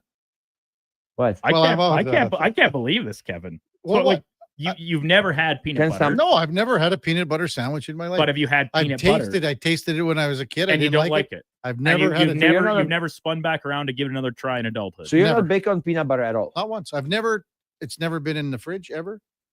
Nothing. Just like a peanut butter itself, you don't Nothing. like. You don't like. Zero. Wow. I respect it. Wow. I respect that. You know, but it's weird. A little weird. That is weird. Peanut butter, I think, is like one of the most common. Well, because he said he was drinking since Here's like our 9 buddy. years old. So Here's our like, buddy Jerry from Bonton just texted in. Kevin, I've never had a peanut butter sandwich either. from Bonton? From Bonton. Bonton Bakery? Jerry, yes. Well, Jerry, I go there quite a bit. So hook me up. You know what? My wife likes the croissant that's filled with I think there is something inside, like almonds and some creamy stuff. She is obsessed with them, or used to be. Now she's like all about, I want to, I don't want to Well, eat when they used unhealthy. to bring stuff in here, they used to bring it in On Fridays. Fridays with Where was I? Well, Fridays. That's where I go for my light rye bread. Okay. That's the best in the city. We would have the choice between in the small little loaf was the cheese and bacon loaf, and that's just a small one, or the cinnamon one, right? Like the monkey bread. Monkey bread, yeah. Bonton you're is gonna- my favorite bakery in the city. Hey, quick sidebar. Guess what? My wife Laura's been baking The sourdough, pickle sourdough bread. Okay. Can you please tell Dill her pickle sourdough bread. next week? She's got an opportunity to introduce it to us. Hey, Duke, would you like to try some? I actually made chocolate banana muffins yesterday. You made them? Oh yeah, I make muffins. I made cookies the other day, the last week too. Yeah, they went pretty fast, but the muffins, I think, my wife told me, one of your better batches. Really? Yeah. And then I got lucky, so maybe it has something to do with muffins. Opening my personal life. Sorry, listen. I have a text to read you in the commercial break. Why in the commercial? Because it can't put it on here. Is it that? That's not that bad, but just not. I'm not going to risk it. How's that sound? Yeah, that's probably a smart move. we don't want to get canceled here. When we come back, we'll wrap up the show. Kevin Karius, Duke of Delburne, Ladislav Schmid on Sports 1440. We're streaming on YouTube and X. At Fountain Tire, we're fluent in saving you money. Fluent? Yes, we've mastered the language of deals. Like right now, you can save up to 25% off select tires and up to $125 off a set of 4 select Goodyear tires. Plus, $50 off $150 service when you buy those tires. All until October 18th. I'm sorry, I don't speak deals. Spend less, save more when you buy round black things from us. Oh, got it. Restrictions apply. Book your appointment online today. Fountain Tire. We're on this road together, Canada. Wing Wednesday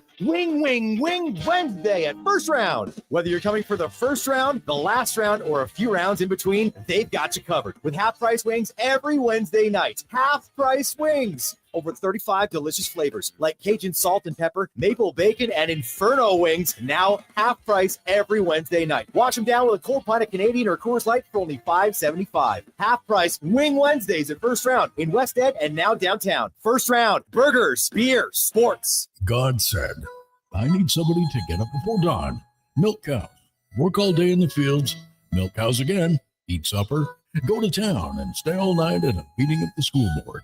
So God made a farmer. Hi, Mike here from Northgate Chevrolet Buick GMC. We are so thankful God made a farmer. For the month of September, it is our goal to feed 500 families. With every vehicle sold, we will feed a family of 4. So please help us reach our goal. Visit us online at northgategm.com. Blue Jays fans, this weekend and every weekend, you can catch Toronto Blue Jays ball games right here on Sports 1440. Ben Schulman provides the play-by-play. You provide the chips and beer. Check out the Blue Jays this weekend on Edmonton's home for sports, Sports 1440. Experience a season of superior luxury, performance, and savings. The Fall Experience event is on now at Volvo Cars Edmonton. The all-new redesigned 2026 XC90 is here. Come drive one today. You won't be disappointed. Finance or lease a 2026 XC40 from 1.99%. And right now, you can save $7,500 on remaining 2025 XC60s. The Fall Experience event is on now at Volvo Cars Edmonton. Great vehicles, better service. Visit VolvoCarsEdmonton.com. At JackpotCity.net, you can do amazing things with just one casino chip. Discover a world of incredible casino games with over 500 high-quality online slot games, including the world-renowned progressive jackpot slot Mega Moolah. Play for free at JackpotCity.net and get treated as a VIP 24/7. So visit JackpotCity.net today on your tablet, laptop, or mobile. Jackpot City, a whole world of casino games. 18 plus. Please play responsibly. This is not a gambling website. It's happened again, and construction season is in full swing. Job delayed, money lost, and clients disappointed because your rigging failed and it wasn't inspected. Don't let this happen to you. Have your lifting slings, fittings, hoisting tools, and safety harnesses checked with Titan Supply. Titan Supply offers certified on-site and in-house rigging inspections and service, so they can repair it, replace it, and recertify it. Titan Supply in Edmonton, Grand Prairie, Red Deer, and Calgary, and at titansupply.ca. Lift, dig, haul.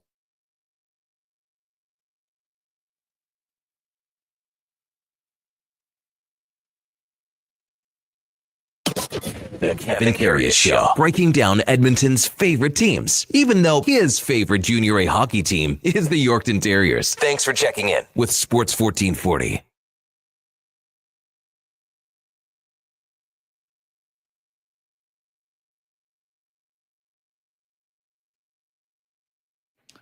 All right, welcome back to the big program. 10:51 in Edmonton, home stretch. Kevin Karius, Duke of Delburne, but he's out of the studio here. We got He got lost a little bit. I don't know. I think he was going right and left. I don't know. He's still confused. I think he is confused. Yeah. We got He's got too much. Josh Fenwick and Sam the Record Man here. He's So got, go ahead. Sorry. Well, Sam, did you pick a winner for the Duke or what? For what do you got here? Yes, I did pick a winner here. We have Jake the Snake, or Jake in the Lit House in St. I think Albert. probably Lighthouse. Well, it says Lit House here. It could be misspelled. Maybe as he's Lighthouse. lit up. Who knows? Maybe. But he predicted Seattle to win 24-17. Okay, we'll see if that score comes in. But Jake, send in your full address or whatever. Duke will get a hold of you. And Is it at any location he can use it? Well, there's two right here in the mall or on 104th. Oh. You know, what are you going to have for lunch? You're probably getting hungry now, huh? I'm super hungry. I don't know what my wife is making for me. Probably salad and sandwich or something like that. Not peanut butter and jams, don't worry. And see, this is the last 2-3 minutes of the show, and now I figured it out. Who's not here because we want to talk about a certain part of the Duke's life. Oh, yes. That's why he's skipping it. Yeah. Yeah. Well, we can talk about it behind his back. It's going to be even worse. What are the odds that he actually went on a date with one of the ladies that he... Date. I think he's still in conversation with him. I don't know. Isn't it like 2 months later or a month? This has been about 6 2 weeks? months, I think. Yeah, now. 2 months. Yeah. Month and a half. Is he anyway. trying, like, Maybe playing he's hard slow, to get? No, maybe he's slow playing it. That's very slow. It sounds like, do you ever watch that show Frasier? Years ago? I've seen Frasier. It's like you and I are Frasier, and we're trying to help the Duke out when he calls in. I don't think there's no helping him. Like, as long as he's carrying 2 cats in his house.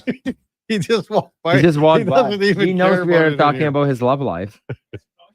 Yeah. Aw. The last 2 minutes of the show, what do we do on Thursdays?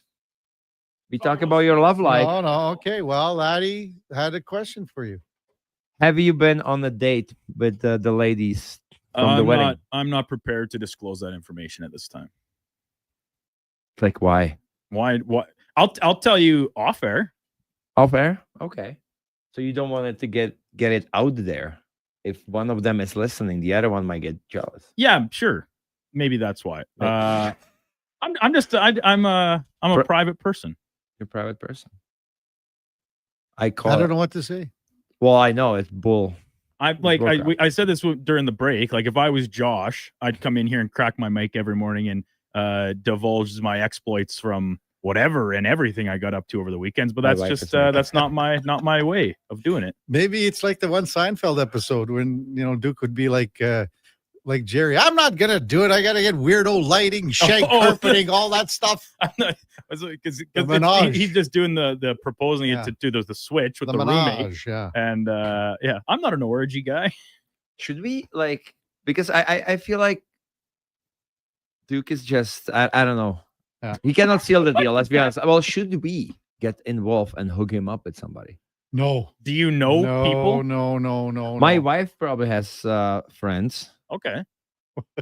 But I don't know. Laddie and I could hang out on weekends. I said my wife has friends. Yeah, but so we wouldn't invite you to our house. You would go to their house. No, but if it's boy. down the line, you opened up the Pandora's Yeah, I don't the feel line, comfortable. Laddie, if things were to work out, then it's like, if my future beau is friends with your wife, then that's what friends that are couples do. You do stuff together. We have 3 casual. We have 3 kids. Casual. Building another one. So I would hang out with you. Wow, thanks. I would hang out with you, but I don't know, man. Yeah, maybe I just screwed up. Well, I go back on my You're in word. trouble now, man. You'll get when we go for this dinner that apparently I shouldn't be included in on.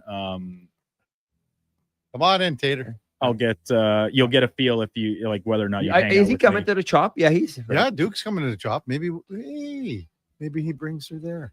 Maybe you I don't think bring that's your allowed. date. Oh, Yes, yeah. it is. Oh, It's yeah. 100% If you allowed. bring one of the ladies to chop, we'll make extra. I even gonna pay for her meal, just to see it, just to watch, just to watch how you behave around women. I behave the same. Oh. I'm the same. I'm just a guy. I'm just the guy who's looking for love. Good stuff, Laddie. We'll see you next week. Big guy. Have a good weekend. You too, boys. That's Ladislav Schmid, our co-host on Thursdays from about 9:30 to 11. Coming up at the top of the hour, it is Fantasy Frenzy with The former Rashad T-Bird. Connor Alley. Oh, just so excited about that there, Sam. And the Duke of Delburne at 12 o'clock. It's the lowdown with Alan Mitchell. 2 to 6, Jason Greger drives us home with the Jason Greger Show. We're back with you tomorrow morning at 7 o'clock with Eddie Steele, the real deal. Before all that, time now for a Sports 1440 update brought to you by Sherbrooke Liquor, the best place for wine, cocktails, and beers from all over the world. Also a variety of excellent non-alcoholic options. See more at SherbrookeLiquor.com. Hey, have a wonderful rest of your Thursday, everyone. Thanks so much for listening. Thanks so much for joining us. Thanks for the great contributions on the text line. We could not do it without you. Have a great Thursday. And Laddie, too, yeah. Have a great Thursday. We'll see you back tomorrow morning with Eddie Steele at 7. Here is Sam the Record Man. This is the Sports 1440 update.